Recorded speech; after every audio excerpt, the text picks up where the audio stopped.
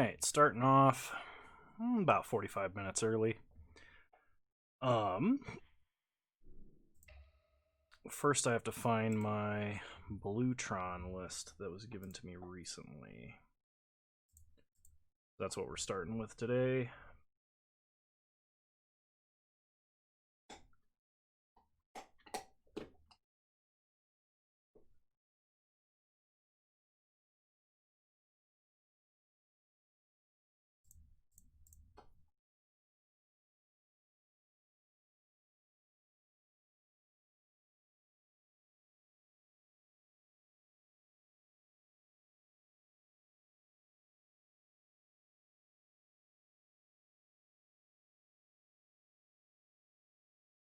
Hey, Joe West, how's it going? Welcome to the stream.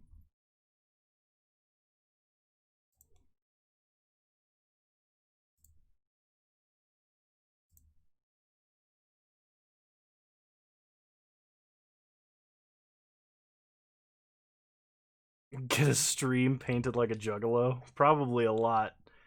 Because my makeup skills are terrible and I would have to acquire makeup for that.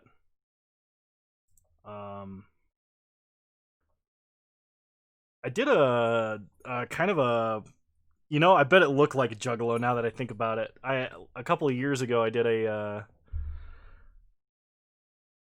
Halloween costume that was like a witch doctor with all my goth stuff. So I bet I actually look like a juggalo. If I can find a picture of it, I'll post it in the off topic in Discord. No makeup for the grinder glamour shots because those don't exist. Hey, Six Sigma.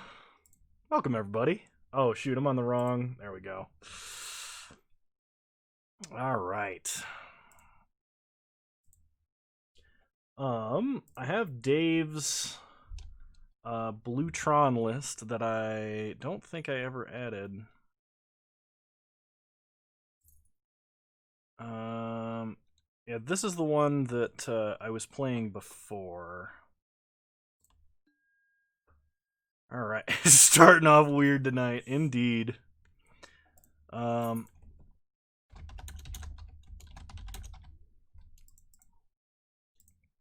we'll be playing Bluetron, then Ad Nauseam, then either whatever's requested or Vintage Cube after that.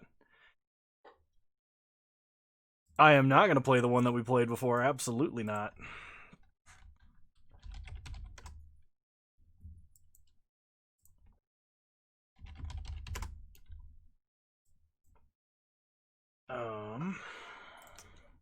I only have this in text form, so I'm going to have to construct it manually. El Masadri, thank you very much for subscribing with Prime. Much appreciated, and thank you for your support. You're a wonderful human being. Also, shout out to Eduardo Hesketh for subscribing with Prime when I wasn't streaming 2 days ago.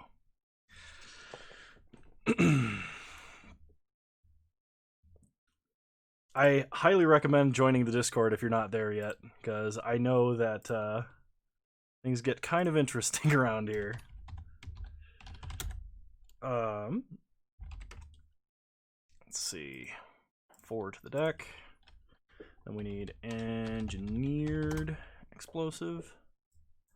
Okay, then we need treasure mage. One snapcaster. One sundering titan. Oh yes, I forgot. Six Sigma donated a playset of Sunbaked Canyons to the cause, and as a stipulation for doing so, I have to admit that Six Sigma is the best member of the community. That was the stipulation, and it has been met. So Six Sigma, I hope it was worth it. And thank you so much for donating. That was a huge, huge deal. How's it going, Mixim?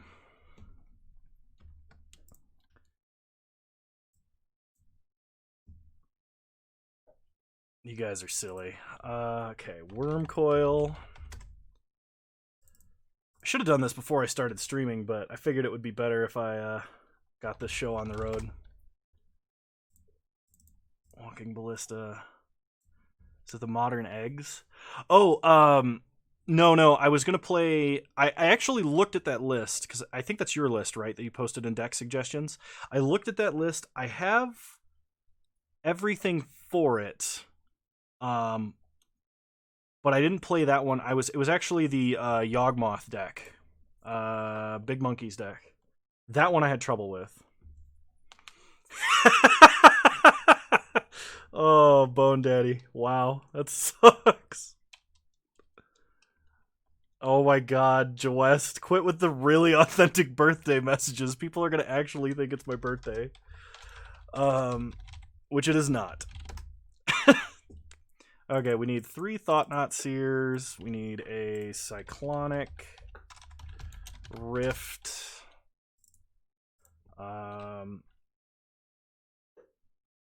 Repeal. Noxon, thank you for cheering, though it is still not my birthday. But thank you for the 300 bits. Let's see. 3 Repeal.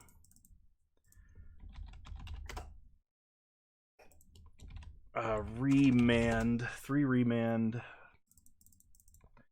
3 Condescend. 3 Thirst for Knowledge. We can get you to PTSD, Kano. Oh gosh. Not 4, just 3. And then 26 lands. Here we go. Academy Ruins. Field of Ruin. Then Gemstone Caverns. Urza's. Add 4, add 4, add 4. Oh god, these are going to be completely mismatching. That's unacceptable. I gotta fix that. I'm okay with the other cards mismatching, but I'm not playing mismatching lands. Not when they're white border and black border. Okay, then we need Talaria West.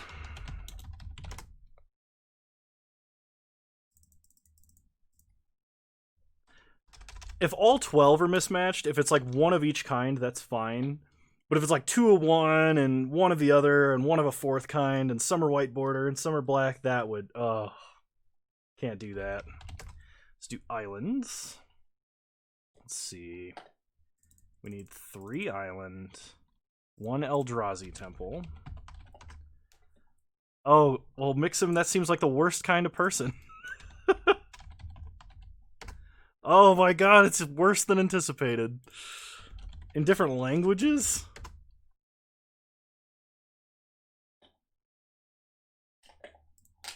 I have never gotten a massage in my life, and I've been told that as a weightlifter I need to do that.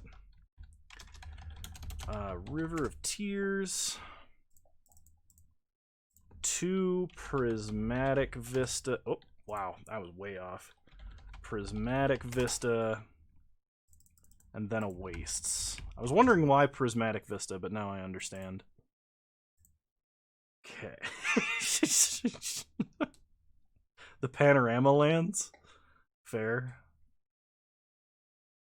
Anyone else notice the fact Kano just plugs the fact he works out? Alright. We need 1 Ugin. The Spirit... wow, I can't see in the dark, I guess. 1 Ugin the Spirit Dragon, and then 3 Karn Great Creator.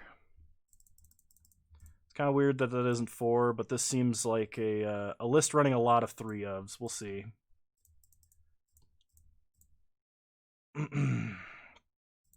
Then, okay, sideboard. Trinisphere in the side, along with Relic. Progenitus, just 1. the other Chalice. Then we need Coding.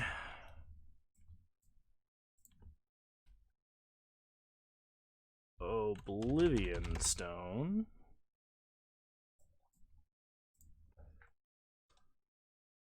Snaring Bridge. I know exactly what that clip is. Oh, man. Another Walking Ballista. Sundering Titan, Wormcoil Engine.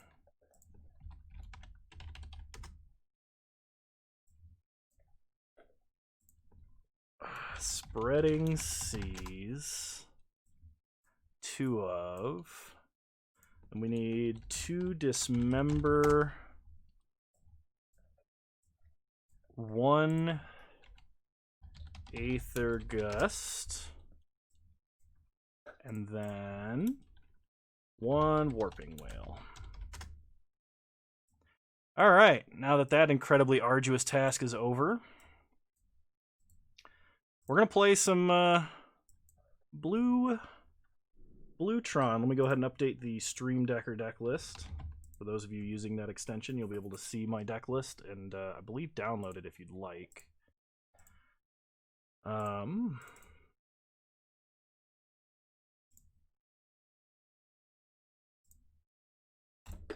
Alright, that should be done. Let's go ahead and take this into a constructed league. Let me make sure I actually have the play points to do so. Awesome. Apparently, the Modern Showcase Challenge is what I can be using these Magic Online Championship points that I haven't been for.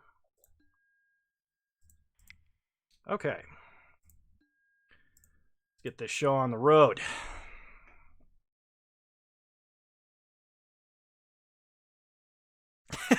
He's busy lifting every other night. I've been meaning to, I want to stream tomorrow if I can. But I may not be up for it. We'll see.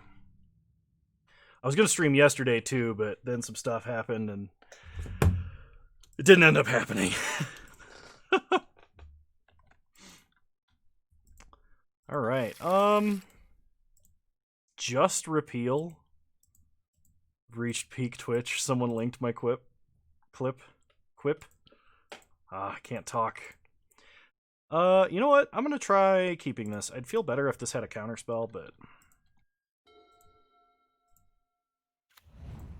Alright, opponent starts Windswept Teeth. We draw Expedition Map, so... Start Mine and Map. Pass the turn. Gonna hide the fact that we're Blue Tron. There will be no massages by Kano. Oh wow, Andrew McAllister, thank you for following. We're playing Mono Blue Tron right now. You should be able to exclamation point deck list to receive the current list from Stream Decker, I think. There will be no naked massages. That is not a thing that is going to happen. Alright, opponent is playing Field of the Dead. It appears as though they are playing the green-white, like, Titan Toolbox deck. So we're going to play Prismatic Vista, and I'm going to play out Tormod's Crypt. Pass the turn. Yeah, start Mine and Map, show the opponent that, like, we mean business, and Tron's going to be assembled. Alright, opponent plays Dryad of the Elysian Grove, and a Blast Zone. Alright, well, I'd like to be able to do something about that. Fetch up an island. Let's get a power plant.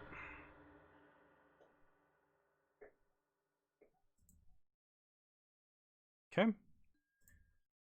Untap. Well, drew the wrong Tron land. Pass the turn, and this repeal feels very useless. I really wish it was a Condescend or a Remand. Alright, opponent plays a Ghost Quarter. So if they're worried about Tron, they can Ghost Quarter us. Honestly, if they do, I'm going to float mana and then repeal Dryad. Wow, lots of people showing up today. Thank you, everybody. Glad to have you. Eladamri's Call. Got it right the first time that time on pronunciation. Revealing Springbloom Druid. Springbloom Druid. Opponent is going to sack a land. They sack a plains. I get a plains and a forest. Okay, well, if we could top deck Tower and cast a Titan here, I would feel so amazing about this. I'm actually going to repeal Tormod's Crypt just to draw a card for it. Yeah! Yeah! Get it!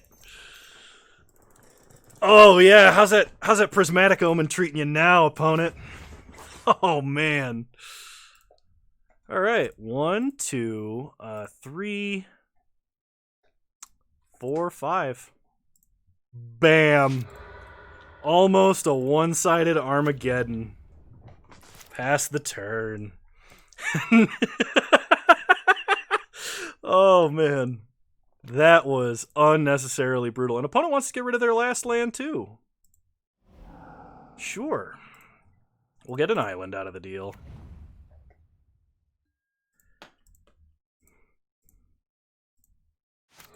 Okay.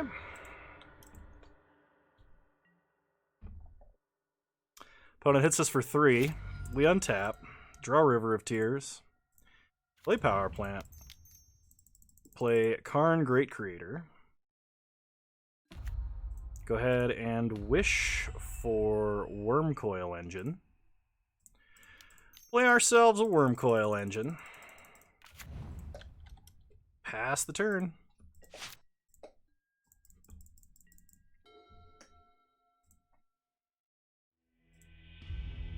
Well, that's good. I haven't really kept up with Commander Legends. I've seen it. I'm excited about Nervinal and Tormod because I love zombies so much. But okay, so I think it's time to bring in Dismembers because we want to be able to kill the stupid Dryad. Tormod's Crypt repeal being a cantrip absolutely saved us that game. That was so awesome. Let's see. I think this is... Oh, we probably want Aether Gust as well. Remand and Condescend are probably a little bit worse because our opponent's going to have Cavern. I also don't think we need Crypt. They don't really buy back lands or anything from the grave. Yeah, I enjoy cooking. I'm actually a lot better at baking than I am at cooking. I'm going to cut 1 repeal. And I think a remand. We're going to try it like this. I like making cakes, pizzas, cookies, cheesecake, etc. from scratch. It's really, really good. Like, it's a lot of fun. You get an awesome result. You get to eat it. Like...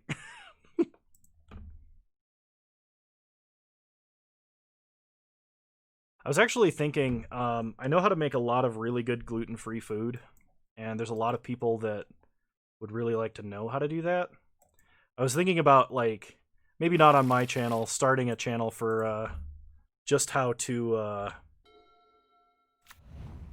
do that sort of a thing. Alright, we're going to start mine. Pass the turn. Yeah, it's not my list, it's Dave's list.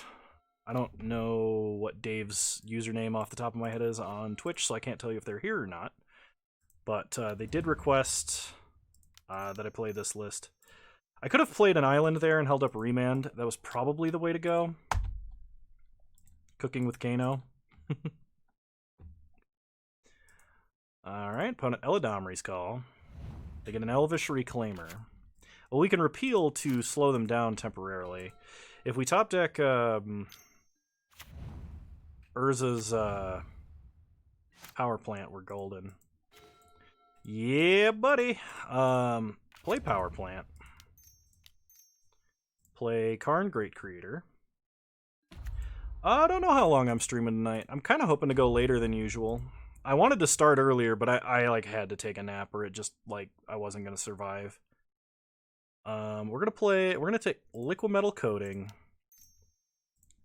play coating, and then repeal the reclaimer. And I'm gonna shut off their green source on their turn. So on their upkeep, we'll turn off their green mana.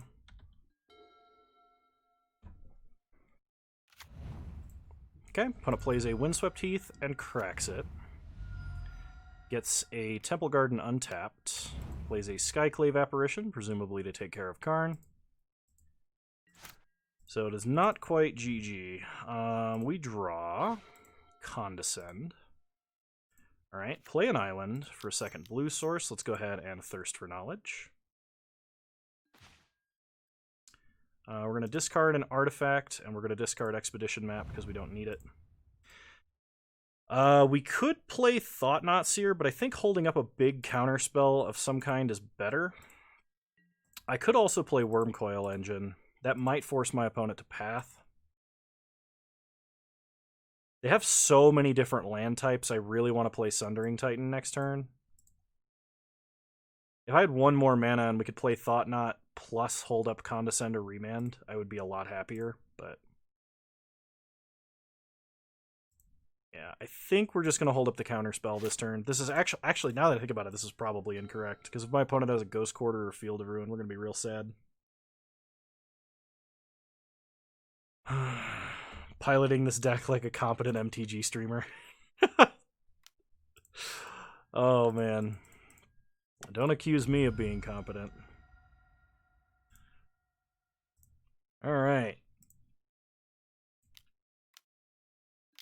Opponent plays a Tireless Tracker with mana to play Reclaimer. I think we're going to go ahead and just cast a big Condescend here.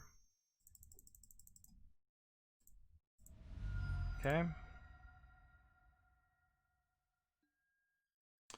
River of Tears to the bottom, Karn, Great Creator to the top. Opponent plays Reclaimer. And a Castle Garenbrig. Alright, this will not be as devastating as the first time we did this, but it will be pretty devastating. Play Sundering Titan. Take out Forest. Alright. Well, we're 1-0 with Mono Blue Tron. Apparently has a really good matchup with the Titan deck because Sundering Titan is an absolute house.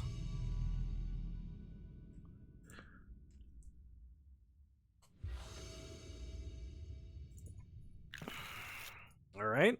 I'm not brave enough to keep this, so we're gonna mulligan. All of these special lands, and we don't have Eldrazi Temple. This hand would be awesome with Eldrazi Temple. Is casting a Thought-Knot Seer on turn 3 with the Tormod's Crypt worth it? I don't know if that's strong enough. We are on the play. I'm gonna keep this, but I probably am gonna regret it. We'll see what happens. Oh, we beat Titan. I don't know what we're against right now.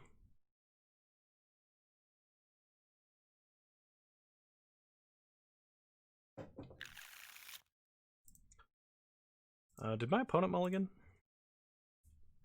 My opponent kept 7.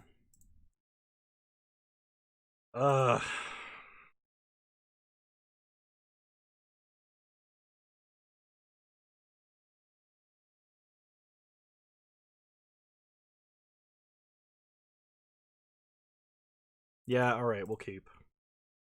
I'm gonna put back Gemstone Caverns.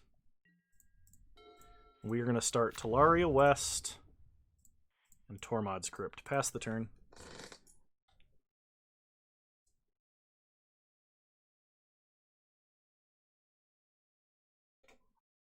You never know when the main deck Tormod's Crypt is going to get him. It won us the first game because we repealed it into the last Tron land, which was awesome.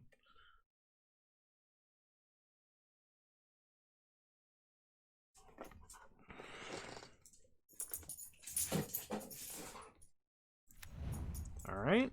Pass the turn. Opponent's turn.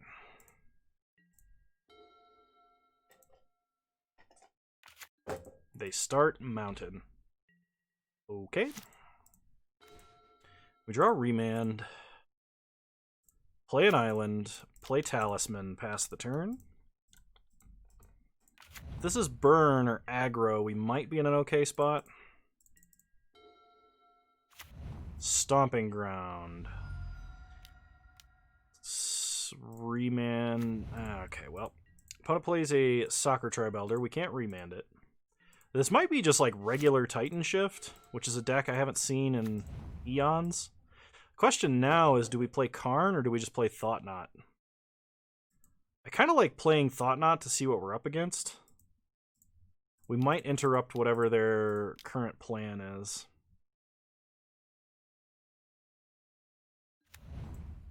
Let's take a peek at what's going on. It is Titan Shift, and it's Lightning Bolt and Steve Squadron. My opponent has the entire Soccer Tribe Elder playset in their hand. Well, we're going to take Lightning Bolt. Pass the turn.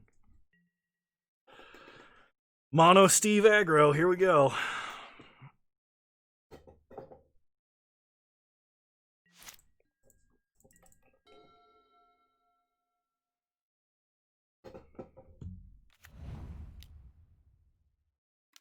Don't drink and draft video earlier. I should have been mulliganing. If I had been mulliganing to holding multiple Ghoul Caller's Bells in that hand, like that deck actually would have been great. All right, play Karn. We're gonna go ahead and wish for Liquid Metal Coating. And theoretically, if we start blowing up lands one at a time, we should be just fine. Okay, take Liquid Metal Coating. Pass the turn. Next turn, we can play Liquid Metal Coating and hold up Remand. We'll leave Thought Knot Seer on defense.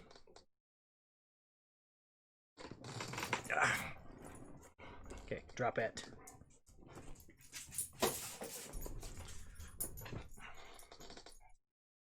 Apparently Porter is like, it's time to play fetch, like, right now. Well, I'm not going to throw it unless you give it to me. Drop it. Good boy. Opponent is tanking really hard on our end step here.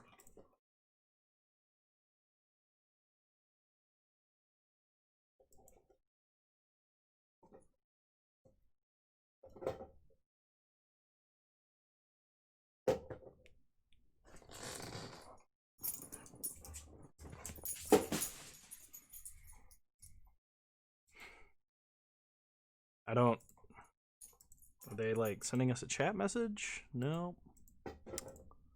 They're just tanking really hard on our end step. Can I show the doggo on stream? Yeah, 1 second. There he is. Hi, buddy. Hi, Porter. Such a good boy. Yes, you are. Says that's what he wants me to throw, is that big purple stick. All right.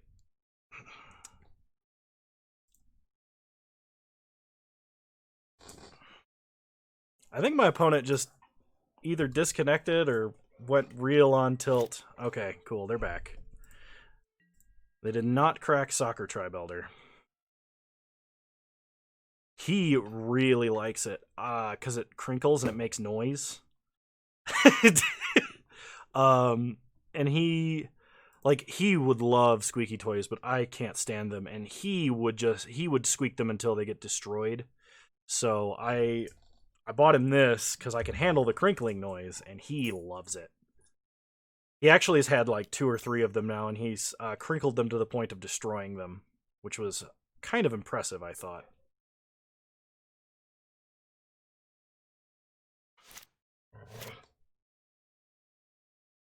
All right, opponent is thinking about casting Soccer Tribe Elder number 3.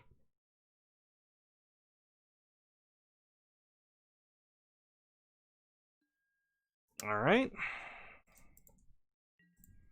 When it goes to combat. Them attacking Karn tells me that they probably don't have any other way to deal with him. So we are going to block a Soccer Tribe Elder. They sack probably for a mountain, unless they don't have any more. Yeah, they need to get to 5 mountains as quickly as they possibly can to try and Valakut down Karn, I think.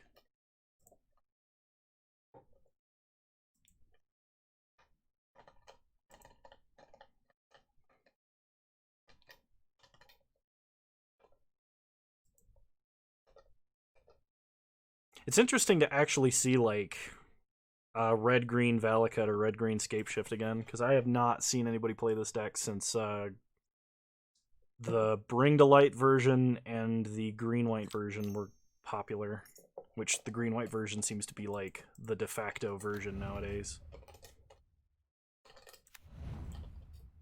So if my opponent cracks for a mountain of some kind and can get 2 more mountains off their Soccer Tribe Elders, they can shoot down Karn. They get a Ketria Triome. They get a mountain. Do they have just enough to do this? They do. So they can Valakut down Karn. The problem is now we can't stop them from like casting Escape Shift or anything. Play a land. Land is nice. I'm going to play a Coding because I have nothing else to do. And we're going to just start attacking. Hopefully our opponent plays something that we can remand successfully. Opponent had just enough Rampant Growths to make that work.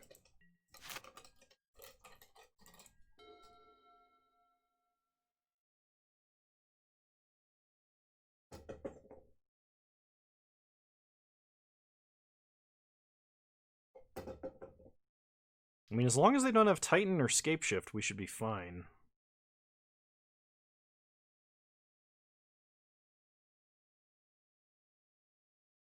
They do have 4 cards in hand. We are 3 mana away from Titan and 0 Tron lands right now.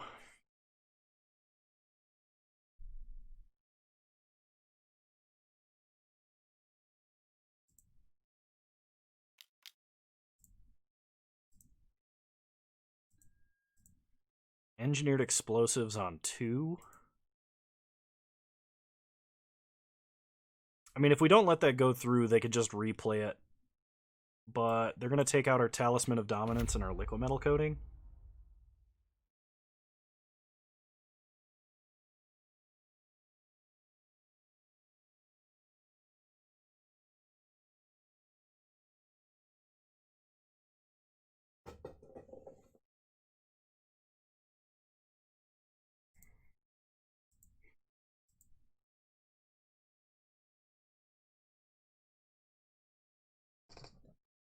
Did you already get all the treats out of your other toy?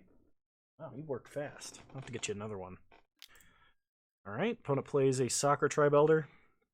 I don't want to remand this, because I would rather save remand for a Titan or a... Alright, second Valakut is really bad.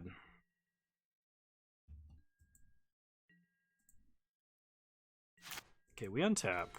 Drawners is mine. Players is mine. Go to combat.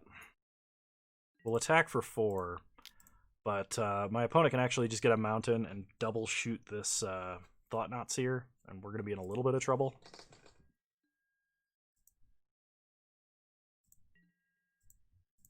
Okay, opponent no blocks. Goes to 9.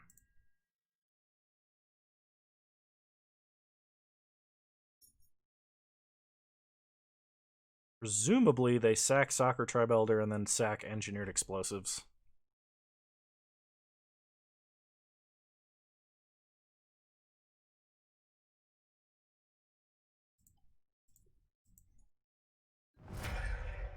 Okay.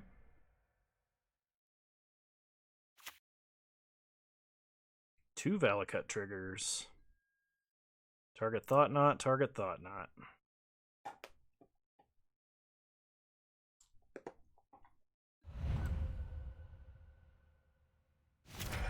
Okay, opponent gets to draw a card.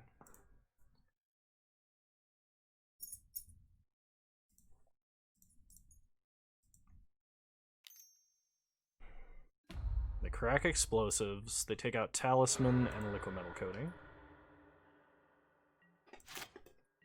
They untap.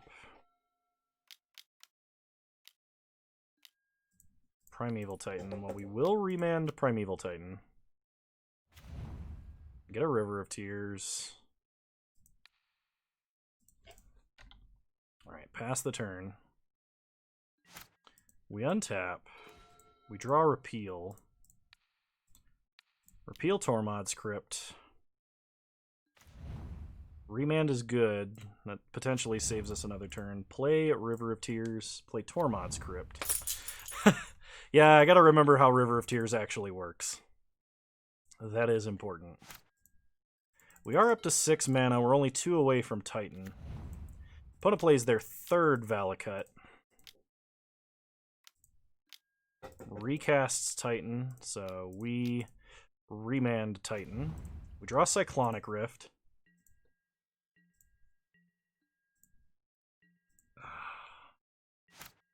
Untap. Draw Urza's Tower. With 2 Valakuts, though, and fetching 2 mountains, our opponent can do an absurd amount of damage to us. Play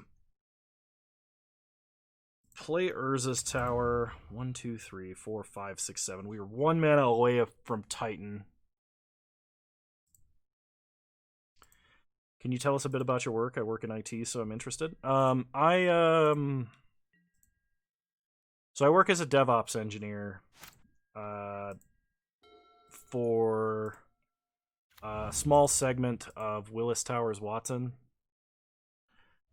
Basically, I write tooling to help other programmers, like, kind of accelerate their workflow, make their lives easier. 369.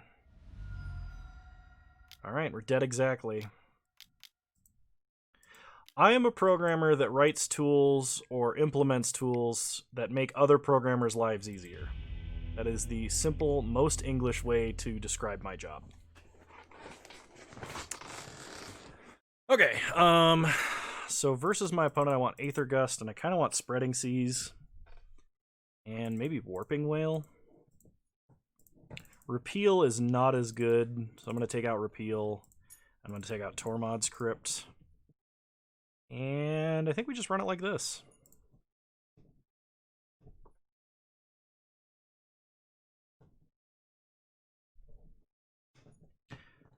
I also tend to write some custom programming whenever there's, like, if we have Tool A and Tool B, and Tool A needs to talk to Tool B, but that doesn't currently exist, I occasionally write some stuff that helps translate and maintain that short term until an actual integration is made.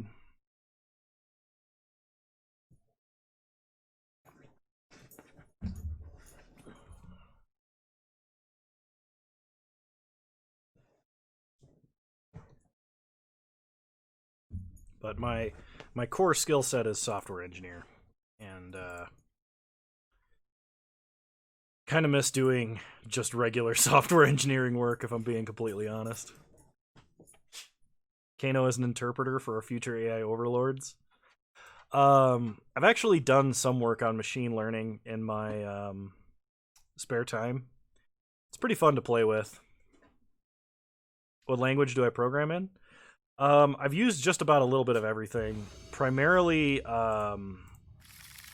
for a long period of time, I was working with Node and JavaScript. My original competency was C and C#. I've done Java, I've done Ruby, I know Python. I've probably touched just about everything at least once. I have never programmed in brainfuck. No, that is not something I've ever done. Have you seen the study where they put two AIs in a game of hide and seek? Every single machine learning study, they always the like machine learning portion of it, they always break it in some way that's like not expected at all. Oh, that's cool. I'm glad to see that you're a programmer too.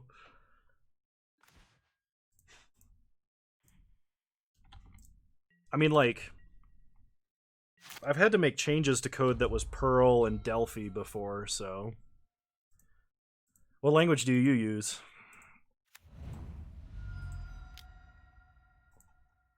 Opponent plays a Stomping Ground into a Soccer Tribe Elder.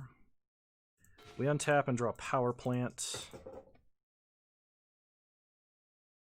Play Power Plants. Kind of want to transmute for like a tower here, but I also don't want to go shields down. Oh, welcome, Kuyashi Plays. That's cool.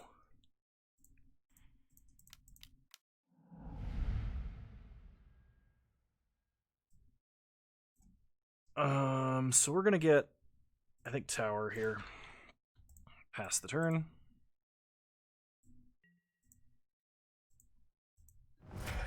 Okay, opponent cracks Soccer Tribe Elder. Search for Tomorrow is coming off suspend this turn. So my opponent theoretically will have 5 mana this turn.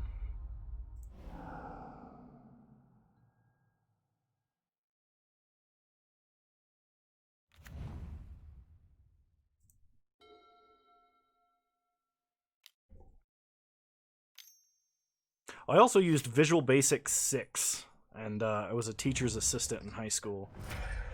I started programming when I was 8 years old. I got my hands on Game Maker version 6 and started writing simple programs after modding Command and Conquer.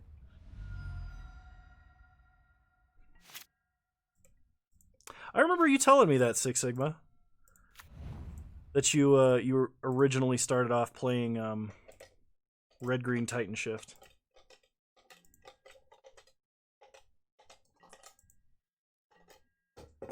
Alright, we're gonna pass and just crack map. Hopefully our opponent doesn't have something crazy.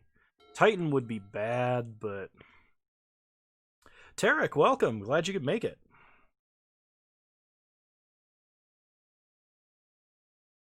I don't think I've ever touched PHP now that I think about it. Opponent plays a Valakut.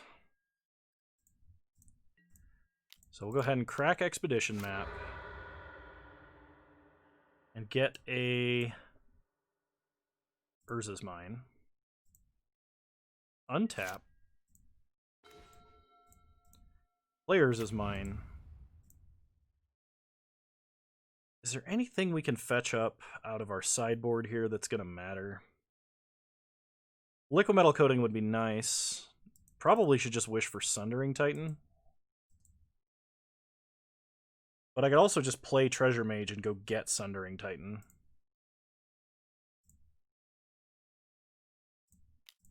Let's play Treasure Mage, because Karn's just going to die.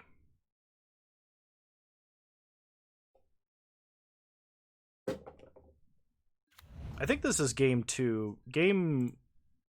Yeah, we'll get Sundering Titan.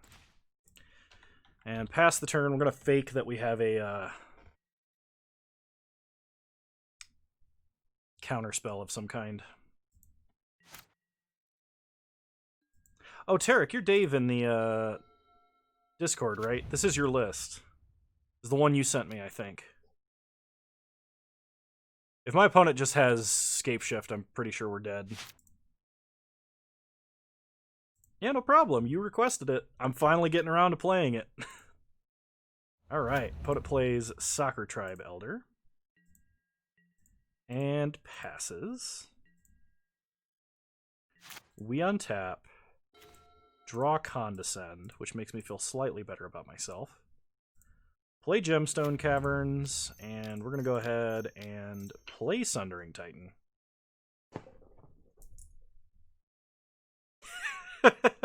It's been performing quite well. We Sundering Titan someone who had Dryad of the Elysian Grove out and took away 5 of their lands. It's pretty awesome. Uh-oh, counterspell.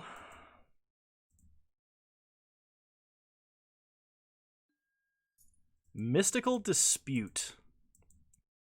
We are 1 mana away from paying for a Mystical Dispute, so Sundering Titan down.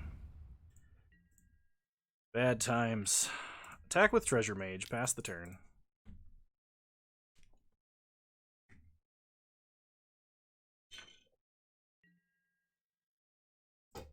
Alright, 1 sec.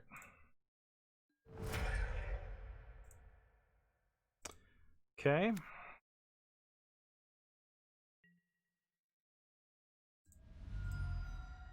That's going to take me a minute, Bone Daddy. I'm going to actually have to load that up into Moto to actually tell you. But off the top of my head, I know I'm missing Nobles. I also don't have the Uro or the Omnath. But I can give you more specifics later.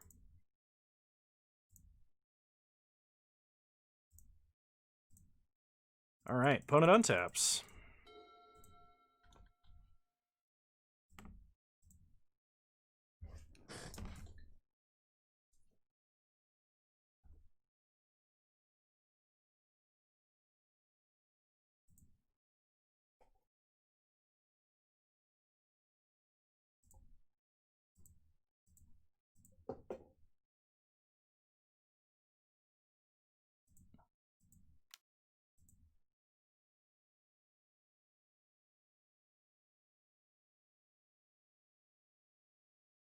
Match 1, we 2-0'd.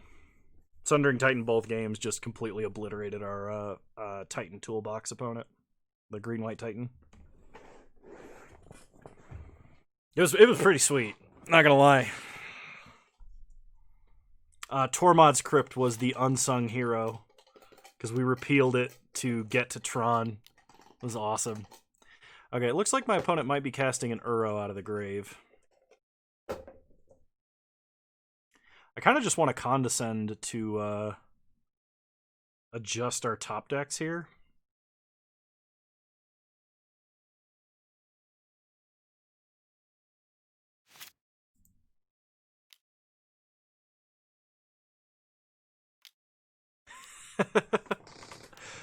Well, the only thing we've Talaria'd for so far has been a other Tron piece. Okay, I'm going to condescend to this Titan just to scry.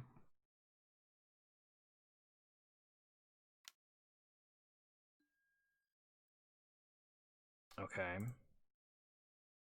Another power plant gets us to 9, 10, 11, 12 mana. I actually like another power plant here, because power plant we could play Karn, wish for Sundering Titan, and play it. Aether Gust is not bad either.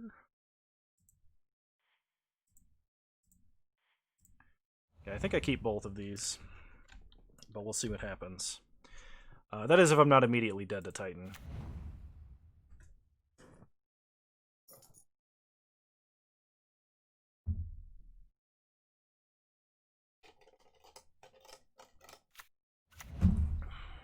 Okay. Opponent gets another Valakut and another fetch land. Would I still play the Mindslaver combo? I would not. Mindslaver combo is way, way too slow and easy to interact with. Force of Negation makes that a lot harder to pull off.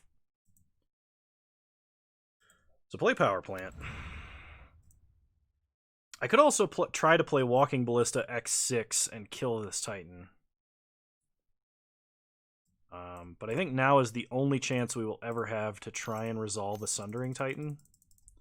Our opponent has 2 cards in hand, so hopefully they don't have any counter spells. Downtick and Wish. I could get Ensnaring Bridge to stop them from attacking with Titan. That would have an easier time getting through Permission, but if my opponent has Escape Shift, we just die, so I think we have to try and Sundering Titan.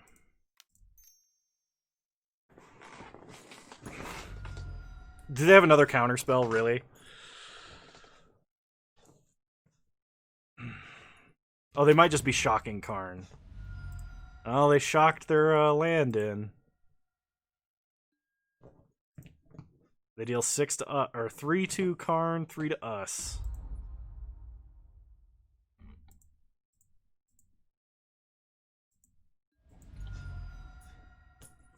If this doesn't resolve, it's game over. Remand. Well, against Tamer Uro Valakut, which is a list I haven't ever run into in the competitive queues.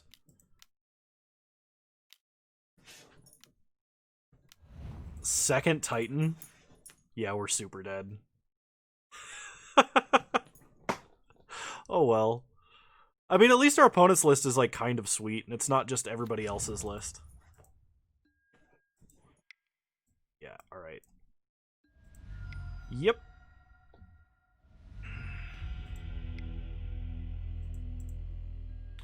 Time for round 3.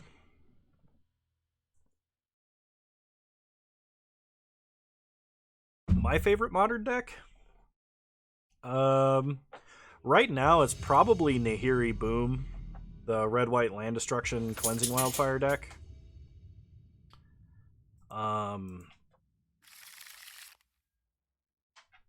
This is technically keepable. We're gonna try it.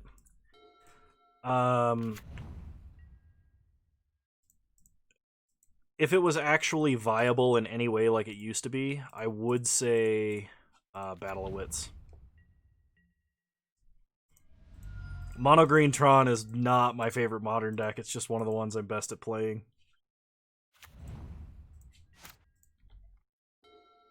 Be careful with River of Tears. Yeah, I know. Alright, it looks like we're playing against the 4-color Uro deck, I would imagine. That line that my opponent just took was definitely like the Jeskai control line. Can we get a Thought Knot Seer? I'm gonna play Power Plant, and I'm not gonna play Talisman of Dominance. I think I need to hold up Remand. That's true. We do a lot of busting when we play Nahiri Boom. Okay, opponent plays a Ramanop Excavator into a Remand. We draw Engineered Explosives. Quick, somebody clip that!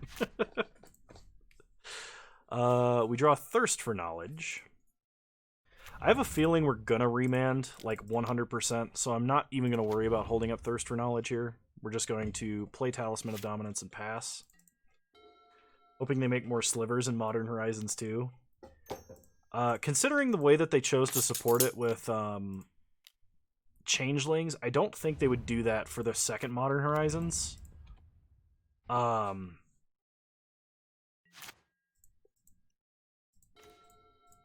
play Tower. Play Expedition Map. Pass the turn. But I wouldn't be surprised if they snuck like 1 or 2 slivers in at higher rarities. I just don't think they'll make it a whole theme again. Okay, opponent plays a Ramanop Excavator. Flagstones of Trocaire out of the grave. Risen Reef. Alright, opponent gets to Risen Reef. Getting a fetch land and a zombie. Alright, so we can cast Thirst or activate map, but we can't do both. Thirst is, I think, slightly more important. Discarding Engineered Explosives. I should have tapped separately for repeal on that token here. That was actually a mistake. But I wasn't thinking about that. Untap and draw wastes. See ya. Thanks for stopping by. It was good to have you. So, activate map. We're going to get Urza's Mine. Play Urza's Mine. And we're going to try and run out this Ugin.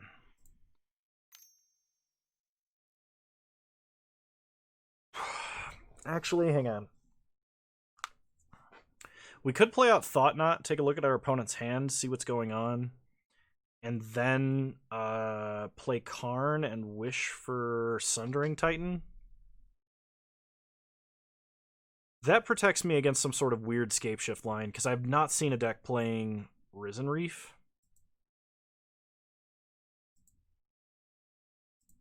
We can probably handle one turn of whatever is happening here.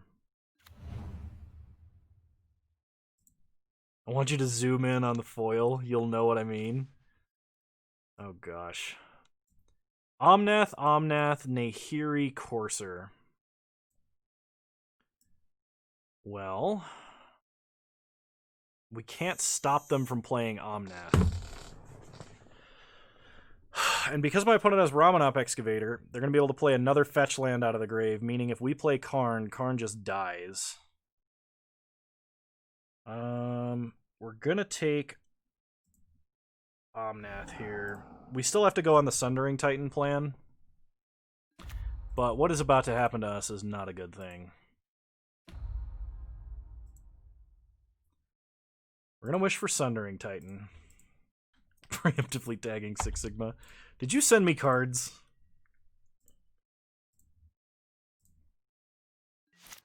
Alright. Opponent untaps.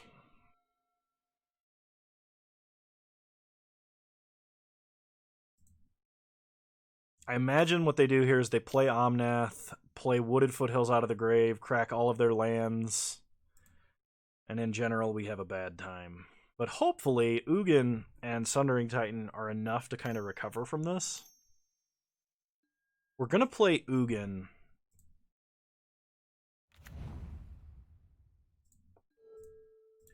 Because Ugin can exile the entire board first. Okay, Risen Reef trigger, opponent just gets to draw.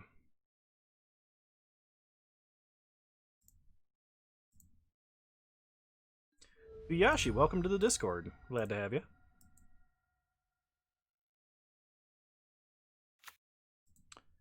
Opponent fetches up for Field of the Dead.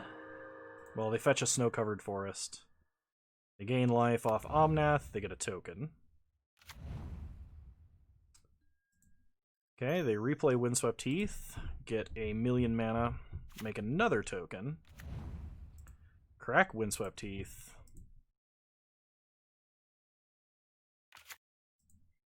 Okay. They kill Karn. Make more zombies.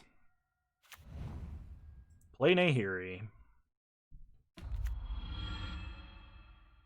At this point, they probably just loot, I imagine. Nope, they're going to exile our artifact mana, okay?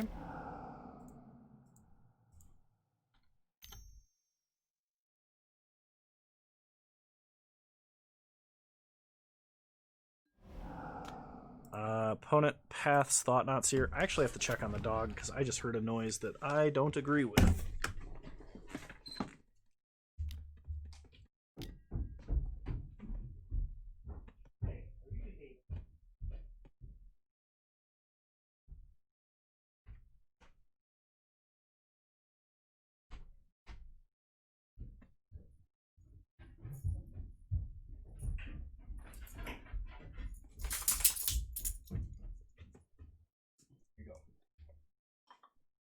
All right. Assuming control of the stream. One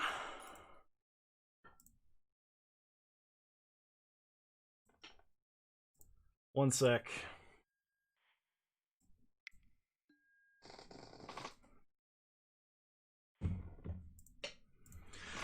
We just oh man. Noble Benefactor. Nice. We just received... Oh my goodness, Skyclave Apparitions. Bone Daddy. Bone Daddy, oh my god.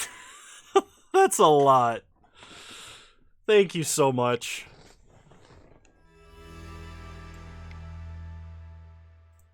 Well, now I'm excited to play with those. We have no blockers. We're going to take a lot of damage. Oh, man. Okay, hopefully Ugin doesn't get countered here. We draw expedition map. Um...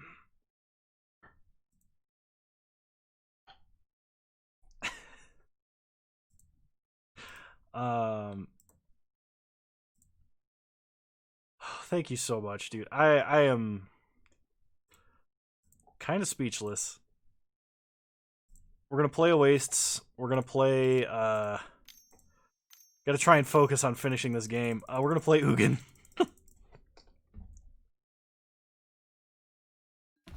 All right, Ugin resolves. -4 Ugin. Yes, Bone.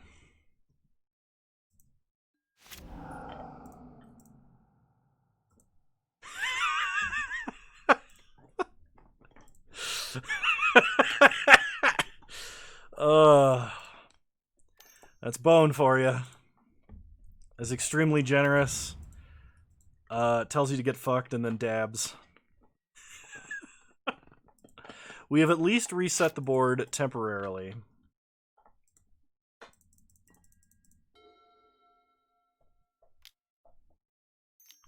Alright, starts by playing Courser.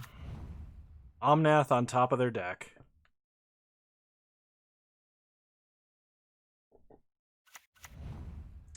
They play a Misty out of their hand, get a zombie.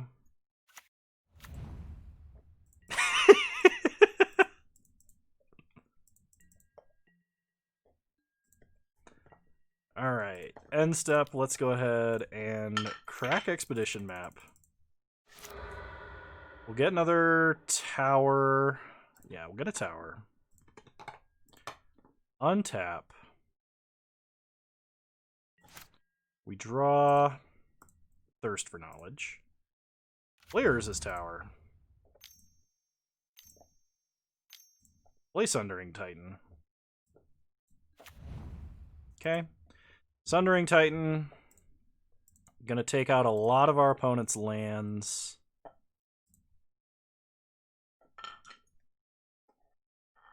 Alright. That feels better. Let's go ahead and repeal Courser. I want to see if we draw a counter spell. And we're just going to uptick Ugin to deal with the zombie. We draw Karn. Karn's good. And pass the turn. We now have a Thirst for Knowledge.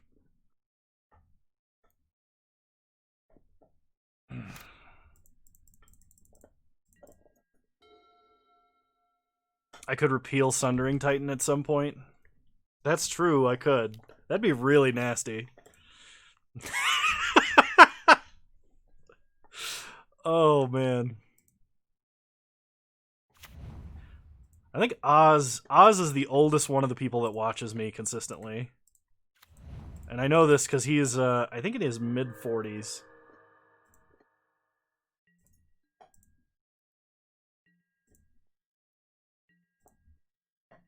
Alright, we're going to Thirst for Knowledge on our opponent's end step. Discard an artifact. We don't need an expedition map. Oh man, double Titan. Oz is like 60? Oh, he might be, actually. I don't know. Alright. Double Titan power. We're gonna lose our island for this. But that's fine. We actually only take out one of their lands.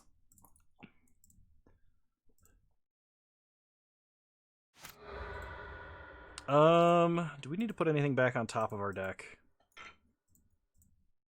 I don't think so. I think I'm just gonna play River of Tears, then play Karn using this mana.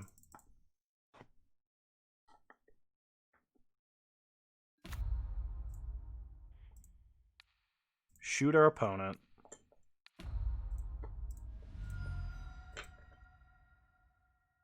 go to combat and attack.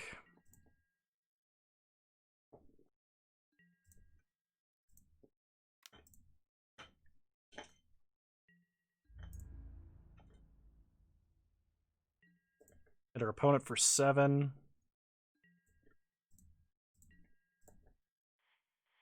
And I'm going to wish for Trinisphere here, I think. Play map. Play Trinisphere. Holding up Condescend was probably stronger, but this is going to be way more annoying for our opponent to have to play through.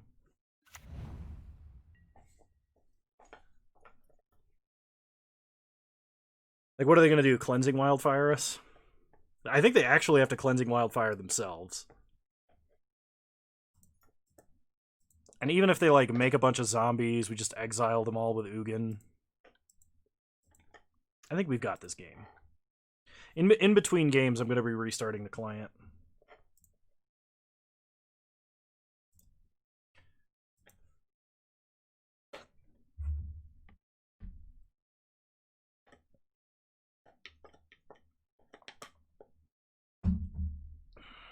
Take that off on bingo.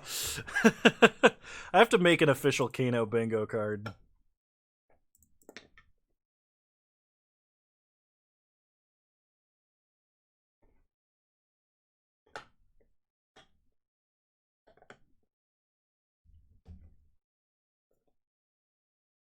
Free Space is Grinder. I thought Free Space would be Happy Birthday.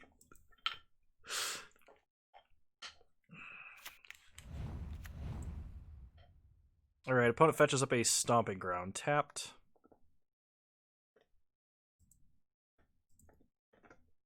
I mean, props to the opponent. They're still sticking it out. And if they happen to win... Good God.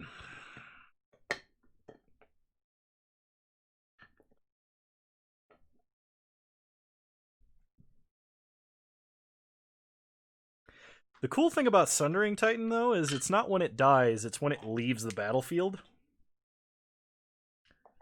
So even if my opponent ramps up and makes a bunch of zombies, them dealing with this at all, having as rainbow of a mana base as they do, they're going to lose all of their lands.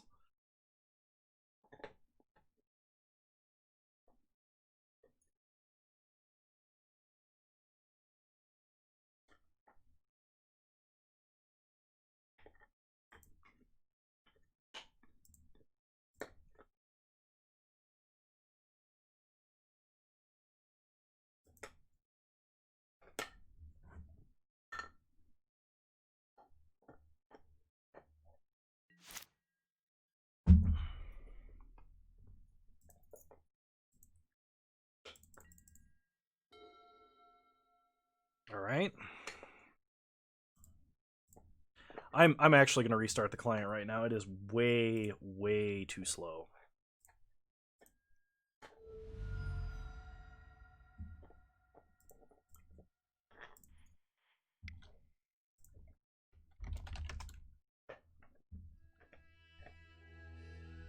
My beard looks way nicer on camera than it does in real life.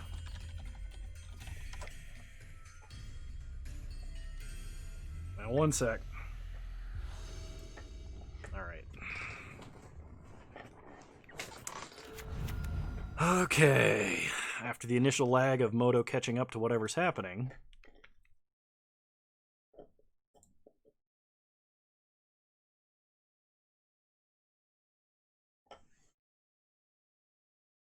Yeah, I do not have a... I actually have like a 4K webcam. But I know I haven't set it up correctly. I don't have the best lighting down here in a dark basement. Looks like my opponent's playing Omnath. Alright. Opponent gets an Omnath, draws a card.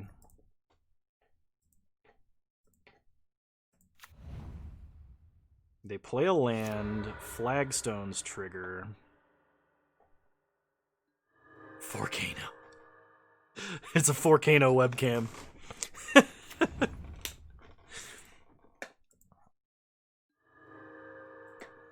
Alright, opponent gets a bunch of mana, which means they can probably Cleansing Wildfire themselves and get the third Omnath trigger. But like, if either one of these Sundering Titans dies, my opponent is just completely SOL. Because all of their lands are going away.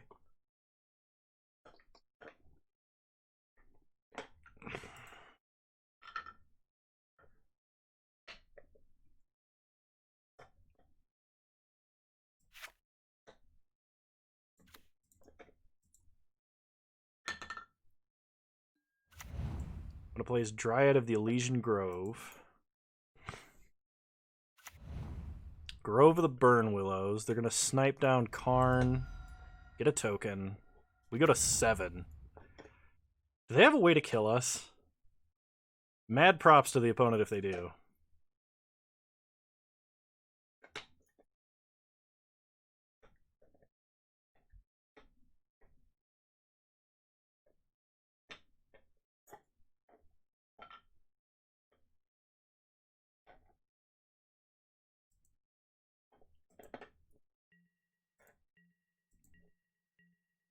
Alright.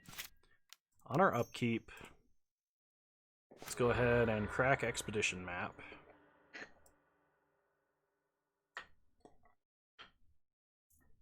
I think we get Talaria West to transmute for Walking Ballista.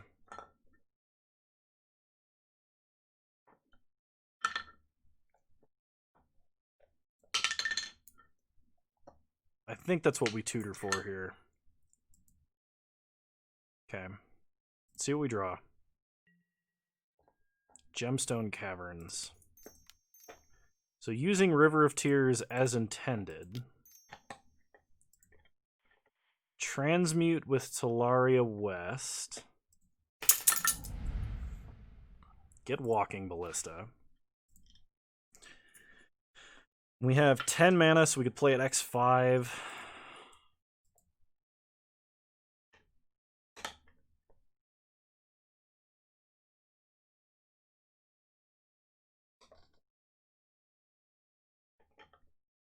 Because if you get it under the right circumstances, it is so absurdly powerful that it is worth it.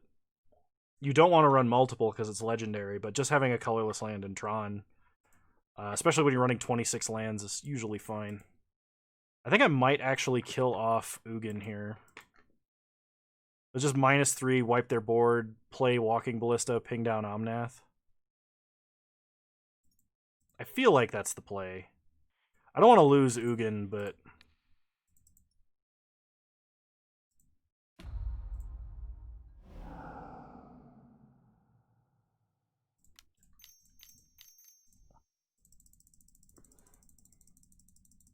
play a big Ballista.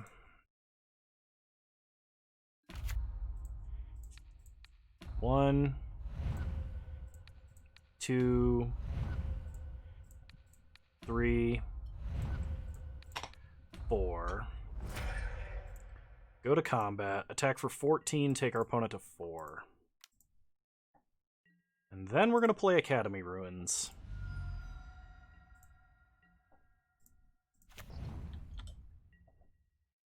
Yeah, it's really important to like get Remand online or Condescend online early too in this deck if you're on the draw, because otherwise you're gonna have a bad time. Looks like my opponent is going to Cleansing Wildfire. They have to kill Walking Ballista, I think, or they just die. They either have to kill us or kill Walking Ballista. Because even if they can make enough zombies to block the Sundering Titans, we can just put 3 counters on Walking Ballista. They could Cleansing Wildfire our Urza's Mine to stop us from doing that, but then they're not making zombies.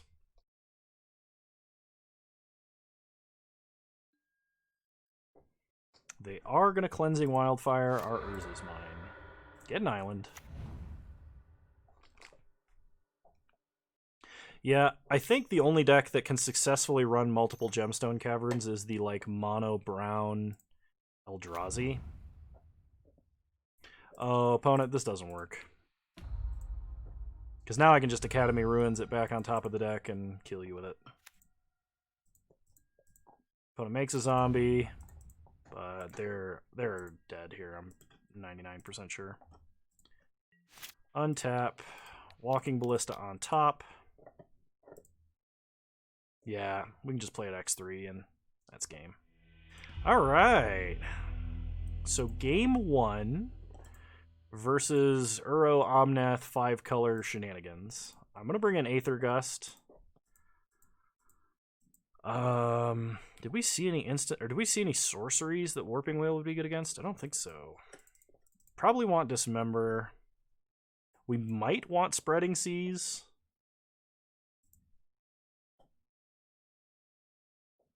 Cutting Wastes and the Vistas to put in Islands and a second Gemstone. I would not play a second Gemstone. Cutting Waste and the Vista. Waste is only good for casting Warping Whale in this list. I was actually kind of questioning it a little bit. Prismatic Vistas and Waste should probably just be islands. But like it's still not bad.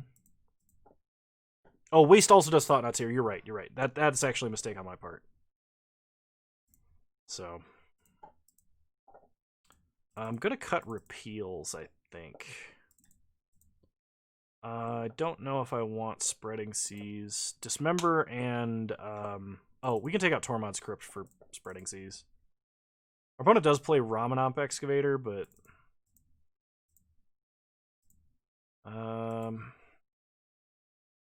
Engineered Explosives on 0 can hit the tokens. We'll just do 1 Spreading Seas for now. Yeah, it's actually not a bad idea. I just completely forgot that was a thing. This hand does nothing and is very slow, so I'm gonna mulligan. I like this one a lot better. This is... oh, shoot. I think we put back Condescend. No, we put back Dismember. Alright. We draw Expedition map, so start Power Plant map. I was going to say this is a turn 3 Thought Knot, but this is also just turn 3 Tron. I'm going to place a Windswept Heath and passes. We draw Spreading Seas. Players is mine. Pass the turn. I'm going to cracks Windswept Heath on our end step, getting a Ketria Triome. They play Grove of the Burn Willows into a Risen Reef. I actually wish we had an island, because I would have condescended that if I could. Right, opponent has a Valakut. I mean, we are going to get Tower.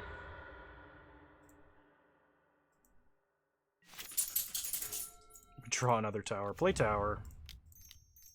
Play Thought Knot Seer. Take a look at what's going on. Okay, opponent has Nahiri, Veil of Summer, and Courser.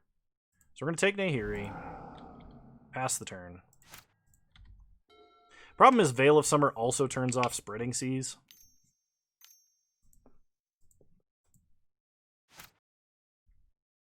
I'd really like to top deck Ugin, because that'd be super awesome. Opponent plays a Grove of the Burn Willows off the top.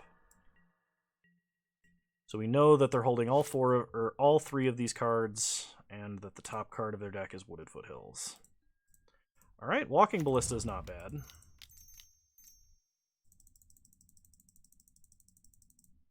Play Walking Ballista. Oh, just because I've had them for a long time and haven't gotten around to it. The white border ones are basically free from what I remember, and the black border ones are like a ticket a piece. I actually have some black border ones. I just don't have full playsets of them. This opponent has a Wooded Foothills in hand. They play Dryad. Okay, in response to this Valakut trigger, I'm going to kill Dryad.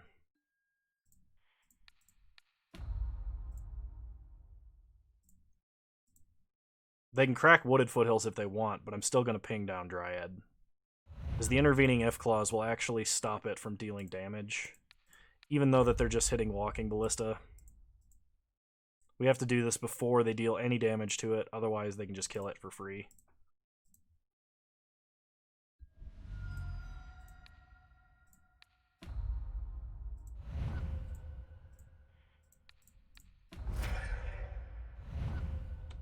I guess I should have let this one resolve to see what they target, but they can't kill anything with this. They also can't play any additional lands right now.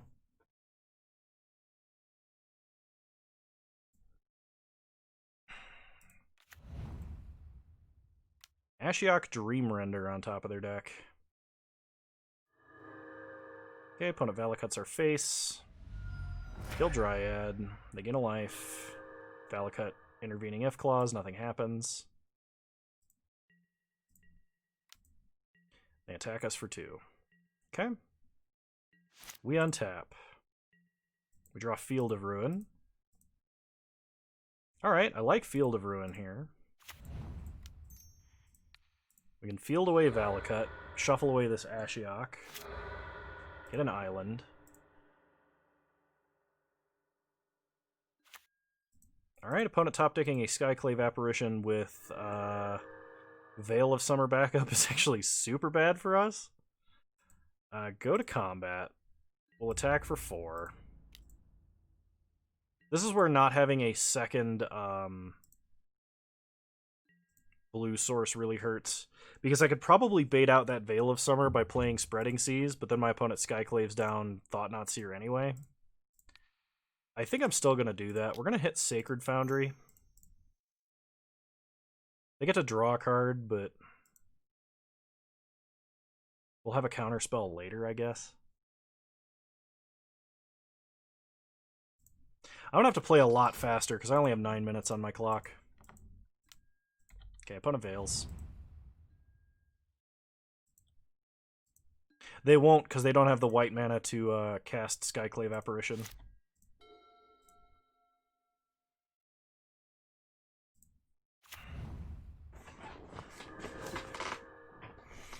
Okay, opponents only had lands on top of their deck for a long period of time now.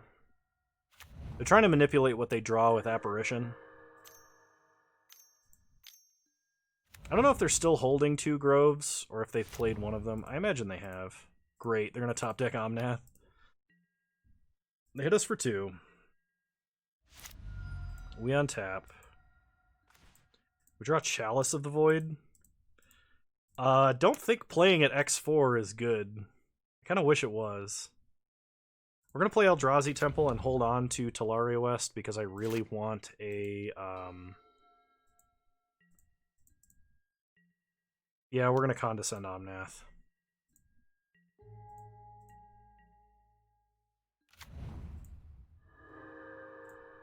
Interesting, our opponent does not play Omnath. We untap and draw Talisman of Dominance. We've already gotten Walking Ballista with Talaria West, so there's not a lot we can actually transmute for.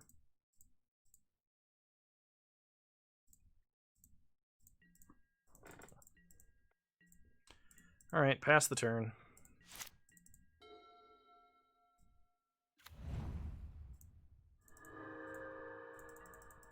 I think my opponent knows that by not playing spells, they're preventing us from remanding or condescending.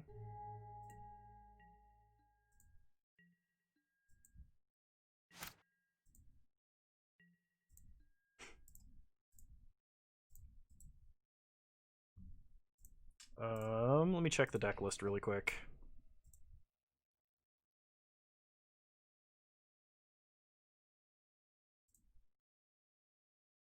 Yeah, we don't have a blast zone. I guess I could get engineered explosives, but I can't put it up high enough to actually do anything. I could put it on 2, but that doesn't do anything against what my opponent's doing here. Play Power Plant. Could put Condescend X2 so that I don't have to deal with a Voice of Resurgence. That might be reasonable, but then I have to Condescend for more than 2. And I can't play a lot of other cards in my deck.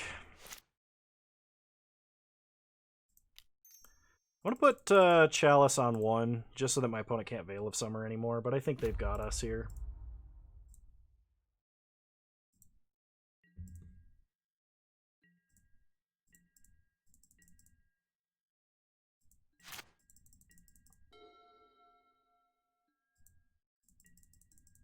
Okay, opponent's going to attack us down to 1.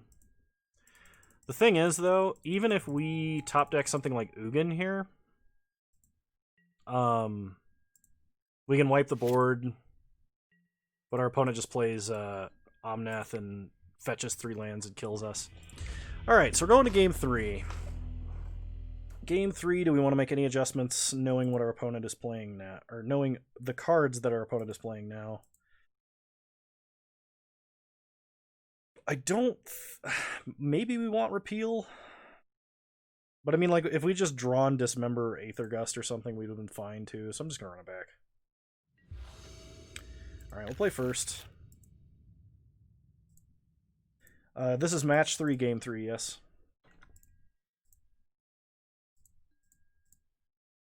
Okay, I'm actually going to start Talaria West here.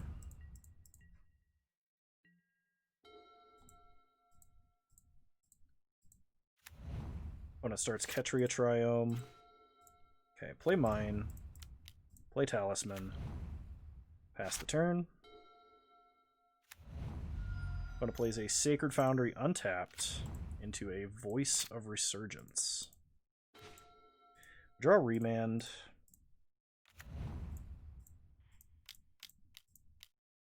Play Walking Ballista X2. I'm going to ping this down on their upkeep so they can't attack with a 1/1.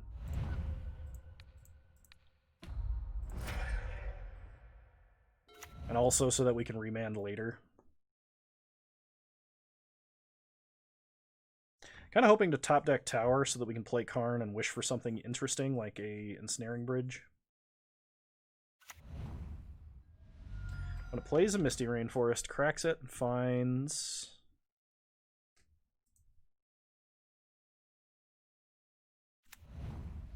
Temple Garden.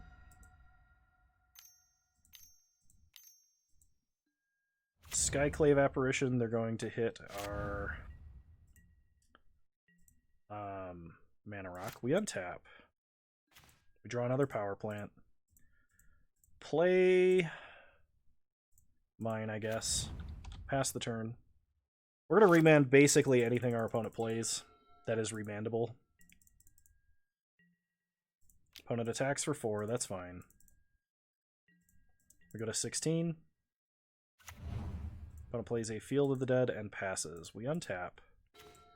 We draw Expedition Map. Play Map.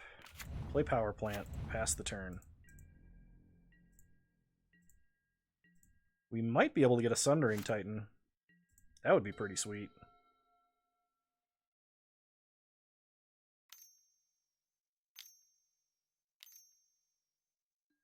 Four mana for a Nahiri, which will get remanded. Ugin's nice. Opponent plays a Forest. Attacks us for 4.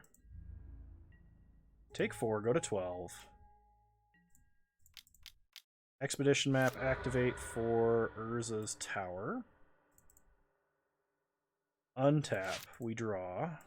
Condescend, play Tower. Play Karn. Down tick. Get Sundering Titan. Play Sundering Titan.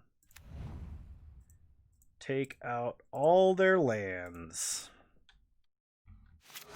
And that should be game. If not, it will be next turn. Nice! Alright, 2-1, let's go. Hey, Bone, you requested that I play the Ad Nauseam League, and you also requested that I play the Death and Taxes, or the list that you sent me anyway. Do you want me to play one before the other, or do you have any preference? I just don't want you to donate a whole bunch of cards and me not get to that deck today. That's all.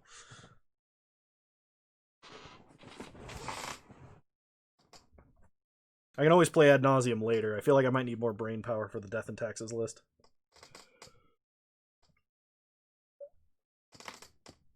Alright. I think I'll play the Death and Taxes one next.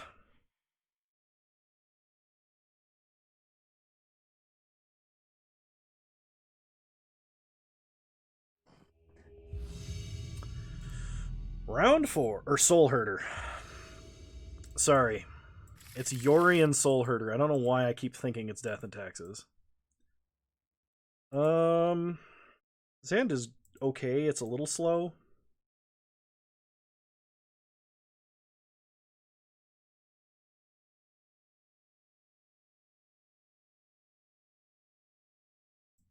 Alright, we'll try it.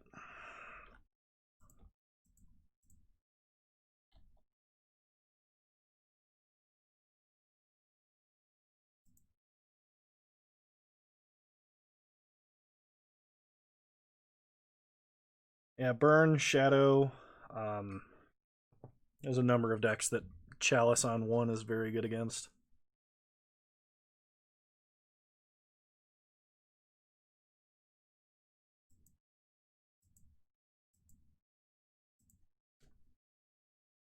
We even have Thirst if we draw an Expedition map. We can just discard it.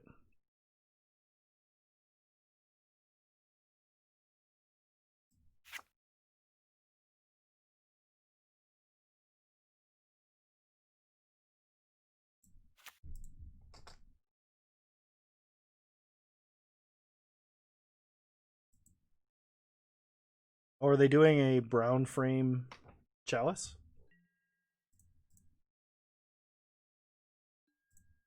Start River of Tears so I can punt later. Pass the turn. Time Spiral 2. Opponent starts Forest Birds. Okay. We draw a tower. Play tower. Chalice on 1. If I want to cast Thirst for Knowledge next turn, I either have to play Island or I have to tap River of Tears before I play a land.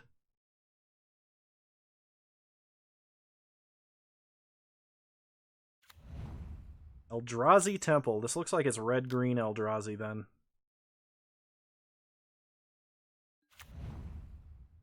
Wasteland Strangler. It is not red-green Eldrazi. Okay, we untap. Draw Karn, Great Creator. Play an island, pass the turn.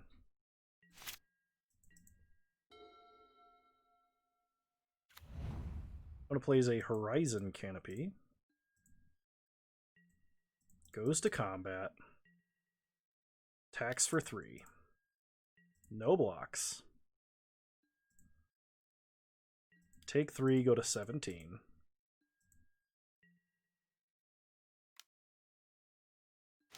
I crack Horizon Canopy to draw. Alright. Thirst for Knowledge. I am going to discard Sundering Titan here. Untap. Draw a second Thought-Knot Seer. So play Thought-Knot.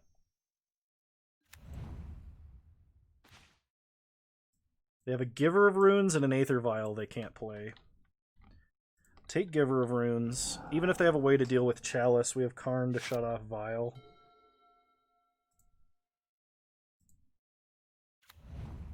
When it plays a Silent Clearing, immediately cracks it to draw a card. That does not bode well for our opponent. We untap. We draw Condescend. I think we just Thought-Knot them again. Because the turn after that, we can either play Karn and wish for Coating, or just leave up counter spells for the rest of the game. Play Thought-Knot again. Take Birds.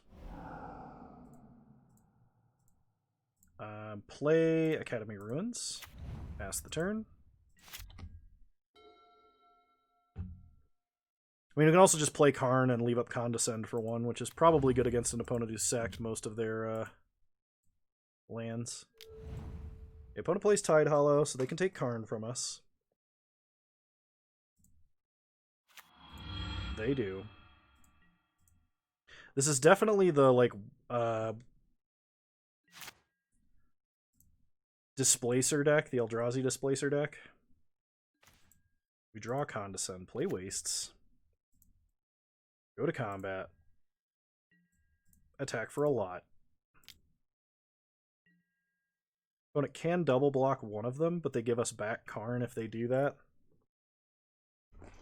Which I do not think would be wise. I think my opponent actually has to take the damage or chump.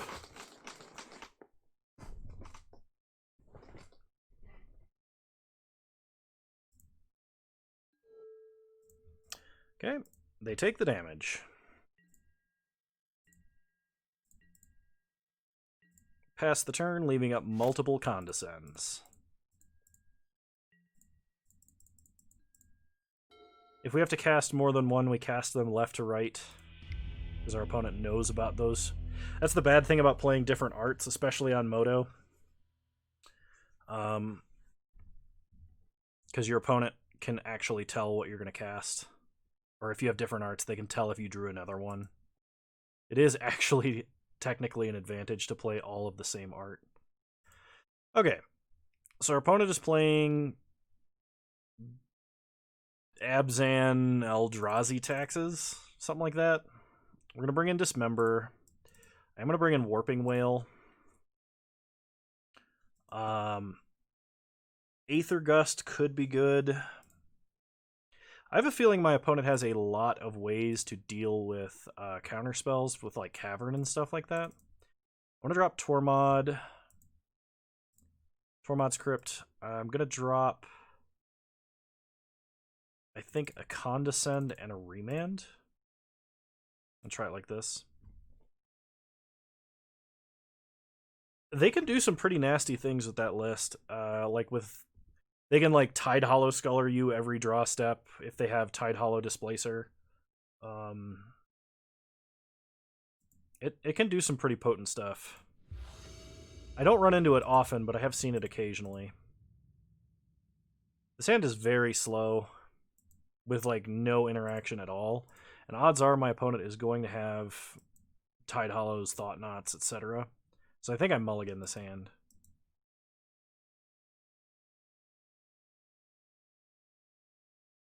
They also have colorless creatures, so Ugin is not as good. Alright, this I can work with. So I'll keep. I'm going to put back Sundering Titan because it's a long way off. We're probably going to start Power Plant Map.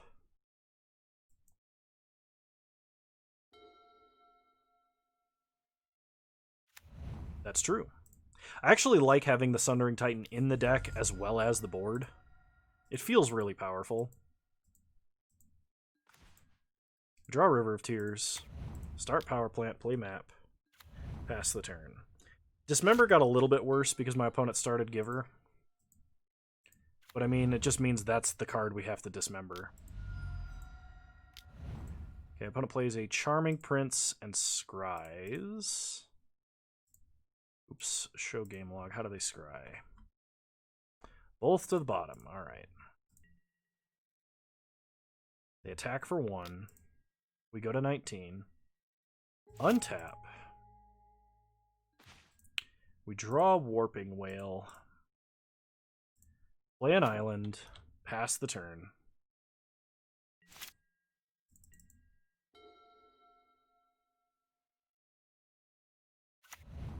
Opponent plays a Silent Clearing. Goes to combat. Gives Charming Prince protection from colorless.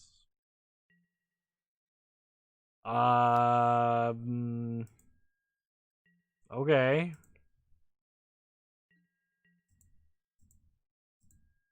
Colorless Ambush Viper. They played around it. They play another Giver. And they're going to pass. So we're going to map and get a tower.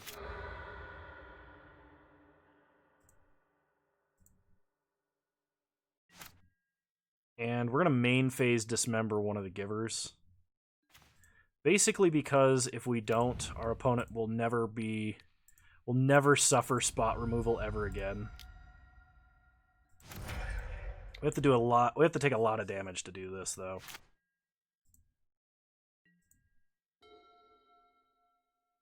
Yeah, I thought this list was kind of odd because it had so many 3-ofs, but it hasn't felt like bad. Like I expected it to be not as consistent as a list with a lot of 4-ofs, but I think having access to more things rather than more redundant copies of the same things is actually kind of in this deck's favor. So this is a thought knot for this Condescend. That would be amazing. Another Giver of Runes. Okay. And a Birds. Sure. Okay. Warping Will. Hit Giver. Untap. Draw Dismember. Play River of Tears.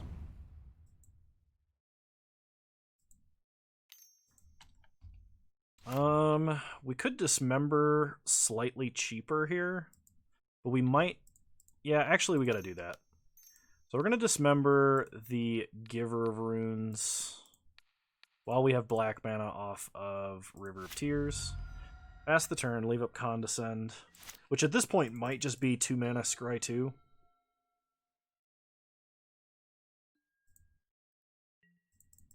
Okay, opponent attacks for 2. We'd really like to top deck a Urza's Mine, because that would let us Talaria West for Walking Ballista. Basically answer their whole board. They don't have any 5-drops, so Condescend is not going to counter anything here. It might if they sack lands to draw cards, though. Okay, opponent plays a Razor Verge Thicket. We untap. We draw Walking Ballista. I guess in that case, we'll play Talaria West tapped. Play Walking Ballista. Pass the turn. See what our opponent does. Hey, Judd, how's it going? Welcome to the stream.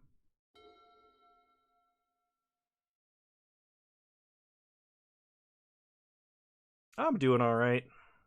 I haven't gone stir crazy yet, locking myself in my house, so. Opponent's going to play a Damping Sphere. We're not too concerned about that.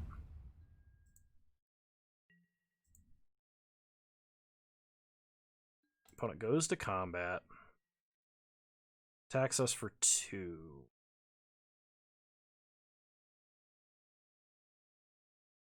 That's true, it does hit their Eldrazi Temple. Okay, I am just going to block here. The only way this turns out bad is if they have something that's 1 mana that they can play right now. Okay, we untap.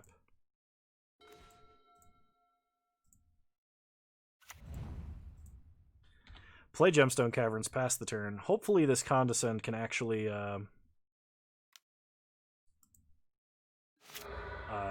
hit something good here. Both counter something good from our opponent. And he's not down here right now. I think he's upstairs, which means I have to go check on him because he's been misbehaving a lot.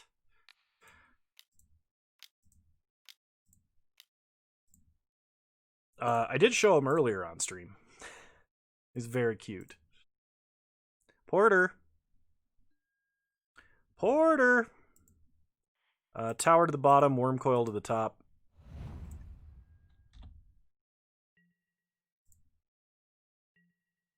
Yeah, I didn't hear any stirring saying his name.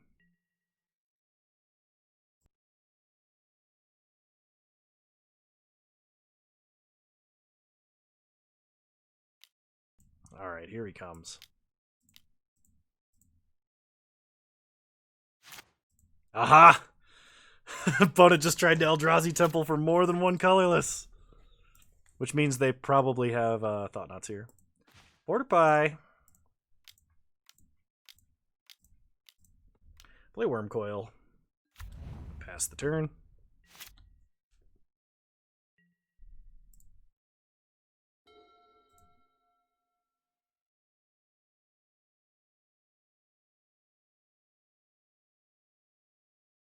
We've answered their entire playset of Giver of Runes, which I think is their best main deck answer to a Worm Coil engine.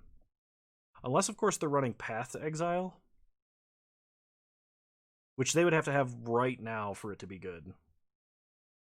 Because if we get a single hit in, that gives us so much extra time. They're probably holding Thought Knot, so they're going to cast that here and take Ugin from us. Archon of Emeria. Interesting. We untap. We draw Thirst for Knowledge. We can't cast more than one spell a turn.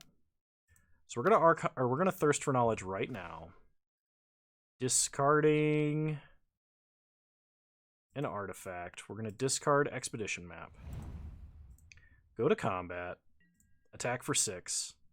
Archon of Emeria is not gonna help our opponent out because if they cast a single spell, we remand it. I think the fact that we play counter spells actually makes that card worse for them to play for them than for us. He never came down. I heard him come over to the top of the steps. I guess he doesn't want to come downstairs.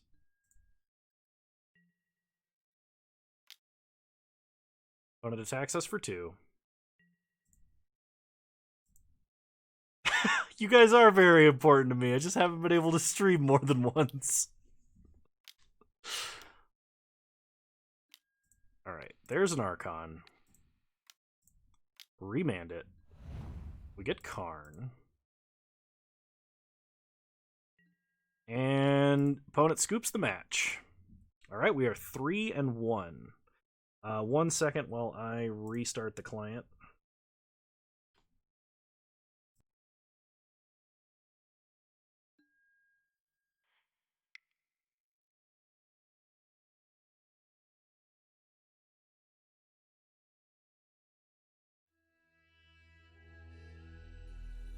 Here he comes.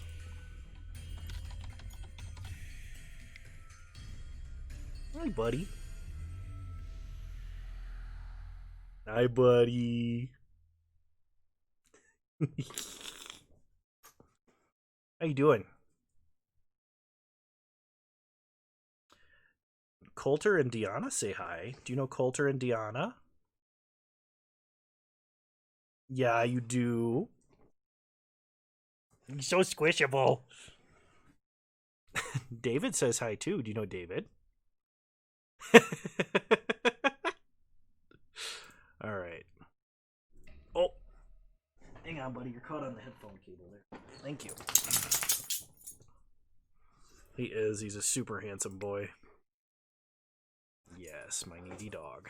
Thank you for coming down here when I called the 18th time. He gets lots of pets. Oh, he just cocks his head at everything. Interesting. I show the dog on screen, and my viewer count goes up by 3.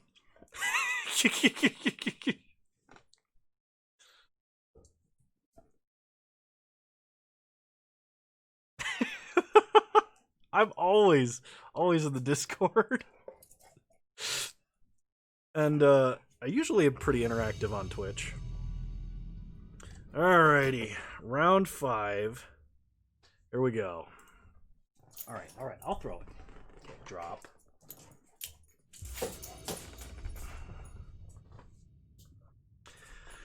We can do better than this. That's a mulligan. This is also a mulligan.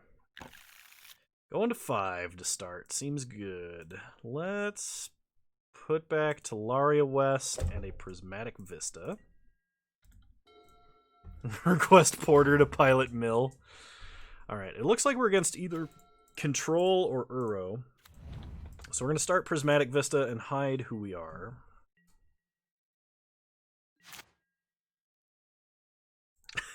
I don't sniff people, and I don't give out massages.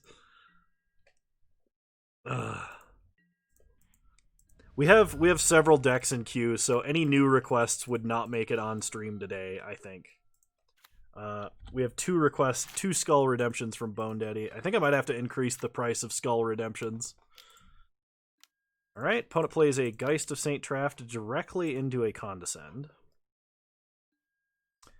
Gemstone Caverns to the bottom, map to the top. 2024? Play Academy Ruins, play Expedition Map, pass the turn. Bluetron event again eventually? Alright. That's fair. Alright, opponent plays a Field of Ruin. We crack map. We'll get a Urza's Tower. Untap. Play tower, play map. Pass the turn. The all condescend hand is usually pretty good versus control. Opponent bolts our face. I get yelled at for doing that all the time. I am going to condescend this. Now that I have actual viewership, increasing skull costs is necessary. Bingo ideas. We need happy birthday, Kano drinks. We win with Tron, can be one of like the corners. Restart the client. Show Porter on stream. Get a walking ballista, so crack map, basically just because we need lands.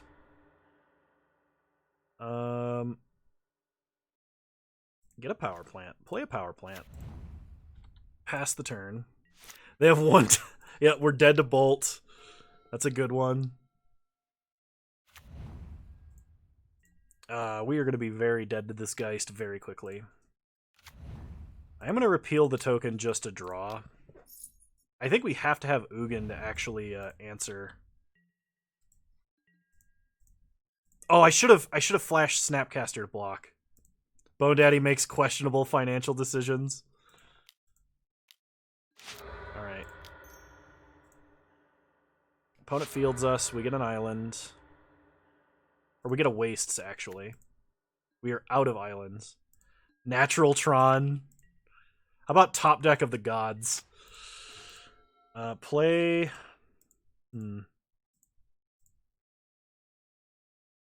Urza's Tower. Play Walking Ballista on 2.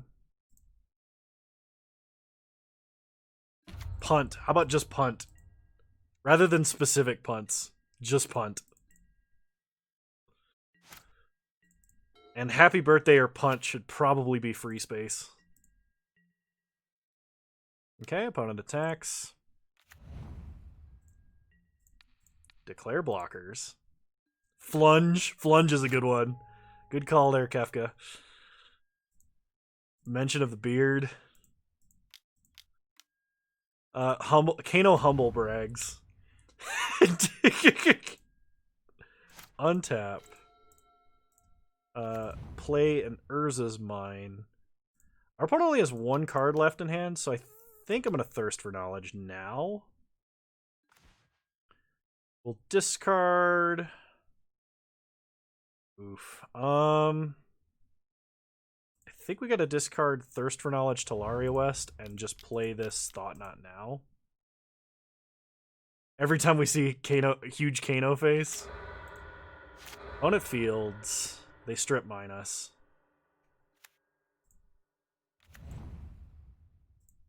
Last card in hand is a Force of Negation. Opponent is now Hellbent. Problem is, they're playing a Bolt deck, and they top deck Batterskull. That's disgusting. We untap. Draw Power Plant. Play Power Plant. Pass the turn. We can Snapcaster repeal just the token.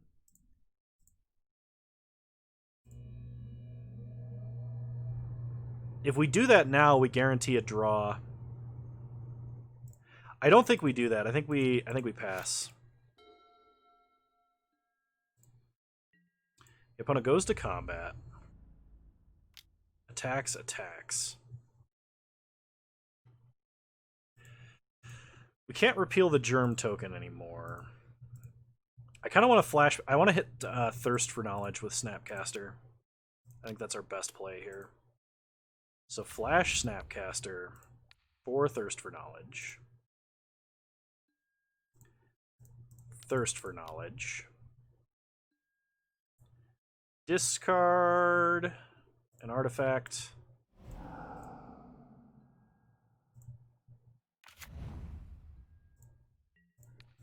Block here and chump here. Take 4, go to 6. Opponent loses Geist, but has a Batterskull. Last card is a land. We untap. Draw Thirst. Players is mine. And it looks like, ladies and gentlemen, we have once again done it with Tron.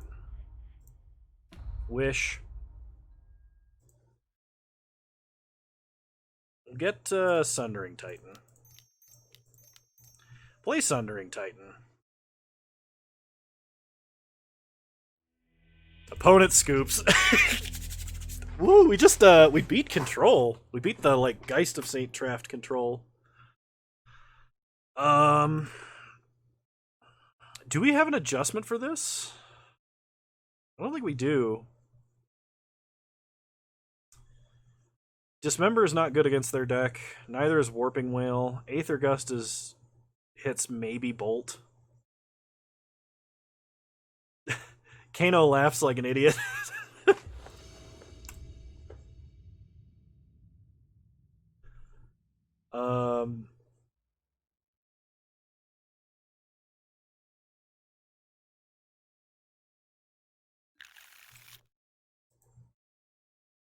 Oh, if we had blue mana, maybe. This is really not a bad hand, especially versus a control deck, but I want to have Condescend on turn 2 if possible. I mean, I'll take Natural Tron. It's, you know, that's fine. Opponent's going to start Tarn. We start Mine. Pass the turn. Opponent cracks Tarn for Mull to 4.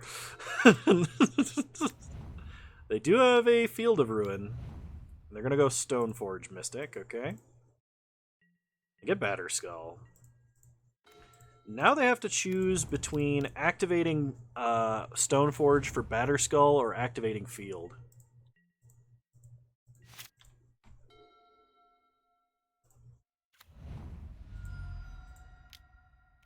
They are going to activate Field here. They hit Mine. Luckily, we already have one. Cleansing Wildfire of my own lands doesn't happen all that often, though. We need things that are like more general to the stream. I can transmute Talaria West here, though I don't think that buys me anything. Well, Players is mine. Play Karn. Really hoping they don't have Ceremonious Rejection. Okay, they have Opt.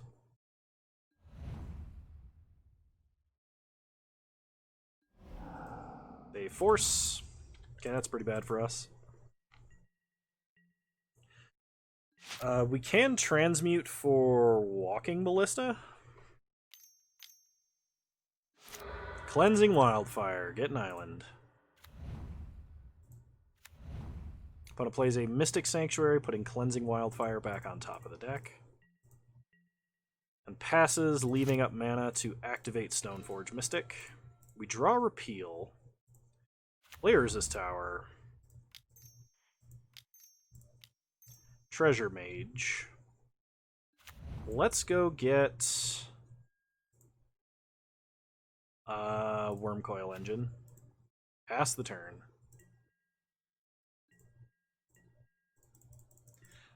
Kano tactically ignores something. Okay, they put in Batterskull. Repeal the token. We draw another tower. Opponent untaps and draws Cleansing Wildfire.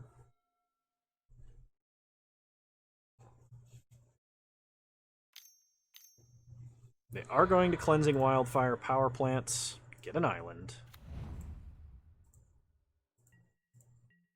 And nothing else. We untap. We draw Sundering Titan. So players is tower. Play Worm Coil. That makes Kano do push-ups. We could do something like that. That'd help me stay active. I haven't gained any weight yet, thankfully. After having not lifted this week. I did actually go running with Porter today. Bench the doggo. I don't think Porter would find that very entertaining. Okay, opponent's going to Cleansing Wildfire an island. We get a Wastes. Opponent cantrips. They find a Field of Ruin. So they can start strip mining us. We draw Thirst for Knowledge. I don't want to play my own field. Well, I mean, I guess I do, but like... Alright, play field. Transmute. Get Walking Ballista. Play Ballista.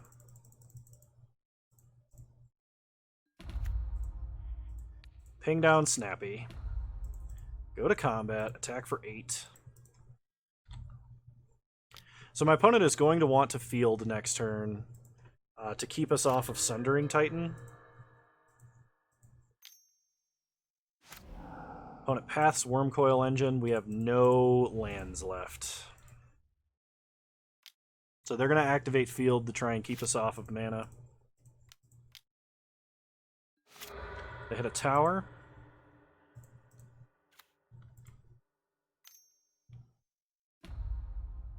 Opponent paths us again. Hitting Walking Ballista. We were F6'd. I missed a damage because of that, but it's not that big of a deal.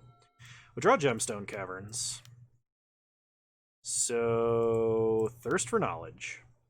Main phase, so it doesn't get countered.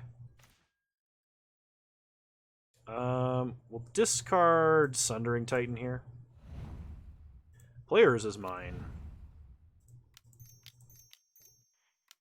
Play Thought Knot.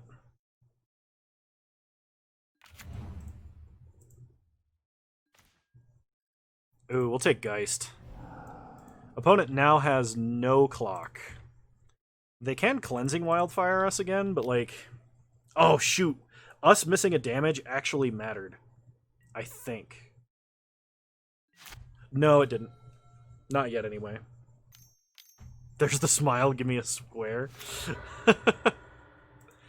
Alright. Opponent Cleansing Wildfires and Urza's mine. Paths, Thought Knot Seer. Wow. So they're holding Force of Negation. We untap. We draw another Urza's Tower.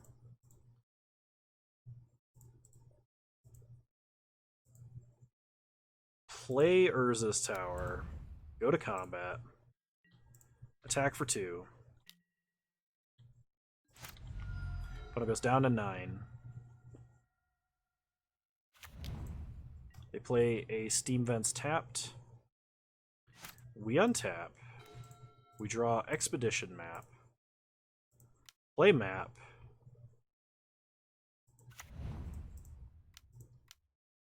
Activate Map. Get Academy Ruins. Play Academy Ruins. Go to combat.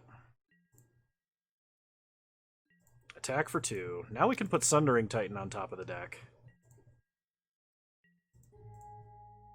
Play Mine, play Map.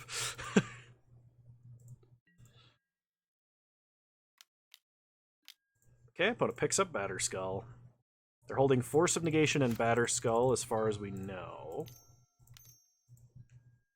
Opponent is going to Snapcaster, probably Cleansing Wildfire here. 1, 2, 3, 4, 5, 6, 7, 8. Yep, they're going to try and keep us off of Sundering Titan mana. So what we're going to do is activate on Sundering Titan, put it on top of the deck, and then we are not going to search.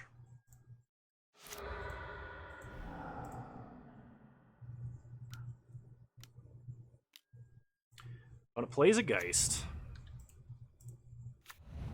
and a tap land. So their hand is Force of Negation, Batterskull. We untap, draw Sundering Titan, play Gemstone Caverns.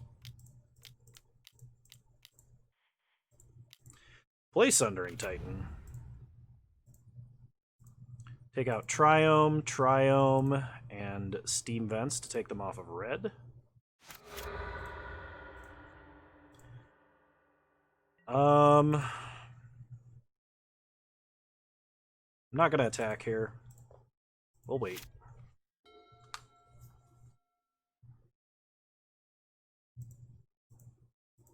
Opponent scoops it up, and we 4-1, getting 5 treasure chests. So allow us to open our spoils. Treasure chest number 1. 5 play points, a Raging Ravine, and a Relic Robber. This is absolutely a redemption for the other terrible PTSD Tron list. We get a Terastodon and 20 play points. Treasure chest number 3, we get Desolate Lighthouse, 10 play points. Treasure chest number 4, we get Refuse to Cooperate and 35 play points. And treasure chest number 5, we get 5 play points, Hour of Promise, and Rite of Passage. Alright. Now we're going to set up to play Bone Daddy's list. One moment.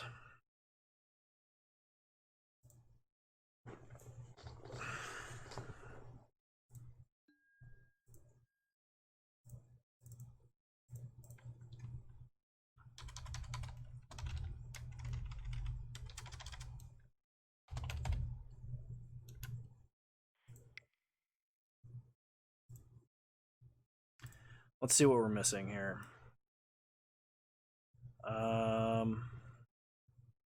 Siege Rhino, Meddling Mage, Magus of the Moon, Stonehorn Dignitary, 1 Avalanche Riders. We have all of the lands, thankfully. I don't think the cards that I'm missing are actually missing that much. But it didn't pick up 2 of the cards in the main deck.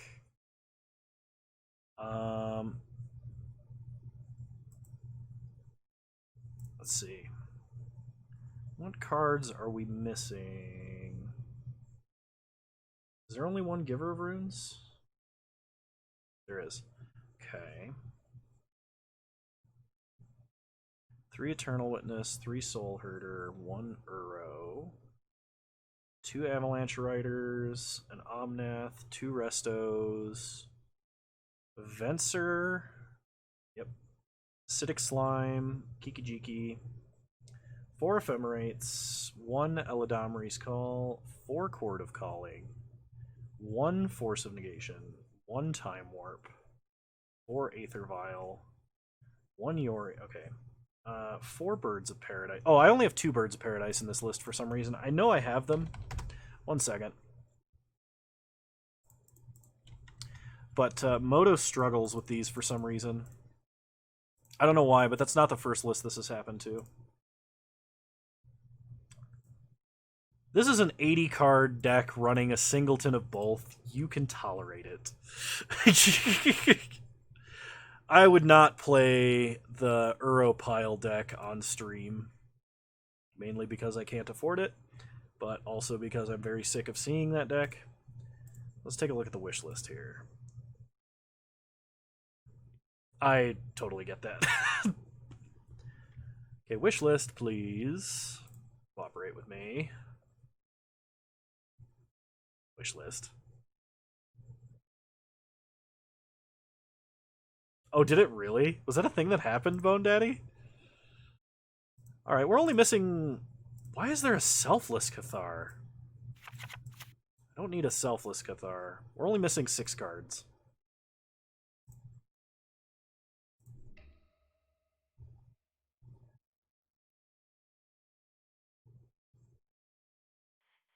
Moto. Yeah, there we go. Kano complains about Moto. There's a bingo square for you.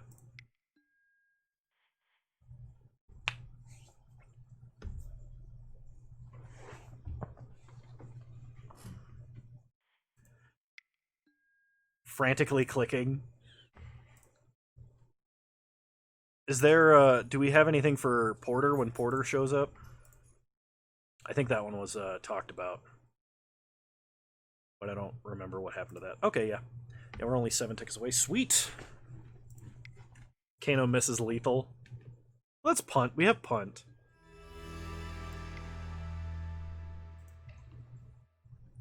All right.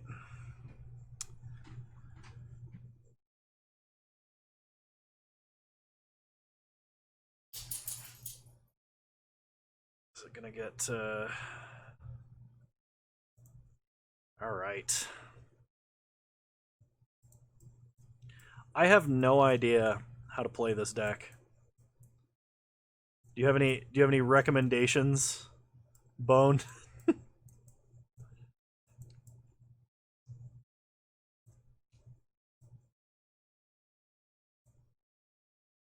Oh, actually, he is asking to go outside. Porter Potty.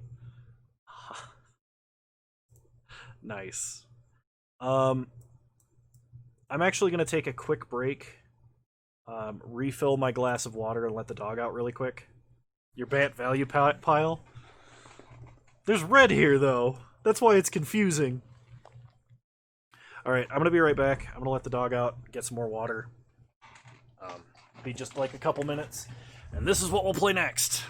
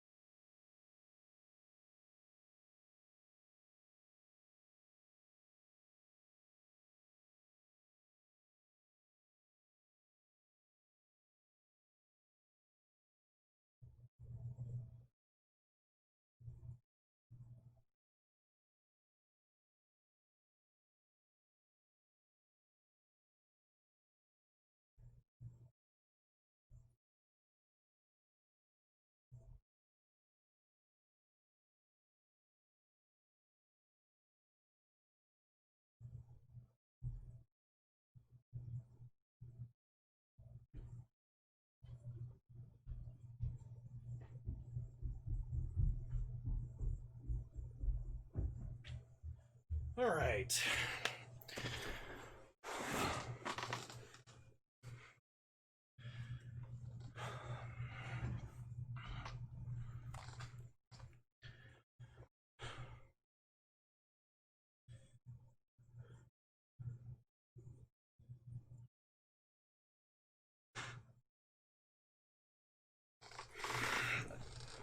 Okay, I'm going to restart the client one more time, and then we will get right into playing Bone Daddy's Soul Herder list. Thank you all for sticking around.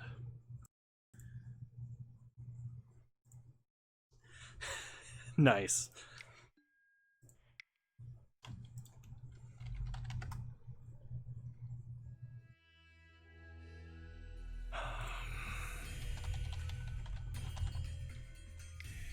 Big face. Well, that happens anytime I restart the client. So that'd be kind of like a freebie if that stuck around.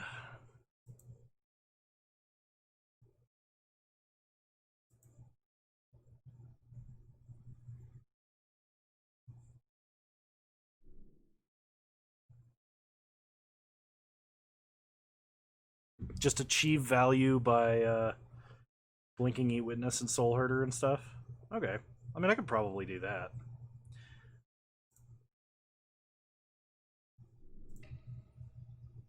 For forgetting card tech, Kano doesn't read. All right. Here we go. Time to play 4-color Soul Herder. A deck that I have never played before.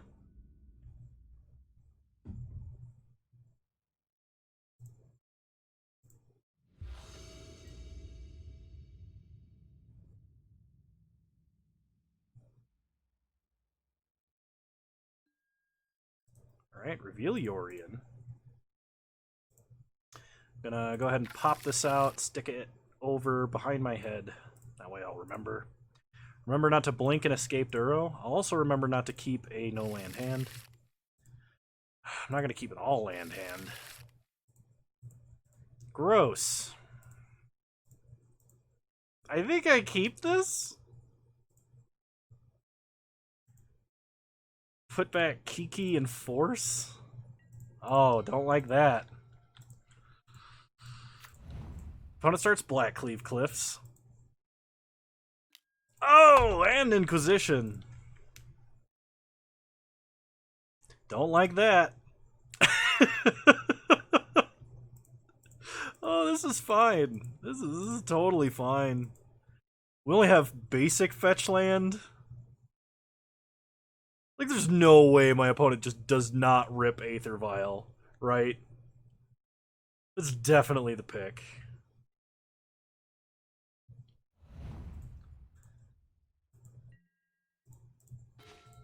Oh, Thoughtseize Luck. Thoughtseize Luck and an 80-card Yorion deck. Got him.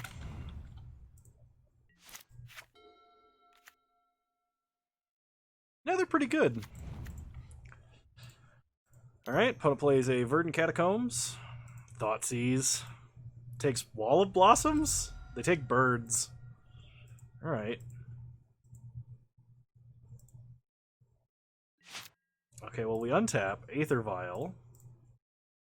Tick it up. Draw Prismatic Vista. Play Prismatic Vista. Crack. What is our second most important? White, probably?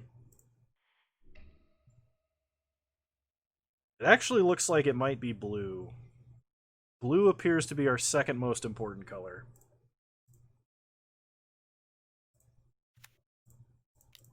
Play Wall of Blossoms. Draw Snow-Covered Forest. Pass the turn.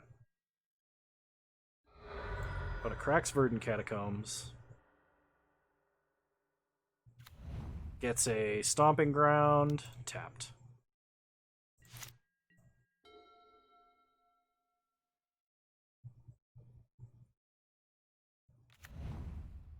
Opponent plays a Blood Crypt untapped into a Tarmogoyf. Alright. So, end step, we'll Violin Birds.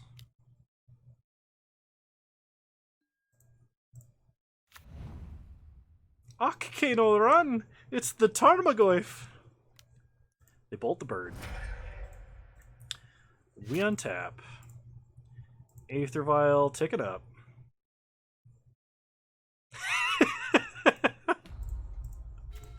We get an Eternal Witness. Eternal Witness can buy back Prismatic Vista, I think, for most value here.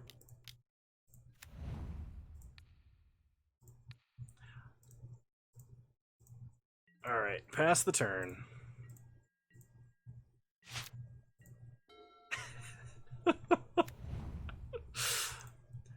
Opponent plays a Nurturing Peatland. They're going to hit us for 5. Not going to chump.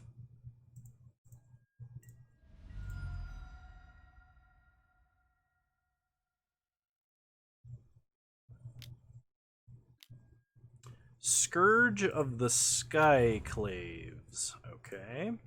Hey, Bone, is it better to... You think it'll leave it to... I was actually just about to ask that.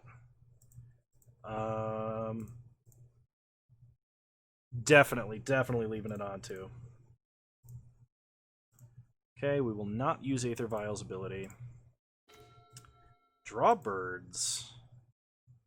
Play Prismatic Vista, crack it. We'll get a Plains. Play birds. Put Yorion into our hand. Pass the turn.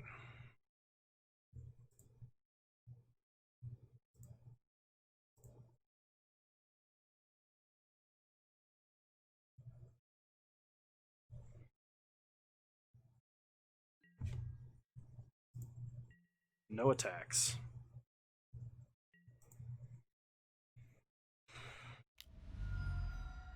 Opponent's last card is a push? Or a terminate? Bolt. Okay.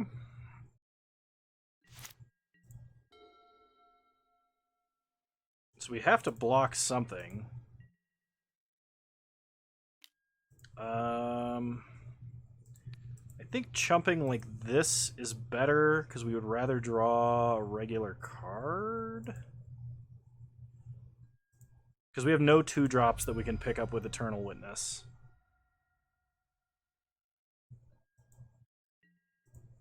Okay, untap. Vial is going to stay on 2. Draw a land. Play a land. Go get him, Yorion.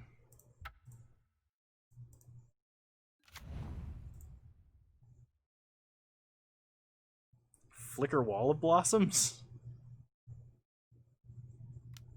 Unless, of course, it gets terminated or pushed or something.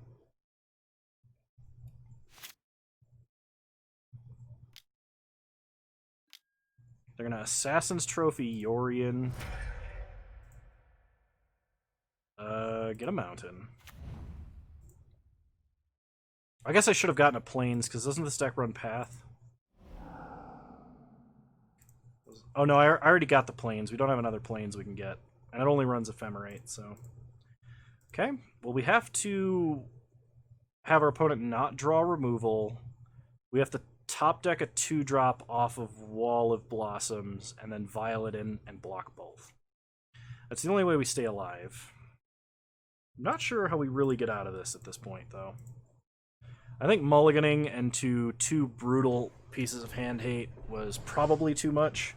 I guess if we top deck like a bunch of Ice Fang Quaddles or something right in a row, we maybe still can win. On it purposely losing life here. Okay. End step, Wall of Blossoms. We draw a card. It's a Windswept Heath. Pass the turn. Okay, well we can chump Scourge. But we are very dead to Bolt. And even though my opponent's cast 2, it's not above them to have the 3rd.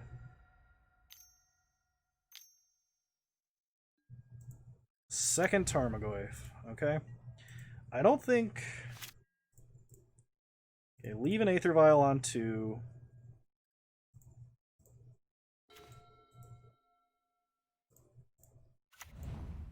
Shock Stomping Ground. Alright, game 2. So versus Jund.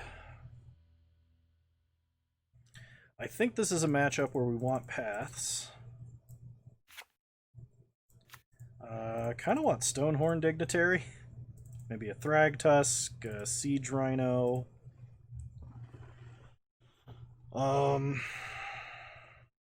What do we take out? Force of Negation doesn't seem very good. I have to cut 6 cards.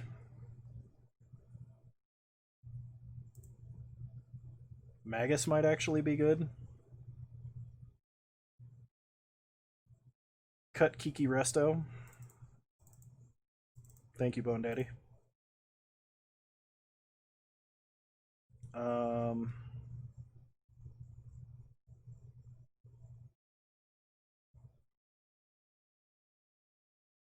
Do we cut, like, Giver? I mean, Giver seems kind of good versus them. Do we need the land destruction? The land destruction is better if we have Magus of the Moon. Cut Ephemerates? Ephemerate's a way to save our stuff from removal. I actually think Ephemerate is too core to...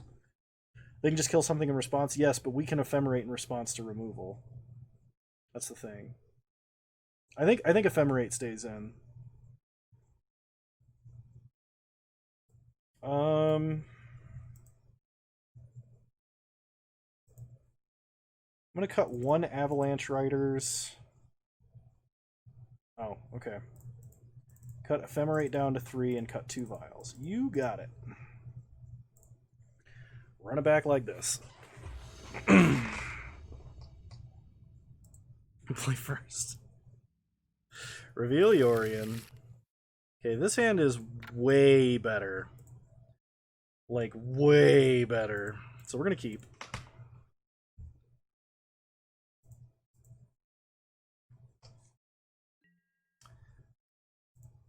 If we don't draw another green source and they kill our Noble Hierarch, we can't turn 2 Coiling Oracle, though. So fetch Breeding Pool. Play Noble. Pass the turn. Opponent starts Blackcleave Cliffs. Pushes Noble. We untap, we draw Ephemerate. Play a Plains. Play Noble. Pass the turn. There's generally not a lot of price difference between promos and regular on Moto, and generally the promos are less expensive, but the full arts I don't know. I'll Ephemerate to save this so that I can cast an actual Coiling Oracle next turn.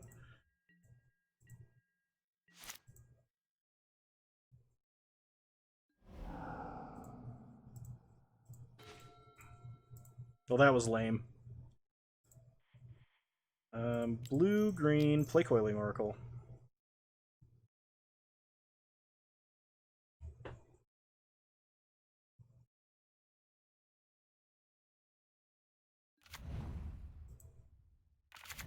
We get a Wooded Foothills. Play Snow-Covered Forest. Crack Wooded Foothills for... I think we get another Breeding Pool. And put Yorion in our hand.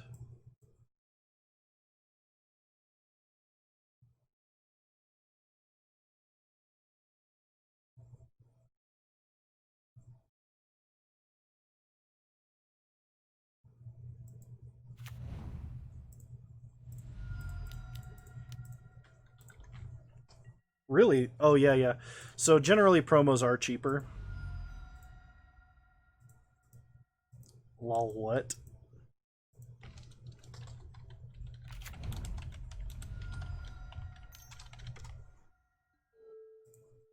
Opponent cycles a Baron more. What the hell? Opponent Inquisitions completely whiffs.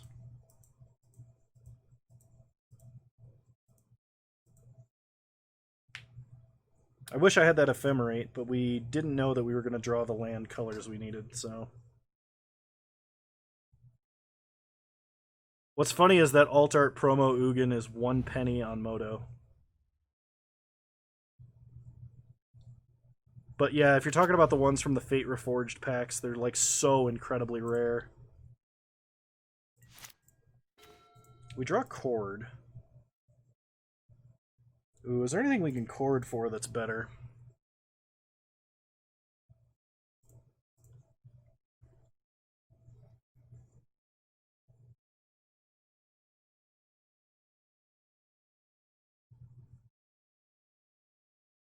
Paper player in the Age of Kano. Okay, I think we play Avalanche Riders here.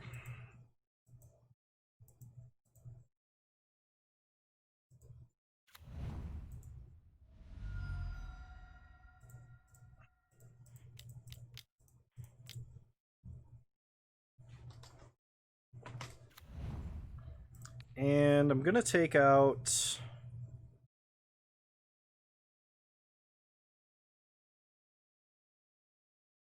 Black Cleave Cliffs. I think taking out the red mana is more important.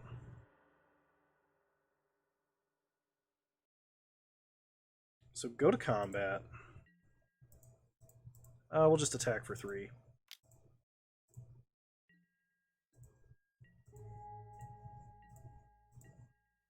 Okay. Put a Cracks for Verdant Catacombs. Oh man, if we hadn't cut Resto or Kiki, I could Cord for Kiki or Resto on my upkeep, and we could land Destruction him again. I mean, we could still go get Acidic Slime.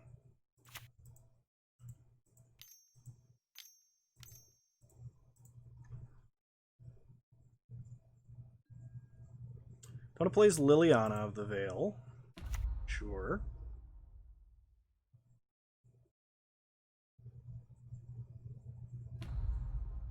They're gonna make us discard. I think I discard Yori in here.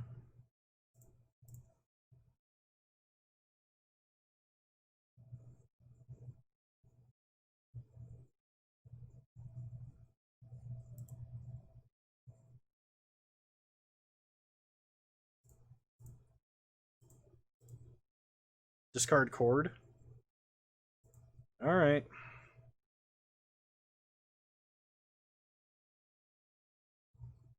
Are we paying the Echo cost? Discard Yorion? Yeah, that's what I thought. Alright.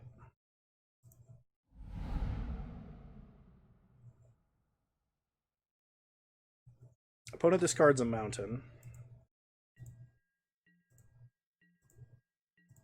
Okay, we untap. So is the play here to pay the Echo cost, or is it to Cord in response using Avalanche Riders? We can't kill Lily if we do this.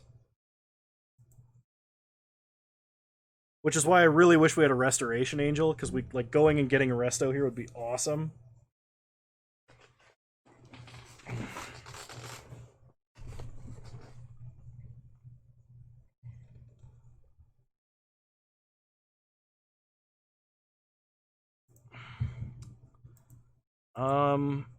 I don't want to get Deputy of Detention. I could get Eternal Witness, but we don't have to do that right now. We could get Uro or Omnath. Let It Die, hit Lily for 2. That would let us Cord for a 3-drop.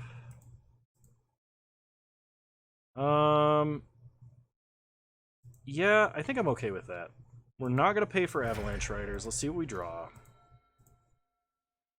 Draw Coiling Oracle.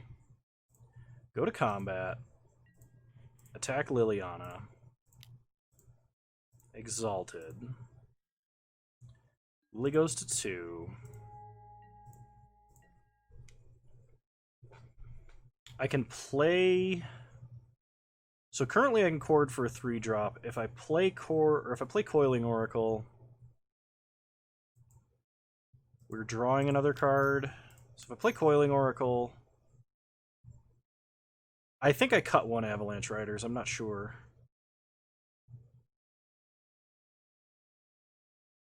I think I play Coiling Oracle here. Because if we hit a land, it's good. Perfect. Alright, pass the turn.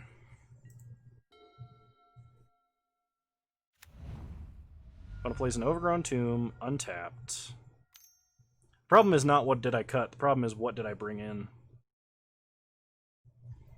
If I chord for Eternal Witness now, they're just going to make us discard, so we have to let them eat whatever they want.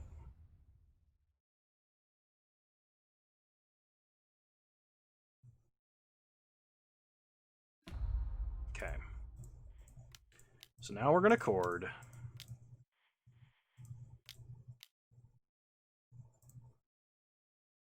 And just see whatever our best card we can get here is.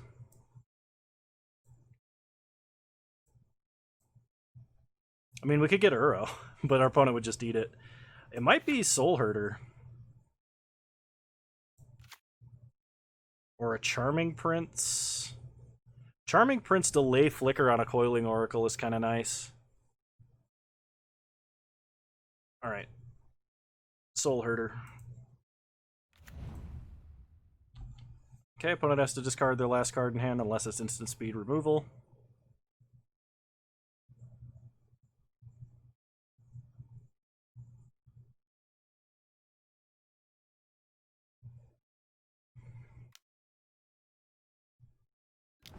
It is an Assassin's Trophy.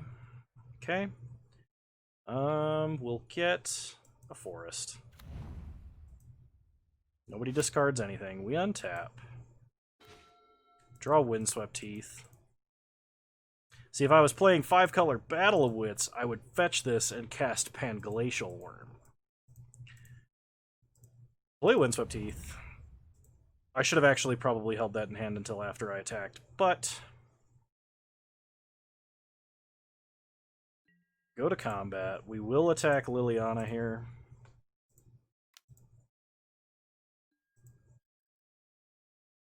No universe our opponent trades. Take Lily down to 1. Pass the turn.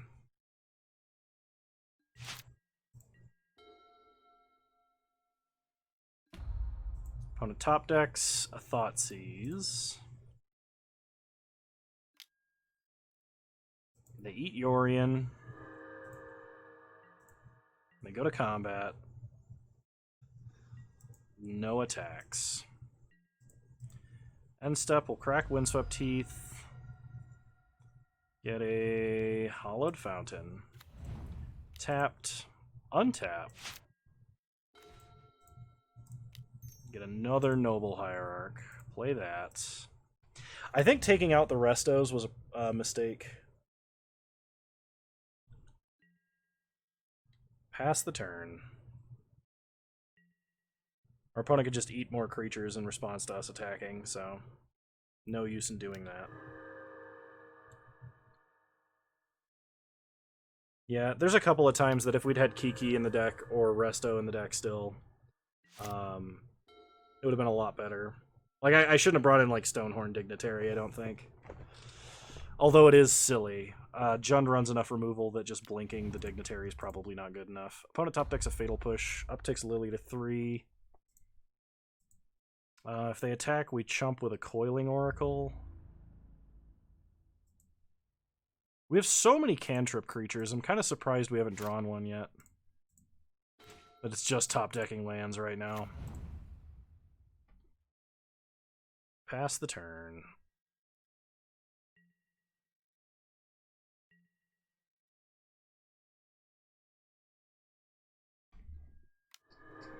Opponent eating more creatures.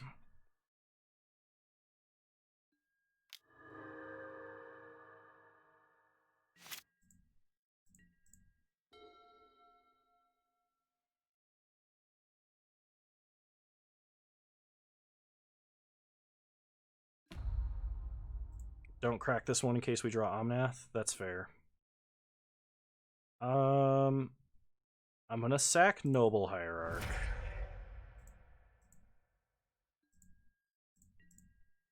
I actually probably shouldn't have cracked the last one either. They attack us for 7. I think we chump.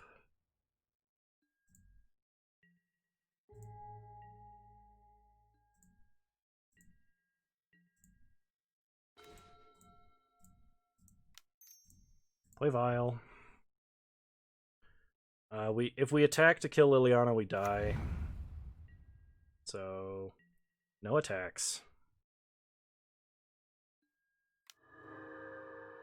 Opponent eats Coiling Oracle, eats Noble Hierarch. And eats Cord. Untap and draw. They go to combat. They attack for 9. Got a chump.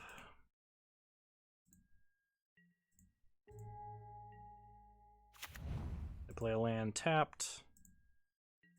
And they pass. Vile, we tick up to 1. Draw birds.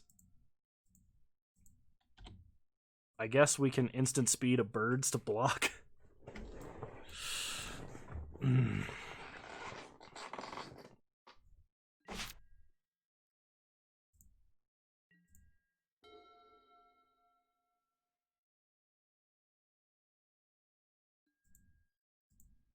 Opponent draws a card, goes to combat, attacks for 9.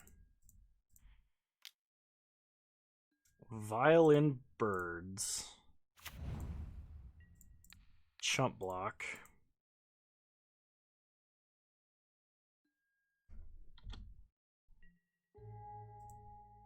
F6.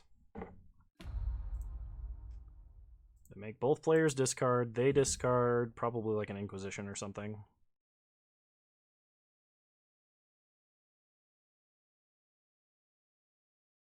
Plague Engineer. Seasoned Pyromancer. They draw 2 cards. Play a Stomping Ground untapped.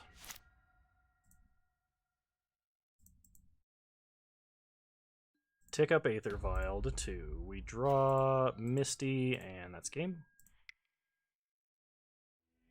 Alright.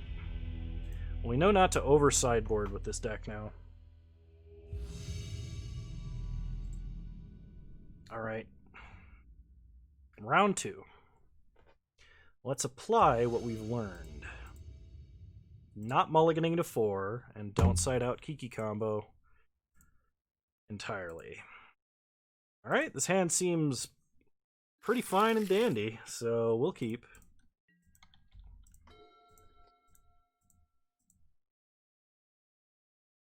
And that's true, we also did flood pretty hard. Opponent starts Flooded Strand. We draw Basic Island, so play Stomping Ground, untapped, and Noble Hierarch. Pass the turn.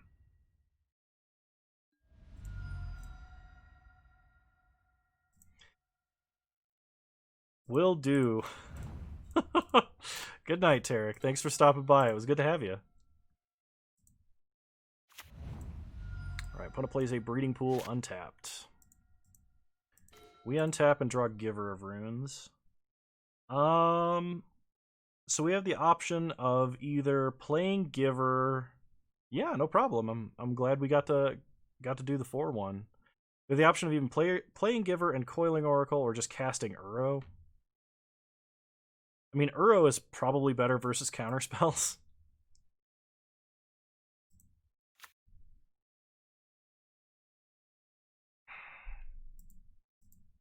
And if Uro resolves, we can play Giver anyway.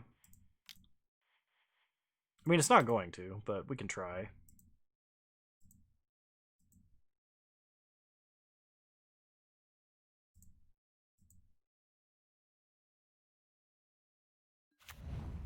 Hey, it resolved. Gain some life. Play the Uro who's $80. Yes. Alright, sack Uro. Play Giver.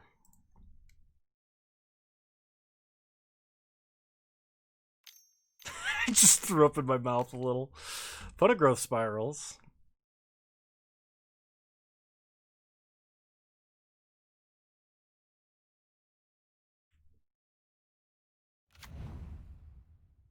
Opponent plays a Flooded Strand off of the Growth Spiral. And gets a Hollowed Fountain tapped. Giver resolves.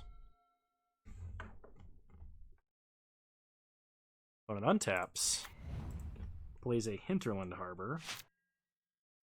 We untap. Draw Ice Fang Quaddle. Play Prismatic Vista. Play Coiling Oracle.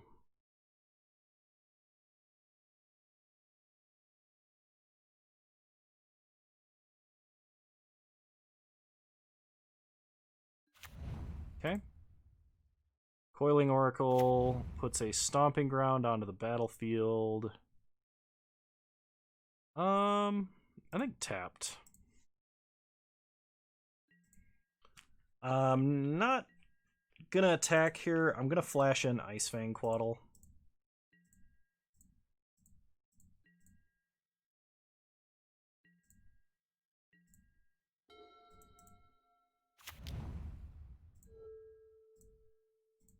Okay, opponent plays a Breeding Pool tapped. Crack Prismatic Vista. Let's get a Snow-Covered Forest. Blue-green, flash Ice Fang. Draw Hollowed Fountain. Untap. We draw Breeding Pool. Go to combat.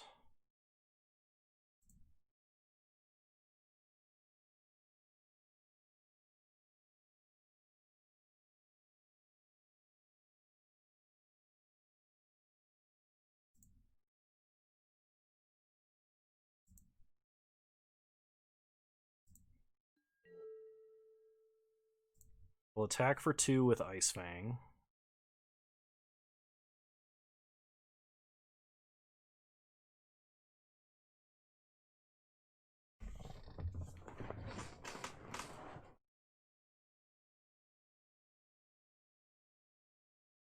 Opponent's tanking on our beginning of combat.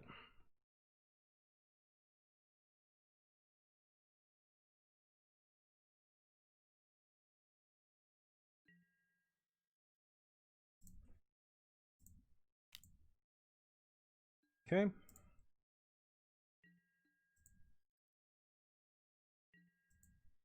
But it goes to 14.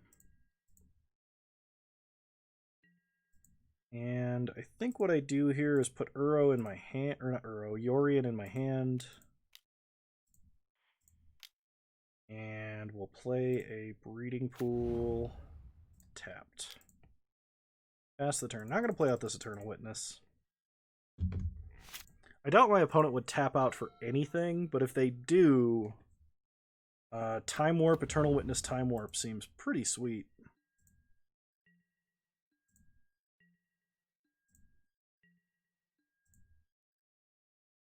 Oh god. I don't think I need to know.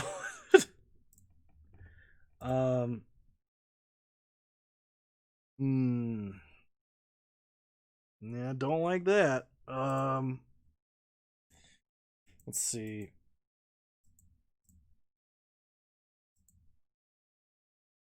We'll attack with Ice Fang Quaddle again. Interesting how we're not drawing like a bunch of fetch lands to fuel Uro or anything. Six Sigma. Alright. Green, green, and blue. Play Eternal Witness.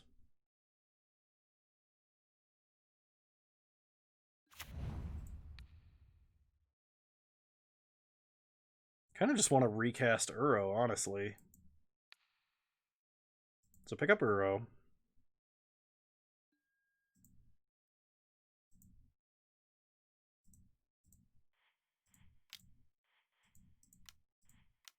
Play Uro.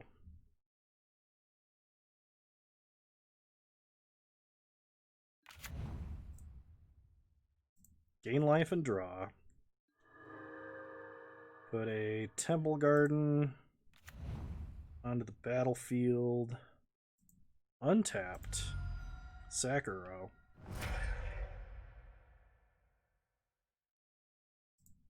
Charming Prince.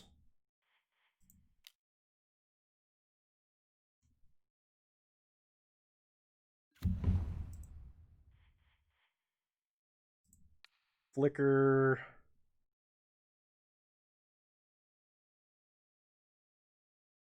I don't want to flicker Eternal Witness and just keep recasting a row. Okay. And Hollow Fountain tapped.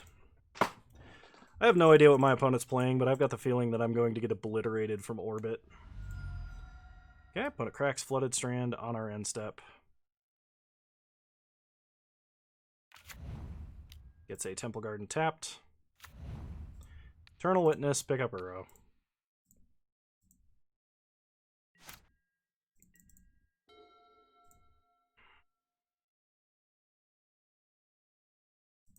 I'm ready for the verdict. Alright. Opponent's passing. I've got a feeling it's actually Settle the Wreckage. That would explain the growth spiral for like instant speed shenanigans. Which is one reason why I don't want to attack like all out or anything like that. But if we can at least get them to tap some mana, let's try it. Go to combat.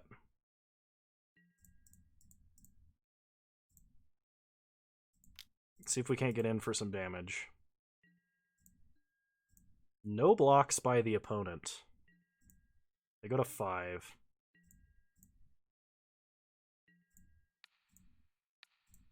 Try casting a Time Warp?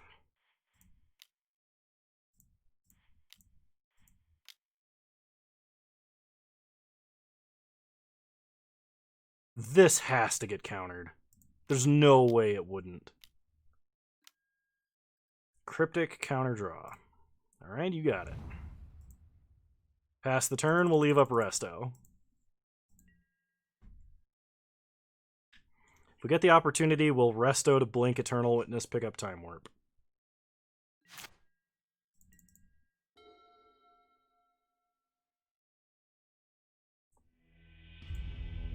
Seven lands, Growth Spiral, Cryptic Concede? So there's some kind of Bant control list. Which tells me I want Thragtusk. And maybe like Siege Rhino and Magus. So I'm going to cut. Hit 3 Bolt and 3 Thoughts. Yeah, just like all off color. Replicate Hulk, obviously. If I get Torrential Gear Hulk replicated, Bone, I'm going to be so amazed at your call and also angry. The question is, what 3 cards do I cut? Actually, I'm not going to bring in Rhino. I've changed my mind on that. This seems like it's good versus Burn. And not versus what my opponent is doing. I need to cut 2 cards.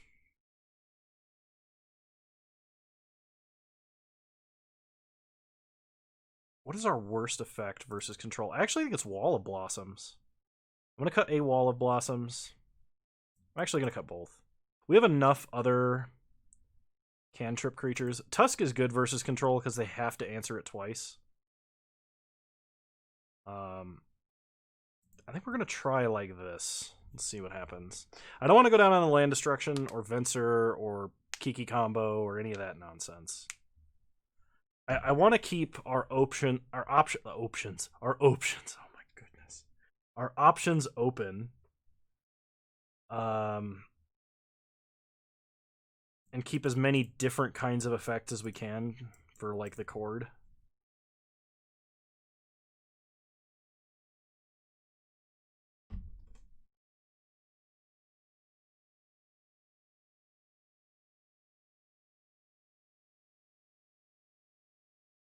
Options. All right. Go Yorion. Thank you for sticking around, Six Sigma. I'm very, very glad you were here. I will keep this hand.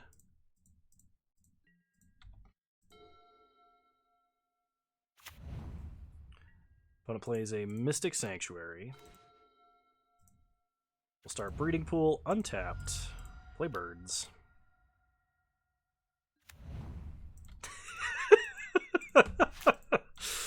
What?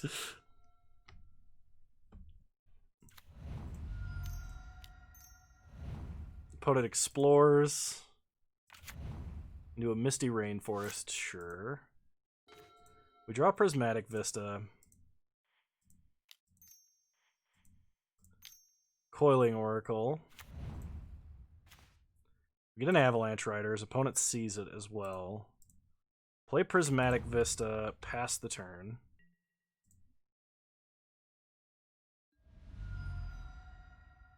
Is that the I don't have to take that from somebody who sucks toes? And then somebody else responds with it was one time. Alright, opponent has Cryptic Mana and all of their colors. So I'm going to fetch for a red source just to have it. But I don't think I can just run out Avalanche Riders here. Play Plains. Go to combat. We'll attack for 1.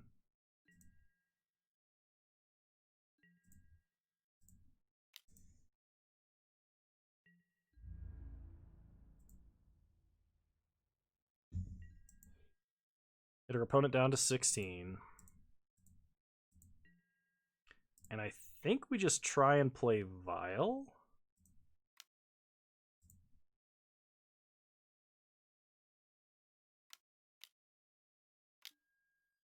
Alright, that gets counter-drawed.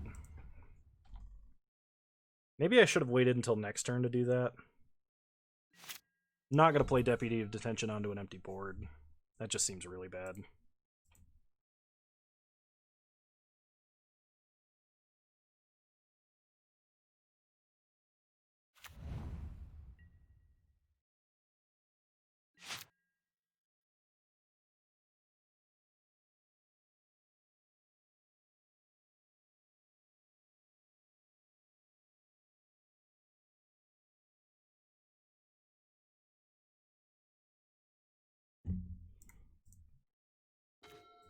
We draw Wooded Foothills, which I will play. Go to combat. We'll attack for 1. And we're going to try and run out Avalanche Riders. Kiki would be sweet on Coiling Oracle, just getting extra Coiling Oracle activations, but like...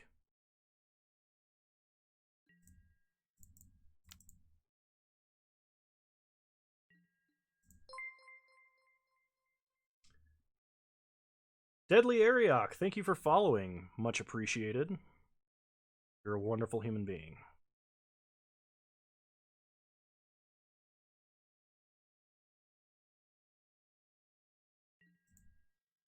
Okay, opponent goes down to 15.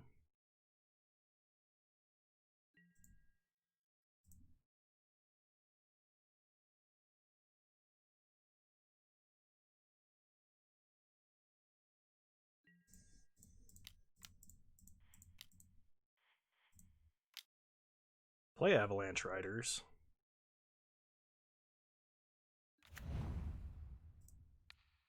Well, I'm glad you could join in. Lots of people been coming over from the YouTube, so you're not alone. I really appreciate it.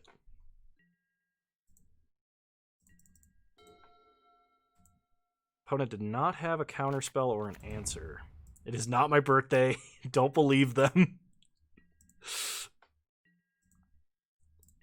Alright, crack Wooded Foothills. We'll get a Stomping Ground. Tapped. We untap. And I think we pay the echo cost here. Because if my opponent doesn't have answers, and we can resolve a Kiki Jiki, that would be awesome. Not this turn, obviously, but play Prismatic Vista, go to combat, and we'll attack for 3. So literally the only spells we've seen out of our opponent are Explore Variants and Cryptic Command.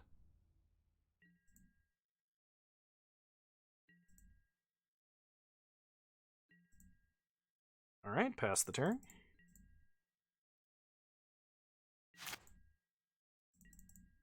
Opponent untaps. Plays a Misty Raid Force. And lands, I guess. This could be a Primeval Titan. That would not surprise me. Even in a control deck, you could play that card as a finisher.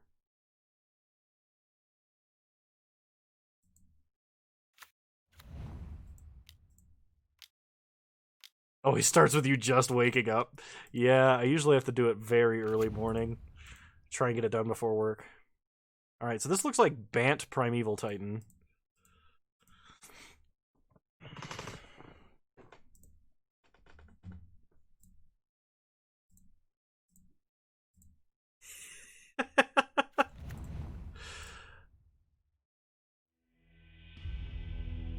What?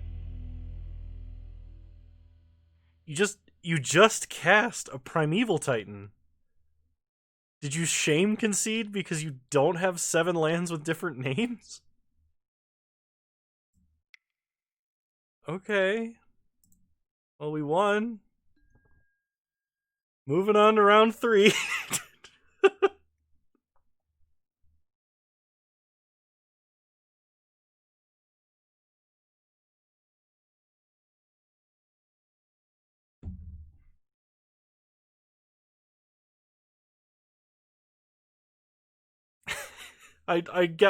That's the only thing I can think of that would cause him to scoop, because having a prime time there is awesome. I mean, we could play Kiki and start taking out lands just by making duplicate Avalanche Riders, but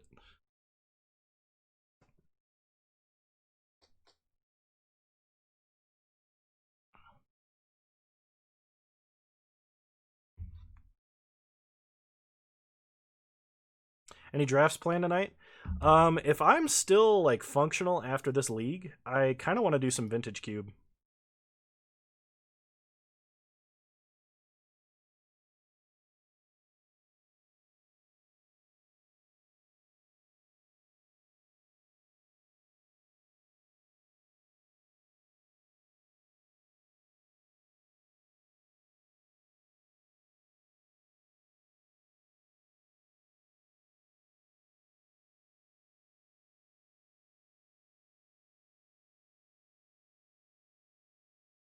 I can finish the league later and do Vintage Cube. No, I'm gonna play this league out now.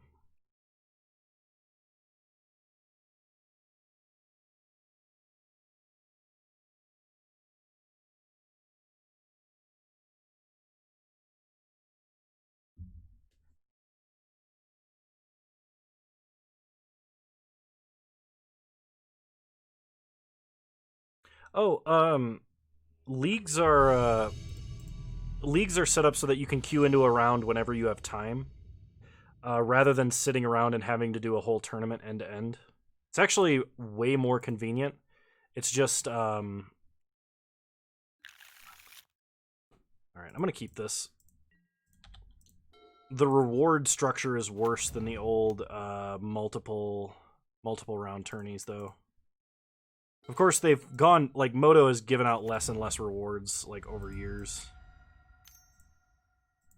If you do a pod draft, you have to do it all in one sitting, but generally most draft queues that I do are leagues, which is why if you watch me play Cube, we'll run into people playing the same cards we are, that sort of thing.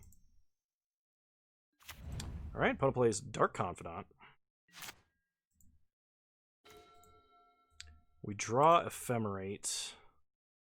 So play Prismatic Vista, crack Prismatic Vista, get an island, Uro, gain life, no land, sack Uro, pass the turn. Opponent, Ooh, I should not, I have a force here, I should not have 6. Opponent plays a mountain. Probably is just playing Pyromancer here. They're gonna Fatal Push. Is that worth pitching a Soul Herder to protect? I think so, because we need to get Eternal Witness down. And there's no guarantee we draw land, so... We'll use our Singleton Force of Negation, pitching Soul Herder. Okay, opponent plays Croxa, Titan of Death's Hunger. Now we have to discard. I'm going to discard Chord here. So we can play Eternal Witness, pick up Prismatic Vista, get a Plains, and play Giver. And Giver should blank our opponent's removal for pretty much the rest of this game, unless it itself gets removed.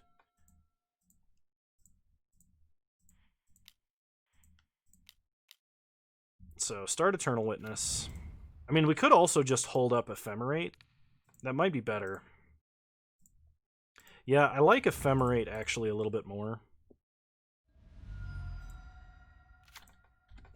Pass the turn. Okay, opponent reveals a swamp off of Dark Confidant, takes no damage. They play a swamp that is not the swamp they revealed. They're going to play Lightning Skelemental. Well, we're going to be taking a lot.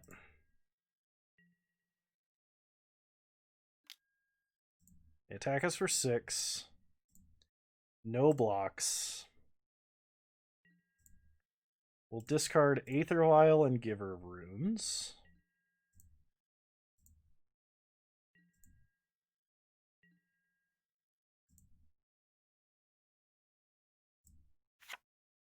We do not have green, green, blue, blue, unfortunately. So, Ephemerate Eternal Witness. Pick up Prismatic Vista.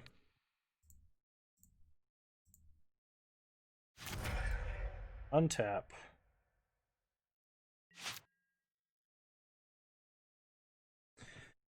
I don't know if I want to cast Ephemerate this turn.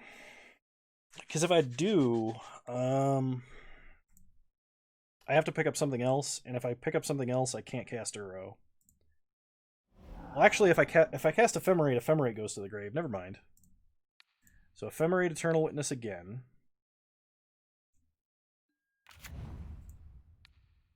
And we'll pick up, I think, Giver. Okay, see what we draw. Aether Vial. So play Prismatic Vista. Crack Prismatic Vista, we'll get a Forest. Then we cast Uro.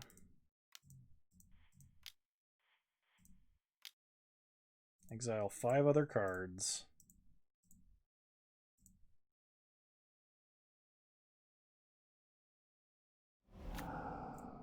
Okay. Uro enters the battlefield. We gain 3 life. We draw Kiki. We don't have to sack it. And I think we play Vial here.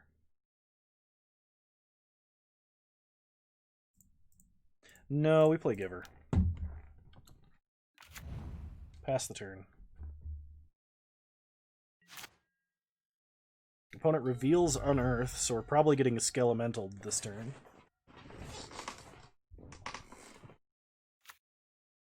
Okay, they play the swamp that we know about.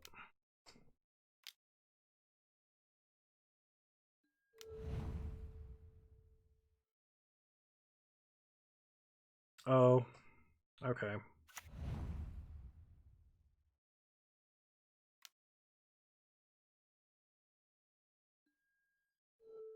Opponent plays Magmatic Channeler.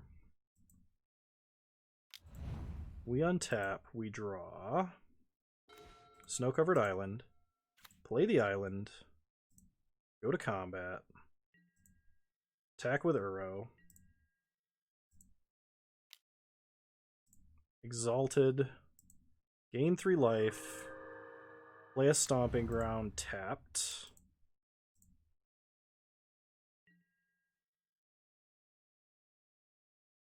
Opponent chumps with Seasoned Pyromancer, sure.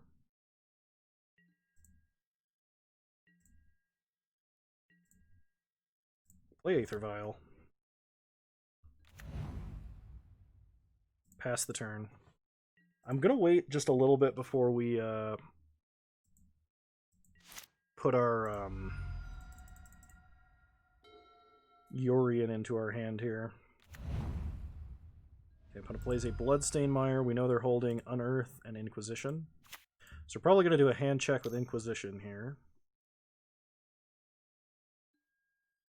They're going to Unearth Pyromancer. Interesting. Okay. So Pyromancer discards.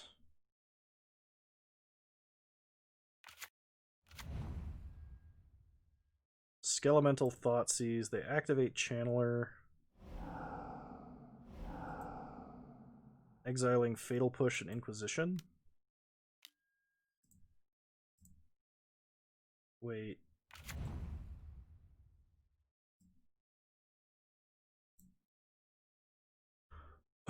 Moto's lagging, so I can't really tell you exactly what's happening. They put Kroxa and another Channeler into the grave.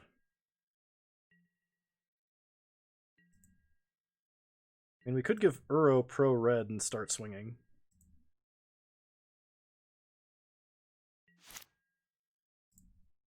Okay, Vial, we take up to 1. Draw Windswept Teeth. Play Windswept Teeth. Go to combat.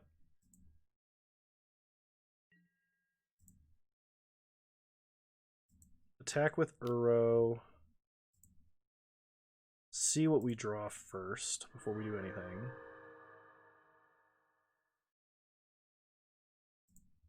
Okay. I'm gonna give Uro pro red here.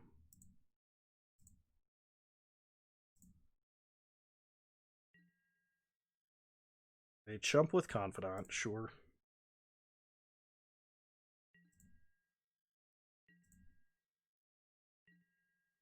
Pass the turn.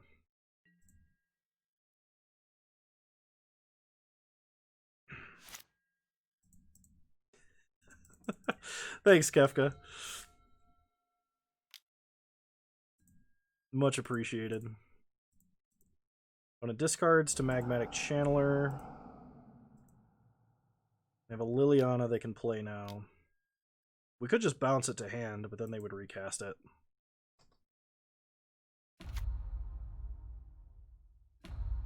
But it makes us sack. So we sack Eternal Witness. We need the Exalted trigger here. They're going to Bolt Giver. Alright, Flash Venser to bounce Giver.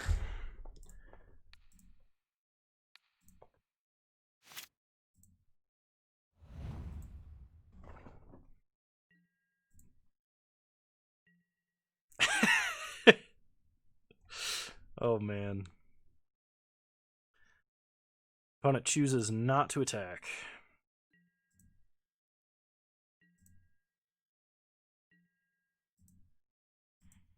So we'll Violin Giver.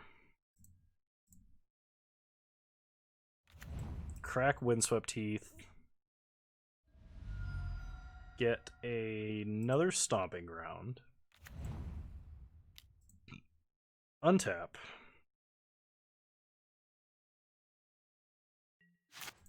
Vial will tick up to 2.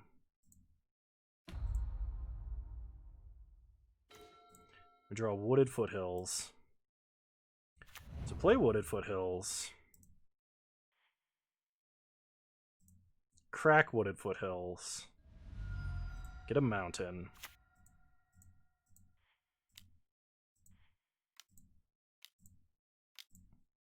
Play Kiki Jiki. Give her a pro red. You don't think there's enough cards on board? Go to combat. Attack our opponent for 7. Gain 3 life. We draw a Noble Hierarch. Okay, Exalted Trigger.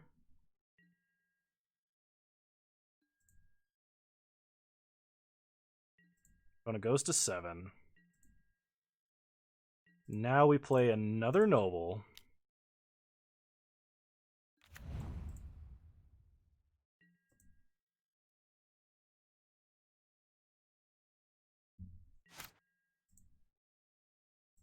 Opponent draws a card. Mobile what? Mobile Magic Arena? Didn't that get delayed? Or is this some joke that I don't understand? Opponent reveals Dreadboard. They're going to Dreadbore Uro. Clone Giver.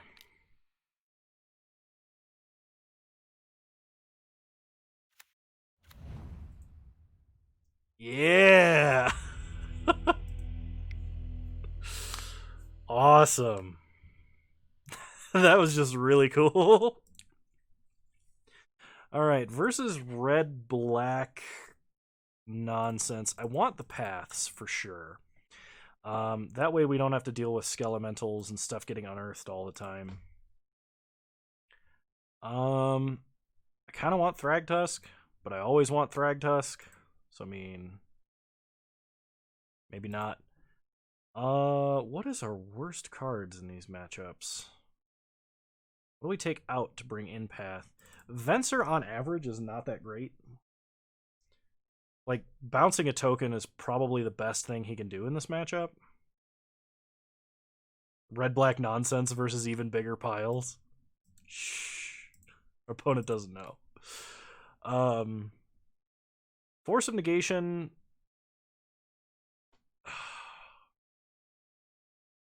It was really good, but, like, we only have one.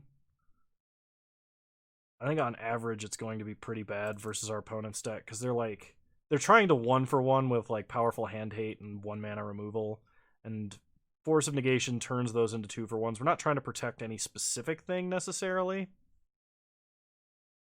Oz, welcome to the stream.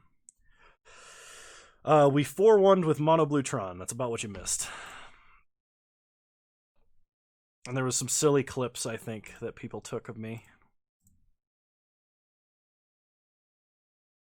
If we don't know our next move, how can they possibly know our next move? There's no grinder profile. I still have to cut 2 cards. Wall of Blossoms is okay. I just need something to cut, and that seems like the most reasonable. And I actually think I'm going to cut up birds. Let's try like this.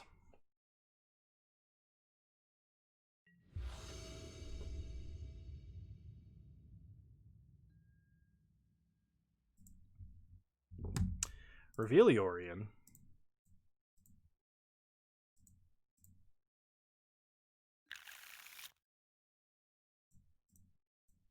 This seems like actually kind of a decent keep.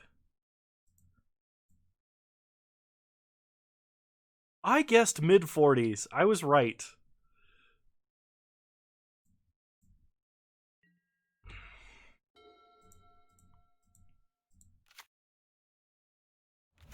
Oh crap, we're gonna get hand-hated and this hand is gonna become terrible, isn't it?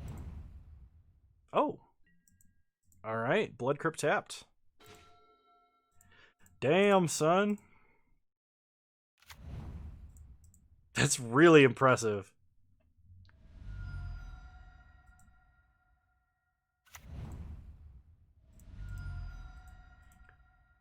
Play an Aether Vial.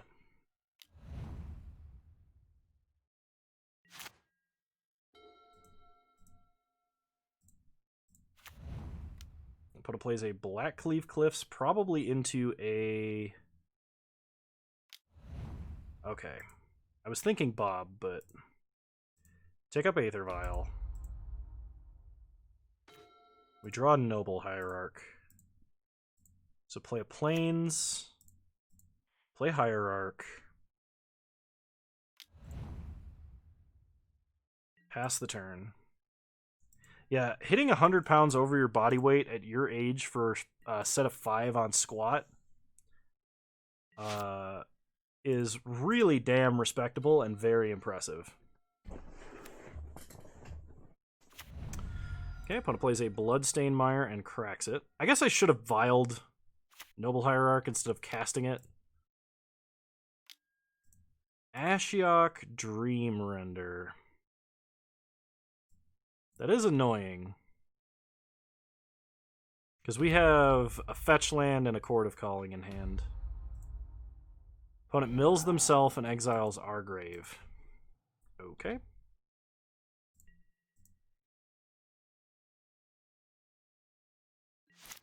We untap. Aether Vial ticking up.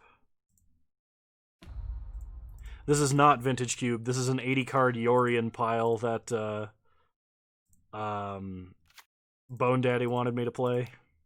And so I am obliging him. Play Omnath. Draw land. Pass the turn. I might play some Vintage Cube after this if I'm still got some gas in the tank. I left my water upstairs. Okay, opponent plays Bloodstained Mire and cracks it. Someone donate coffee. Fatal Push on Omnath. Down goes Omnath. Yeah, the Ashiok is what really did it here. Because us not being able to search shut off like half of what we were trying to do. And they're going to play Lily. Alright. Well, if they make us discard, we have to discard a fetch land. They're going to make us sack. Okay. Well, away goes Noble Hierarch.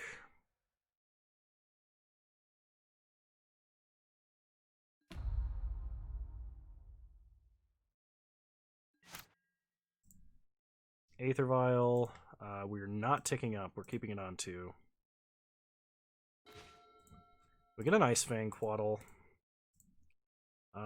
Temple Garden. Tapped. And put Yorion in our hand. Pass the turn.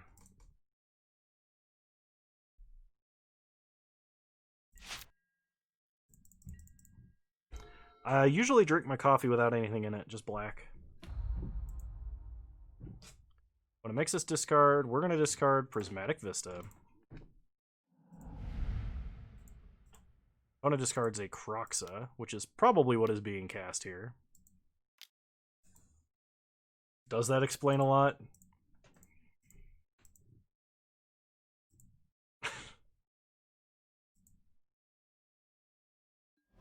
Alright, Kroxa. That's what I thought. Alright, so we got to discard. We're going to discard Chord of Calling. Yeah, discard Chord.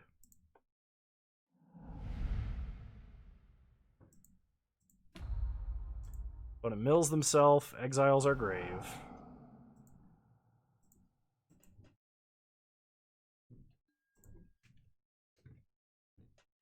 Unfortunately, our Ice Fang Quaddle does not have Death Touch.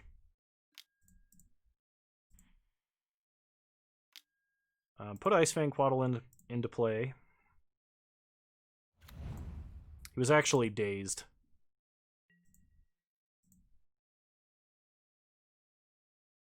Okay, we take 4.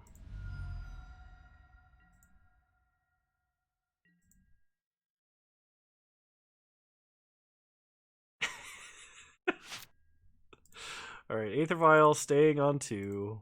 We draw. Snow-covered forest. Play the forest. Play Noble. This now has Death Touch. We can kill Ashiok or we can kill Liliana. Because Ice Fang Quaddle is not going to survive the turn.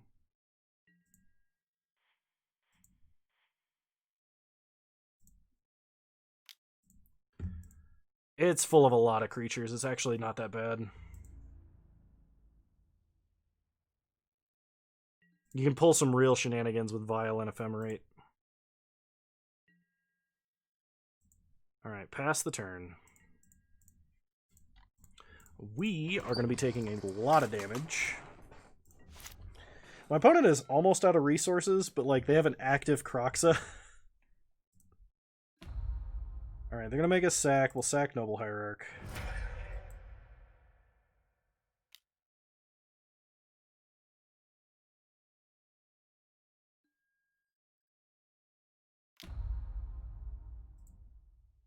Oh, we're just dead. I think, right? Hang on, do we have to sack... I mean, we're dead to Bolt. Nile Spellbomb. So when do we take 3 damage? We didn't discard a non-land card. Loses 3 life. Discard Yorion.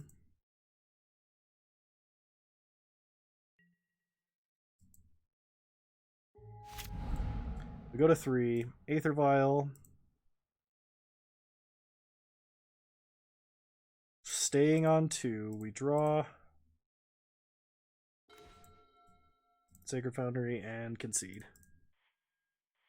We can hit a land. We have a Death Touch blocker, but then we just die to attacks. But moving on to game 3, and I'm going to go ahead and restart the client because, oh my god, it just can't handle it. I don't think we make any adjustments to the deck list. No, I think we stay the same. So.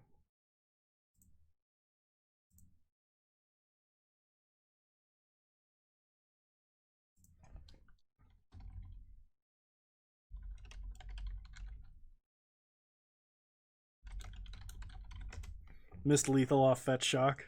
Nice. Alright. 1 second while I get the client restarted so it stops lagging so hard.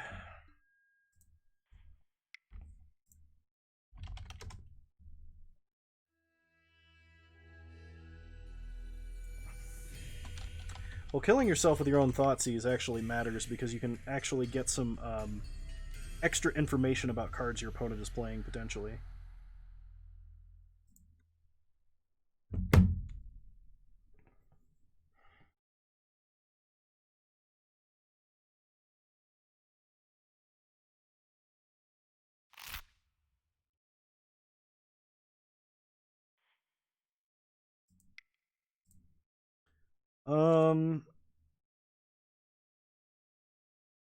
Yeah, no adjustments. We just run it back.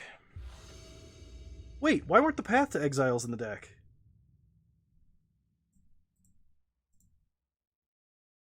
We brought those in game 2, did we not? Because of all of the freaking Unearth shenanigans? Did restarting the client screw me out of my sideboard? Okay. Either I'm hallucinating, or the client just screwed me out of my sideboard. We'll keep. We got Uro. Why not? I'm a little bit salty about that. Not a bug, it's a feature. Oh, God. Alright. Fetch a Breeding Pool. Play Aether Vial. Pass the turn. I'm a little upset about that one. Opponent starts Blackcleave Cliffs. Inquisition. They could take Uro, Ephemerate, or Icefang Quaddle. They take Icefang. And we only have 10 minutes on our clock, so I gotta play fast. Aether Vial. Kano drinks his coffee with salt. Play Windswept Heath, pass the turn.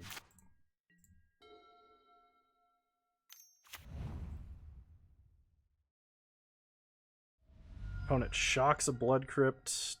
They're gonna Thoughtseize us, fine.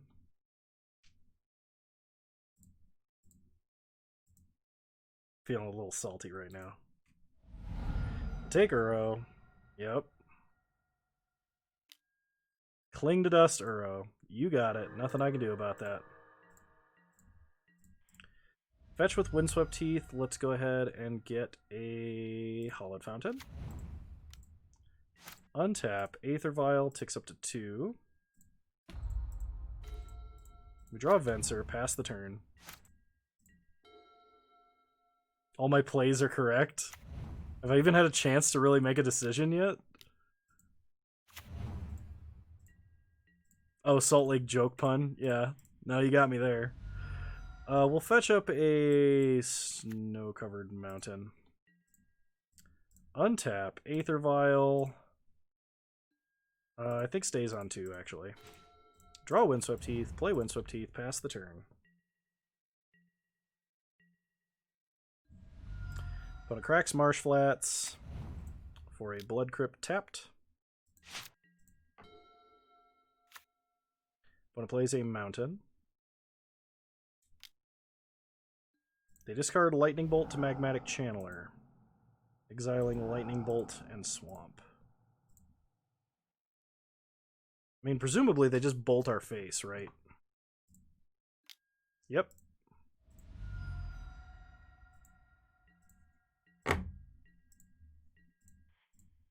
Okay. Crack Windswept Heath. Get a forest. Flash Venser. Bounce Channeler. Untap. Aether Vial, staying on 2. Draw a Noble. Go to combat. Attack for 2. Pass the turn.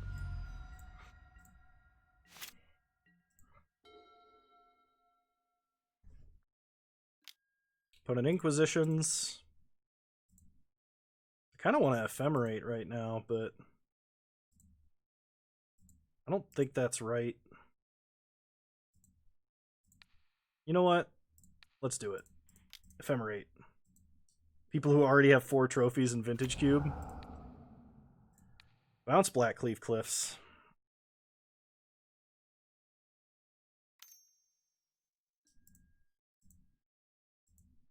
Opponent Inquisitions takes Noble.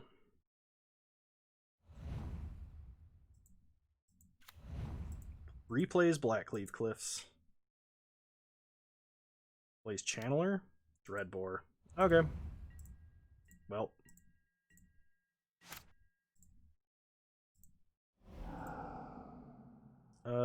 Aether Vial staying on 2.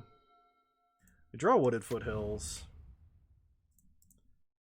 Put Yorion into our hand. Maybe I should be ticking up Vial. Maybe this is just me getting too greedy, trying to keep it on 2. Actual Vintage is not a real format in Paper.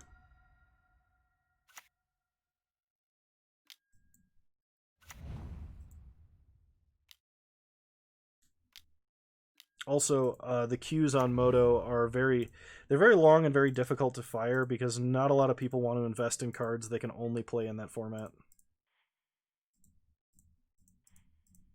We're gonna crack Wooded Foothills, we're gonna get a Stomping Ground. Untap. Yeah, I think I'm gonna start ticking up Vial. Play Omnath. This lets us draw a card. Draw birds. Play birds. Pass the turn.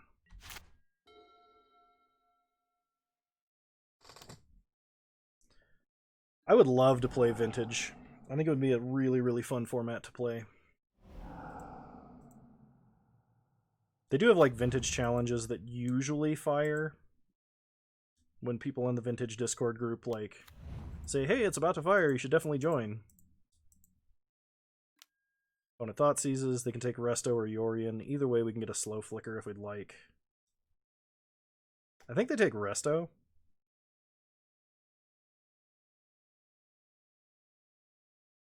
Yorion might technically be scarier, but... Yep, they take Resto.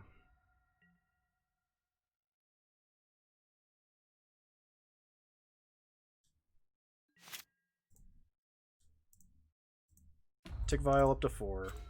We draw Ice Fang. Oops. Play Ice Fang. If we draw a land, that'd be great. Avalanche Riders. Well, we can instant speed the Avalanche Riders if we want. I'm not going to attack. $30,000 is basically the price of just a good Black Lotus. It's not even the price of the deck.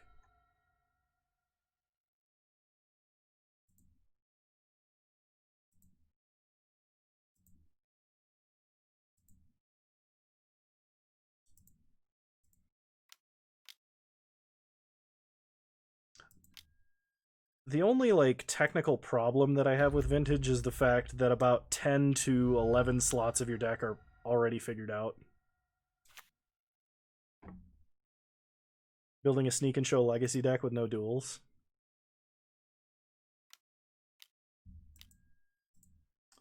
Alright, opponent plays Lily. I think Avalanche Riders is not going to do that much here, so I'm fine just discarding it.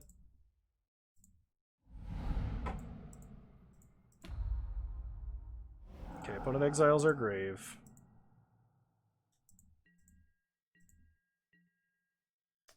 Come on, fetch land. I'm going to put Vial on 5. We draw Eternal Witness a turn too late. Go to combat, hit Liliana.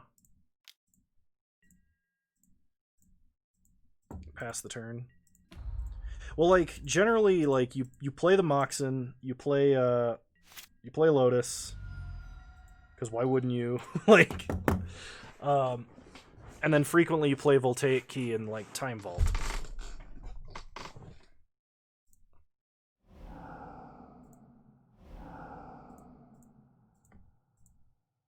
So opponent plays Lightning Bolt. They're going to make us sack. Sack birds. Are those not? I don't keep up on the, Vintage metagame. And I'm sure there is a metagame. So opponent is going to play Kroxa here.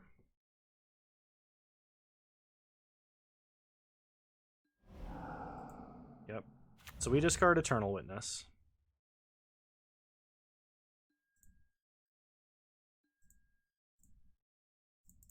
We don't lose any life.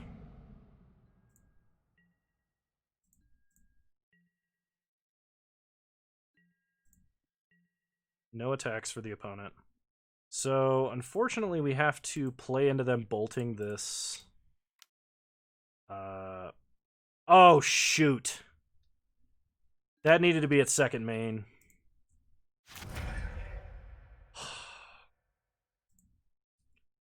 I just missed a draw. I don't play Legacy. I never got into it. I do have a favorite Legacy deck, though, and it would be Pox. I can flicker Uro to get a draw at my own end step, but that doesn't do anything. We need Uro on board, unfortunately. We will not take up Aether Vial. I should have reset Vial, yes. Play the Forest, gain the life. Go to combat, attack my opponent for 4. Keep, I should have flickered Omnath. That draw actually mattered. I was so upset that I punted extra hard. Want to reveal the Blood Crypt. They have to kill us here, or they have to kill Yorion. Which is pretty likely they do, but...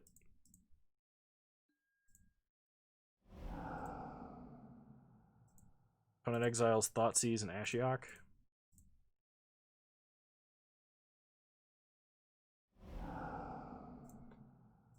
They play Ashiok.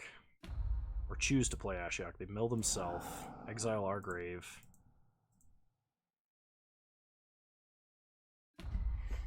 Each player discards. Okay. They discard Blood Crypt.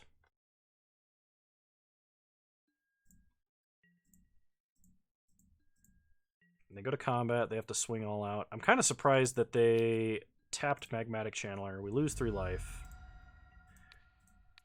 Chump here.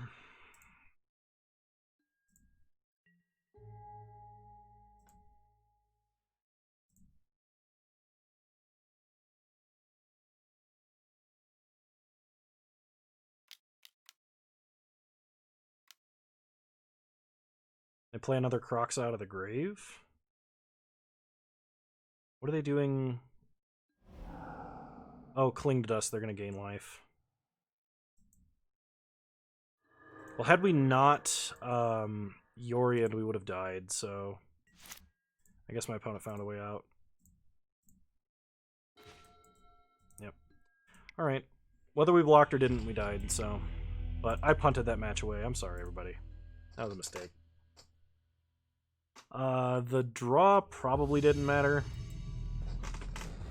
But resetting Vial could have. So... Start by revealing Yorian.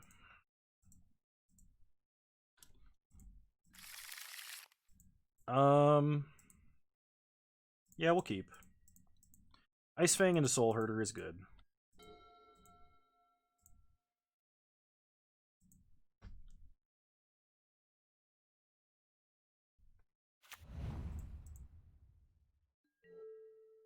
Opponent starts Flagstones.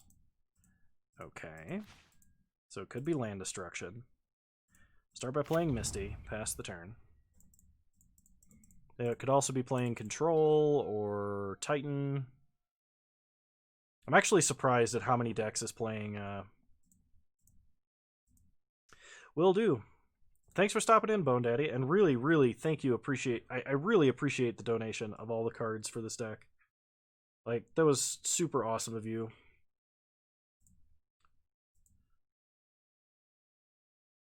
I really appreciate you, Diabolic Tutor.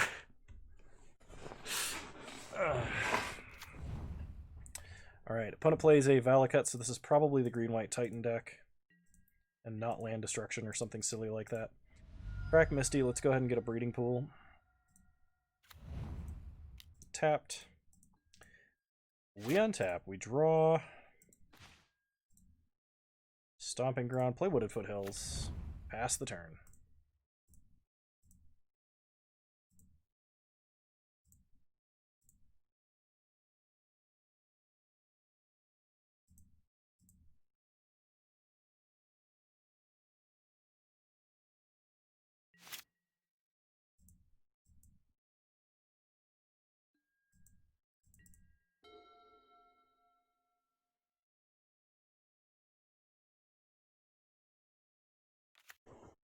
Opponent plays a Forest. 3 mana, they're going to play Dryad. Okay.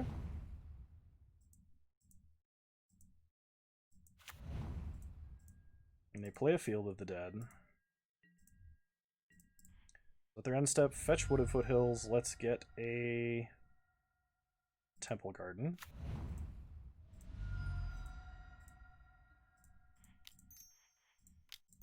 Flash in Ice Fang. Draw Aether Vial, untap. Draw Hallowed Fountain.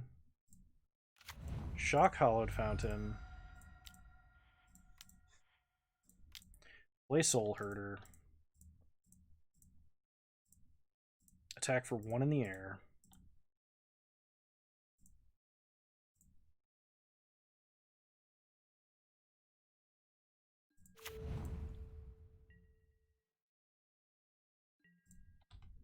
Okay.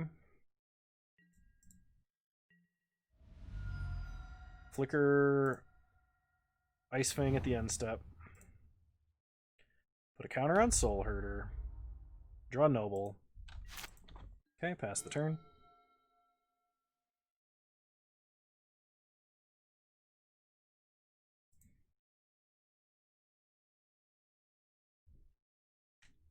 So next turn, we're probably going to play Prismatic Vista and leave up Venser, as long as our opponent doesn't, like, land Titan here and kill us.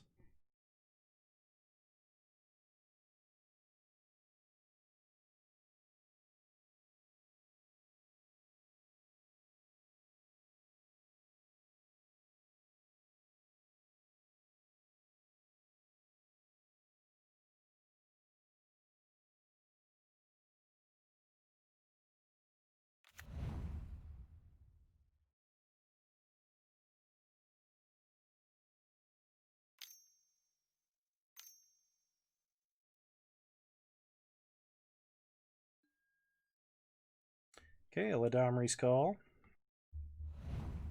Springbloom Druid. So opponent's going to play Springbloom Druid.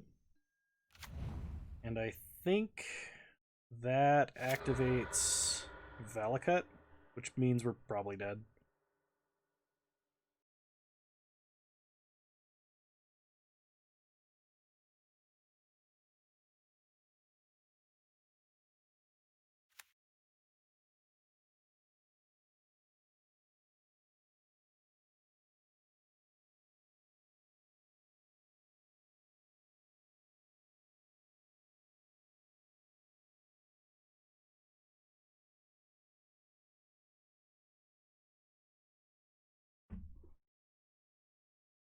Oh yeah, they kill our board.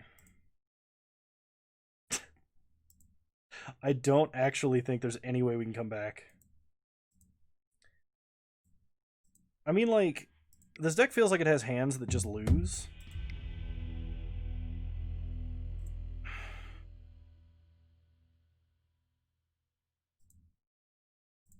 Bring in Magus.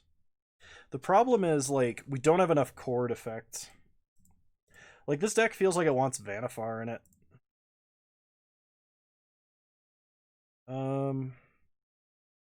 I guess Meddling Mage, maybe. And we'll take out the Wall of Blossoms. Well, like, ideally, this deck wants to be playing, like, a 1-drop, a 2-drop, a 3-drop, and then, like, Yorion and generate a huge amount of value.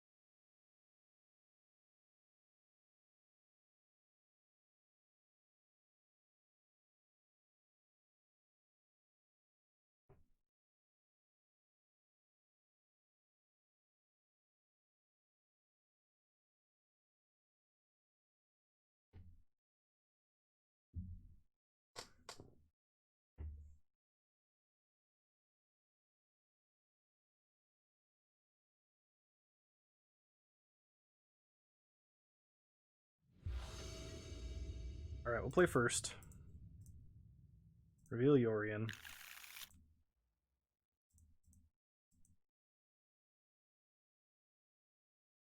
Yeah, I think we mulligan that.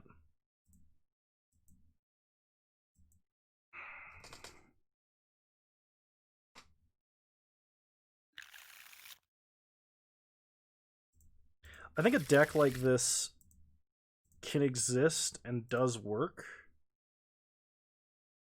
I just think this particular list is probably not ideal. So we'll start by fetching up a breeding pool, pay life, play noble.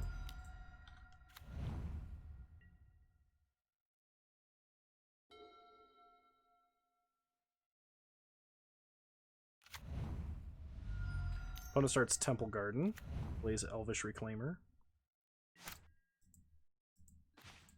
We untap and draw Coiling Oracle.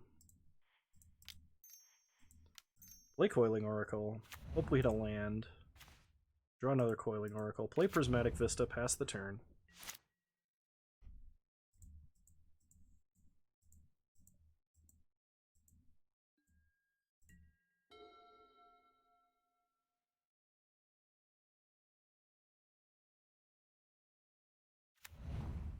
Opponent plays a Radiant Fountain.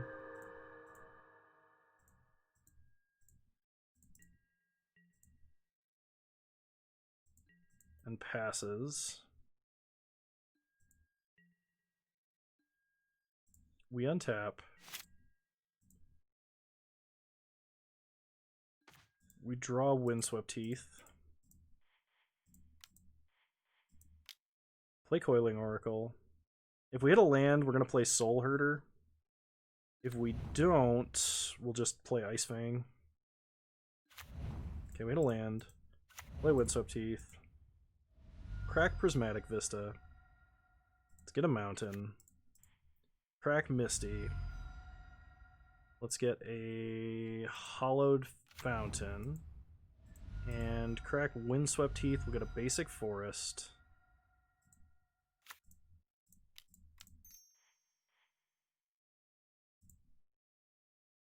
I'm dumb. Put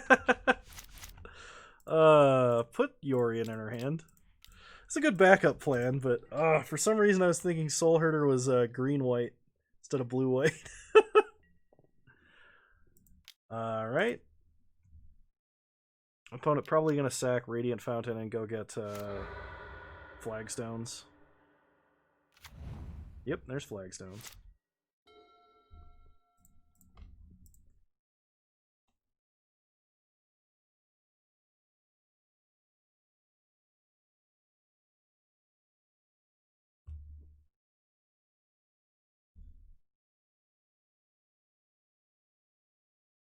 Yeah, this deck does do some pretty silly things. I really feel like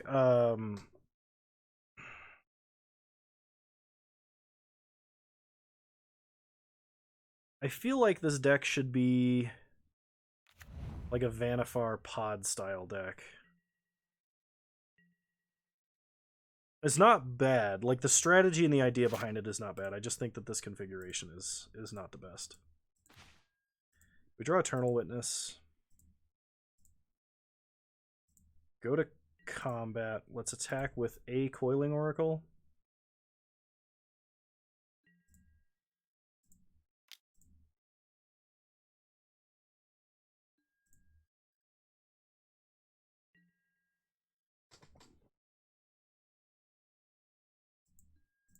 I don't know. I feel like Modern is in a better place than it's been in a long time.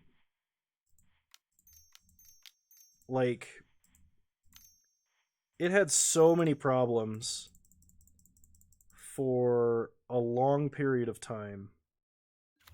And it got better, but it's not what Modern used to be, which was diverse and slow enough that strategies, like some rogue strategies, kind of existed.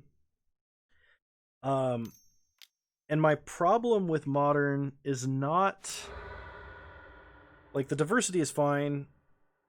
It's still fun to play.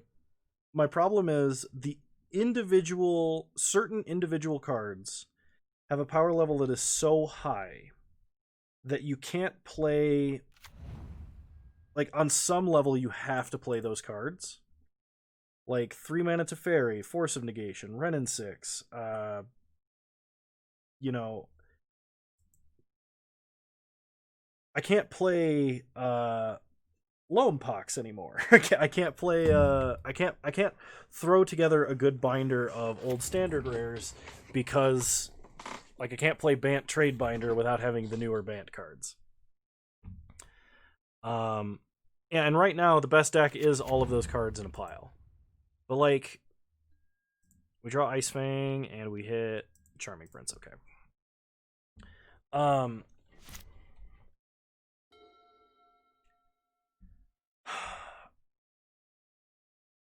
It's just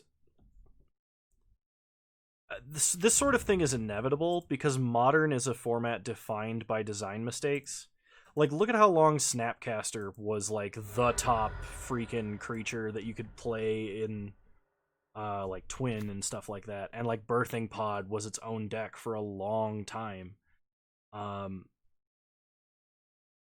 problem is when you have, like, when you generate this many new cards, eventually one of them is going to be stronger than the rest, and it's going to define a deck. It's going to be better than other decks, and it's going to push other decks out of the format. And that's just going to happen. And Modern Horizons War of the Spark kind of sped it up, but they didn't. It was going to happen, is what I'm saying. Like, just by the nature of a non-rotating format. And introducing that many cards all at once, and then not banning any of them for a long time, was kind of a problem, but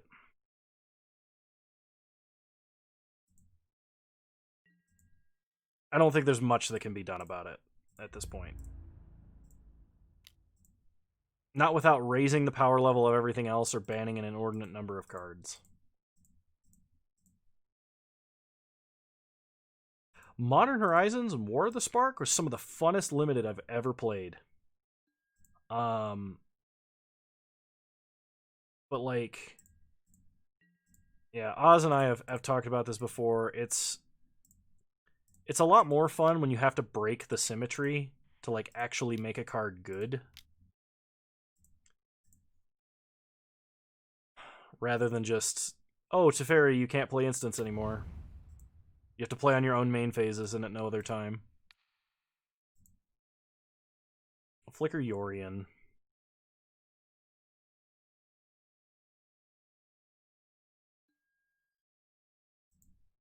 I mean, like, it removes a little bit of nuance, but like, one-sided effects are strong and they can be cool and they can actually be kind of reasonable.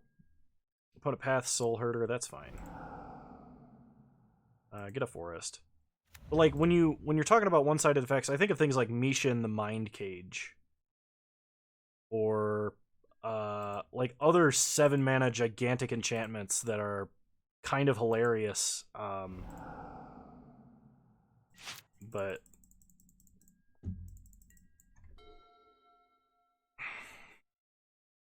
or Ruinous Ultimatum, yeah.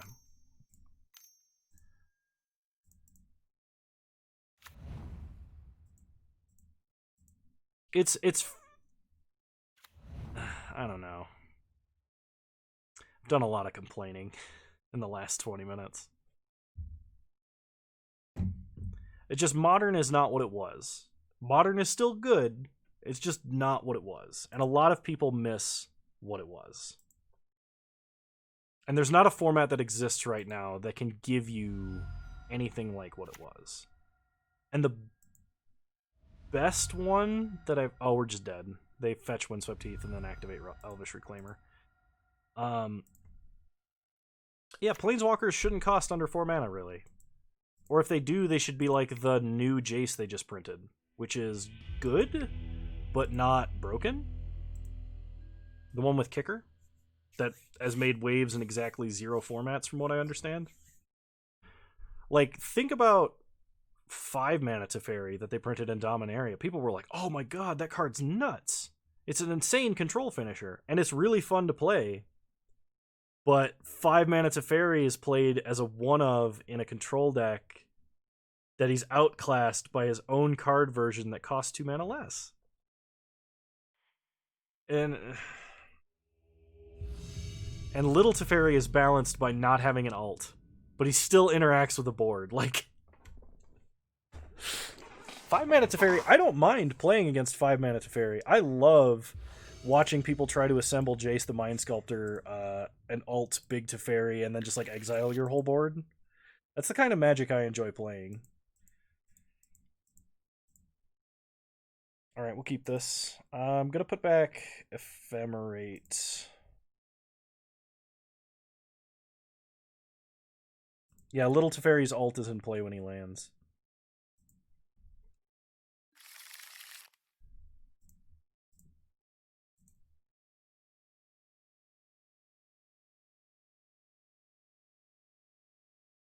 Wrenn and 6,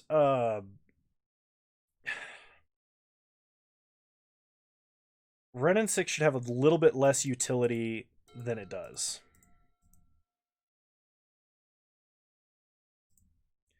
Start Wooded Foothills. Let's fetch up a Breeding Pool. And play Noble Hierarch. Pass the turn. Wrenn and 6 should be either a 3-mana Planeswalker, or it should basically just have the +1 and not the ping mode. Like the +1 and the ult.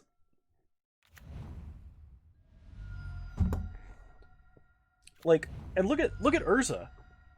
Urza is a card that is really strong, but Urza was not like... Urza the card is not broken, really. For a 4-mana creature that you pay 5 mana and you unexpected results. And if you have a bunch of artifacts, Urza can make a bunch of mana. But he's a creature, he's easy to interact with, he's 4 mana, And he's still strong, and that's a good example of like a strong card for modern. Hogak costing 0 mana, reanimating several things a turn. Like, Hogak is a thing that never needed to exist ever, and I can't believe they stuck all of those abilities on the same card.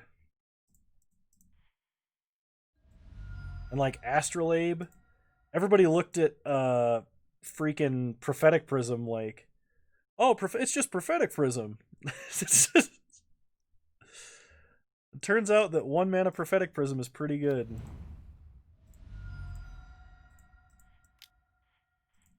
But like those cards, the effects themselves are not broken. It's the fact that they cost too little.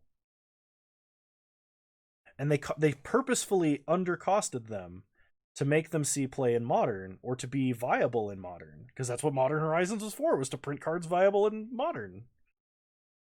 It's just to make something viable in Modern, it has to be better than what's already there, or it has to go in its own deck of equivalent power level, and that is really hard to design. Hollowed Fountain to the bottom. We'll put Soul Herder on top. Pass the turn.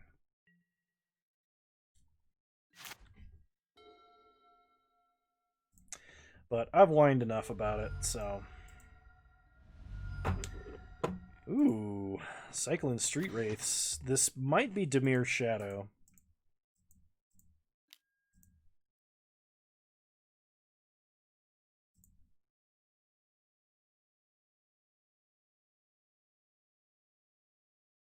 Lazy, yes. Greedy, somewhat, but like, that's a corporation. A corporation is going to make money the easiest way it can. And that's just a fact of life. So, I'm not going to fault them for being a corporation. I will fault corporations for existing. But...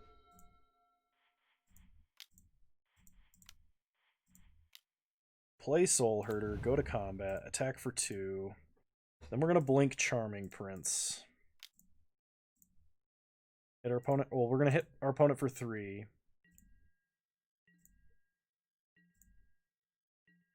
I mean, there are costs. They can't be directly measured. And because they can't be directly measured, like, you're right. You're right. But the cost that you're describing, while it exists, is not measurable and describable on paper. And because it isn't, they think it doesn't exist. That is why all corporations focus on short-term gain. Short-term gain. Okay. Get Soul Herder bigger. Scry mode again.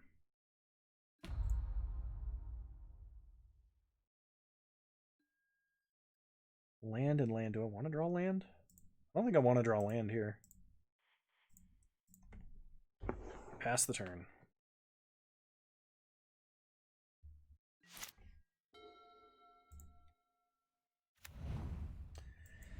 Alright, opponent shocks a Steam Vents. Blaze Death Shadow. Serum Visions. So we need a way to sneak in some damage here.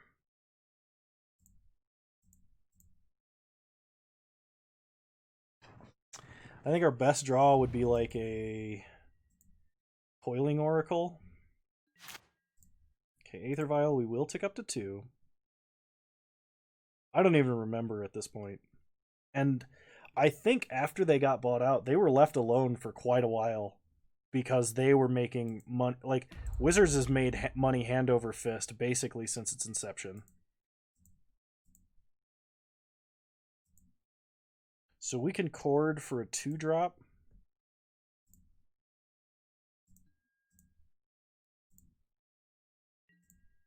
Alright, let's pass. No attacks. Flicker Charming Prince.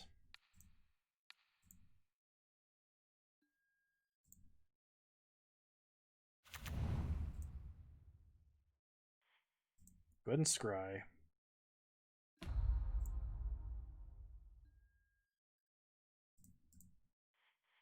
Forest bottom, Chord bottom.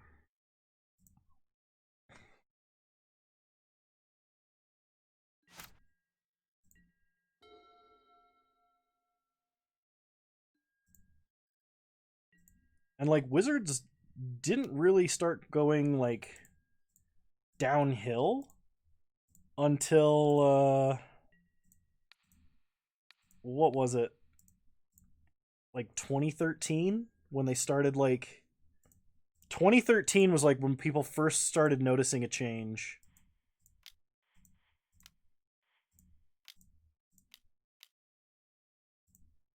No, Kamigawa was not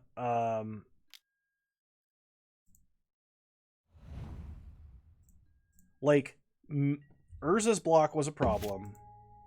Kamigawa was a problem for a different reason. Kamigawa was a problem because Mirrodin was a problem. Um, and these are all issues, but these are all issues the game recovered from. It really is. It's right around. It's just after Return to Ravnica era, I would argue.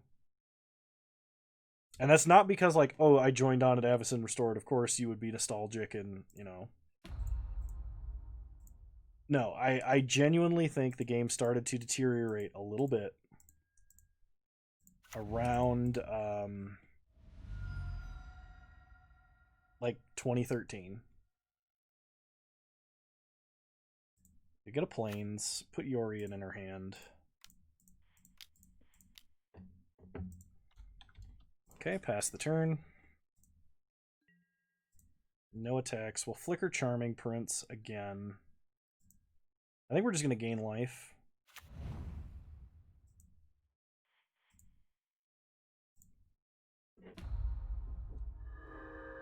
Yeah, no. Like, Cawblade, not a problem for the overall health of the game. Standard sucked. Don't get me wrong, Standard sucked, but overall, game was fine.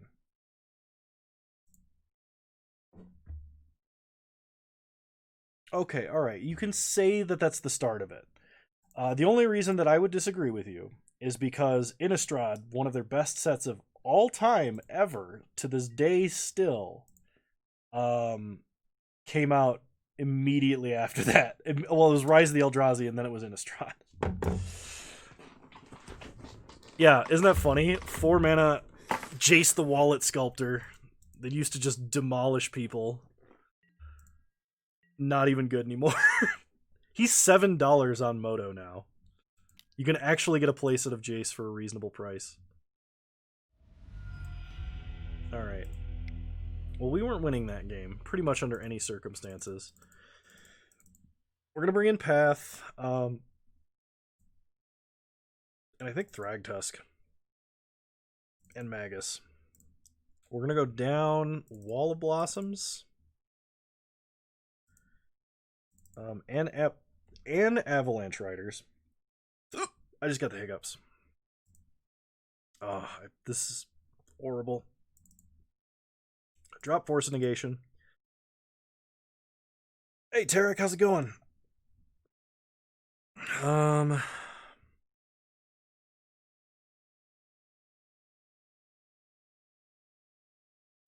gonna drop the Time Warp and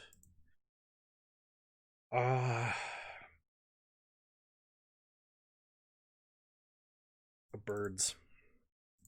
I'll try it like this. Well, you showed up just in time for me to play my last game and develop the hiccups. I think I'm gonna call it after this, though. I was hoping maybe I could play some Vintage Cube, but I don't think I have the energy. Kano be loud so he gets in trouble.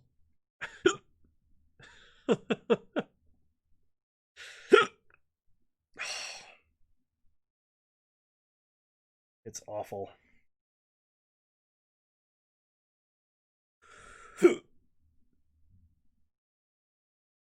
Go away, hiccups.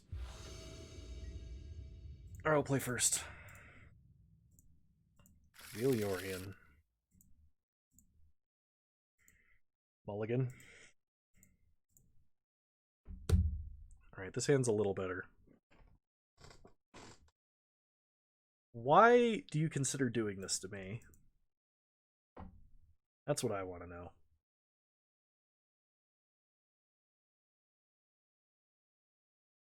So in this hand, I think we put back Prismatic Vista.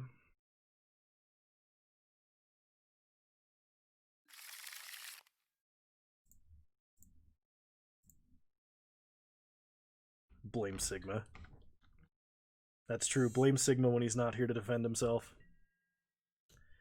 This league's not been great, but like I'm learning a lot of things about how Yorion decks work, and I understand what this deck wants to be. This particular list is just not it, though. There's some power behind like the overarching strategy. I just think it needs a lot of tuning. So start Windswept Teeth and fetch a Temple Garden.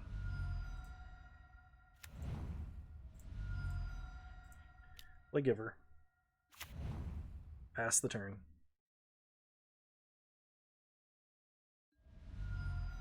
When it cycles a Street Wraith.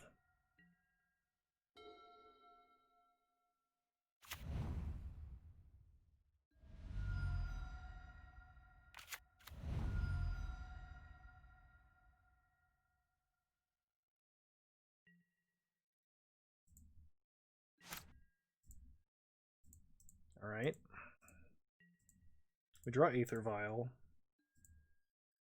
Play Prismatic Vista. Play Vial.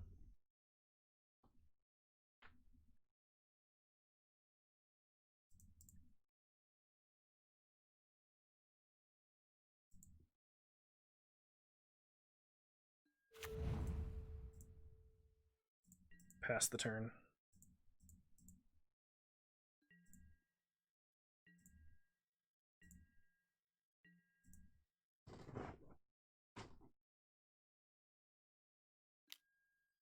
When it pushes Giver, that sucks, but it's not the end of the world.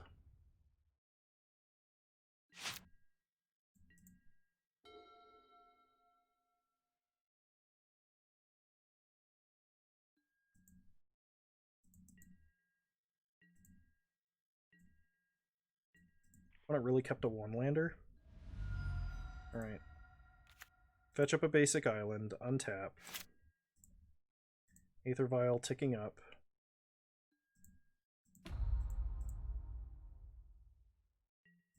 We draw Chord.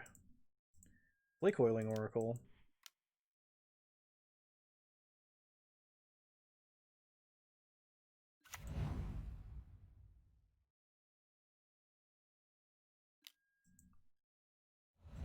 Alright, opponent pushes before the trigger.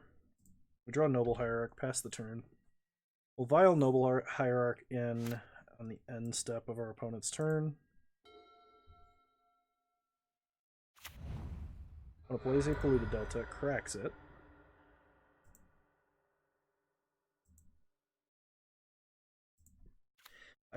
This deck feels like it needs some like creatures that kill stuff when they enter the battlefield, and I want like Renegade Ralliers.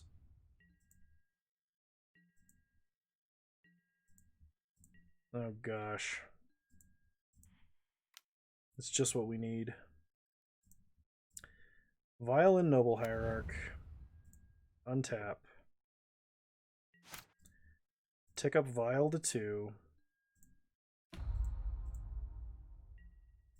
Draw Stomping Ground. Play Stomping Ground tapped. Path Gurmag, and we'll get in for 1.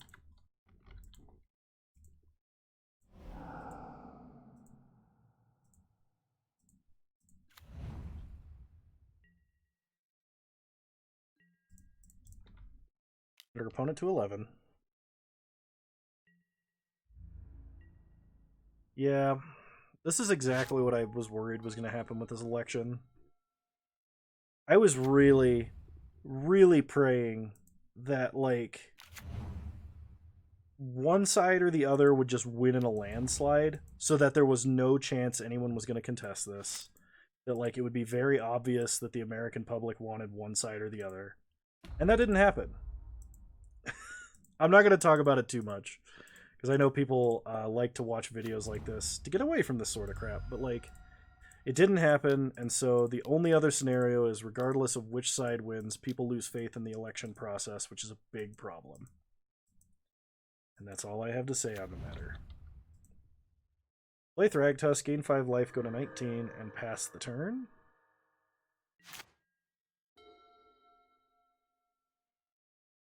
Oh, good.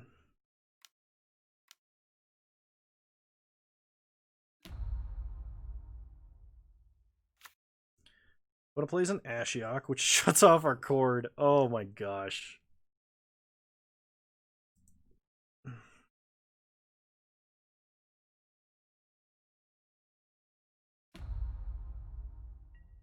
But it exiles our grave. We untap. Aether Vial, I'm going to tick up.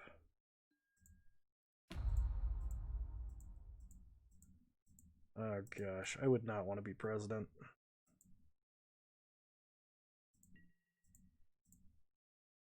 Play Forest. Definitely not attacking here.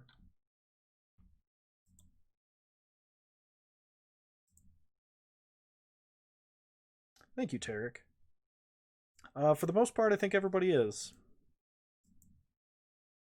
Oh, I'm gonna reiterate this because you guys watch a lot of my videos. I'm planning on in about 11 days. I will be taking a several-day road trip to go home to my family, which is across the country.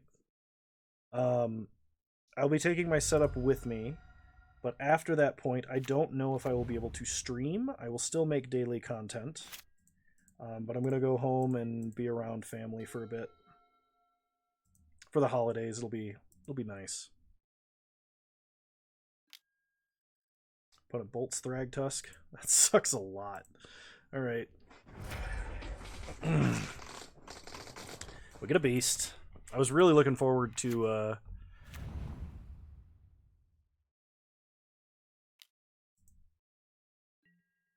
Yorioning, but that's not going to happen. We'll take 5, go to 14.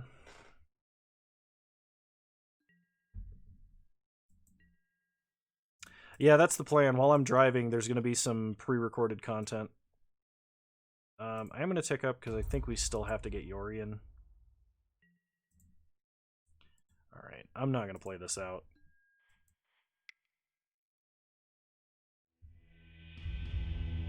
Alright.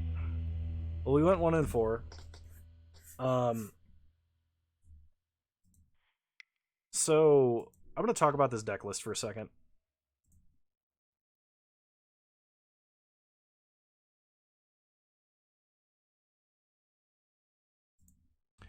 I was definitely playing this deck wrong to start.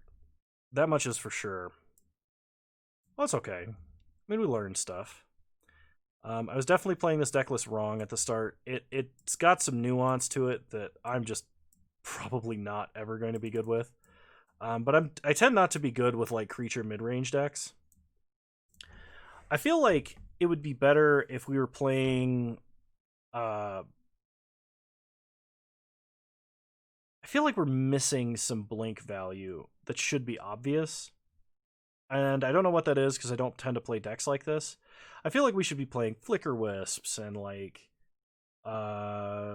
maybe doing some more taxi things or I'm not sure. There's for 1-drop blink effects you have stuff like Abundant Growth, which is good when you blink it with Yorion just to draw a card, but like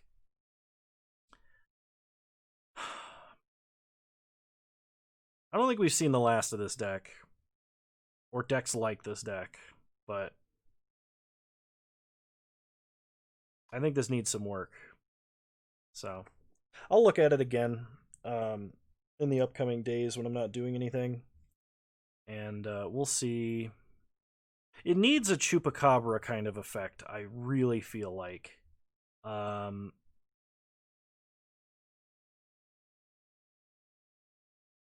This one should probably play Skyclave Apparition as well.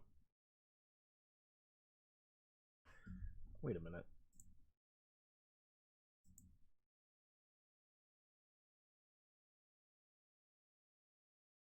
thought Skyclave Apparition was in the list that Bone sent me originally. Did I hallucinate that? I think I hallucinated that. Yeah, because Bone gave me Skyclaves.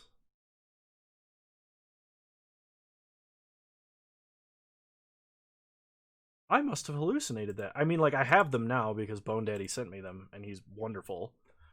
So maybe I'll play a Skyclave deck coming up next. All right. Well, I think this has been a great stream. I really appreciate everybody showing up. We had a good time. Lots of people showed up. We got several new followers, a couple new subscribers. Noxon donated cheered bits. Bone Daddy gave us a huge donation. And of course, you all kept me company and helped cheer me up on what otherwise would have been a boring, kind of grumpy Wednesday for me, I think. So, thank you all so much for tuning in. I want you to know that you're all wonderful human beings, and I really appreciate your support. And I hope you all have a good night. Get some good sleep. Good night, everybody.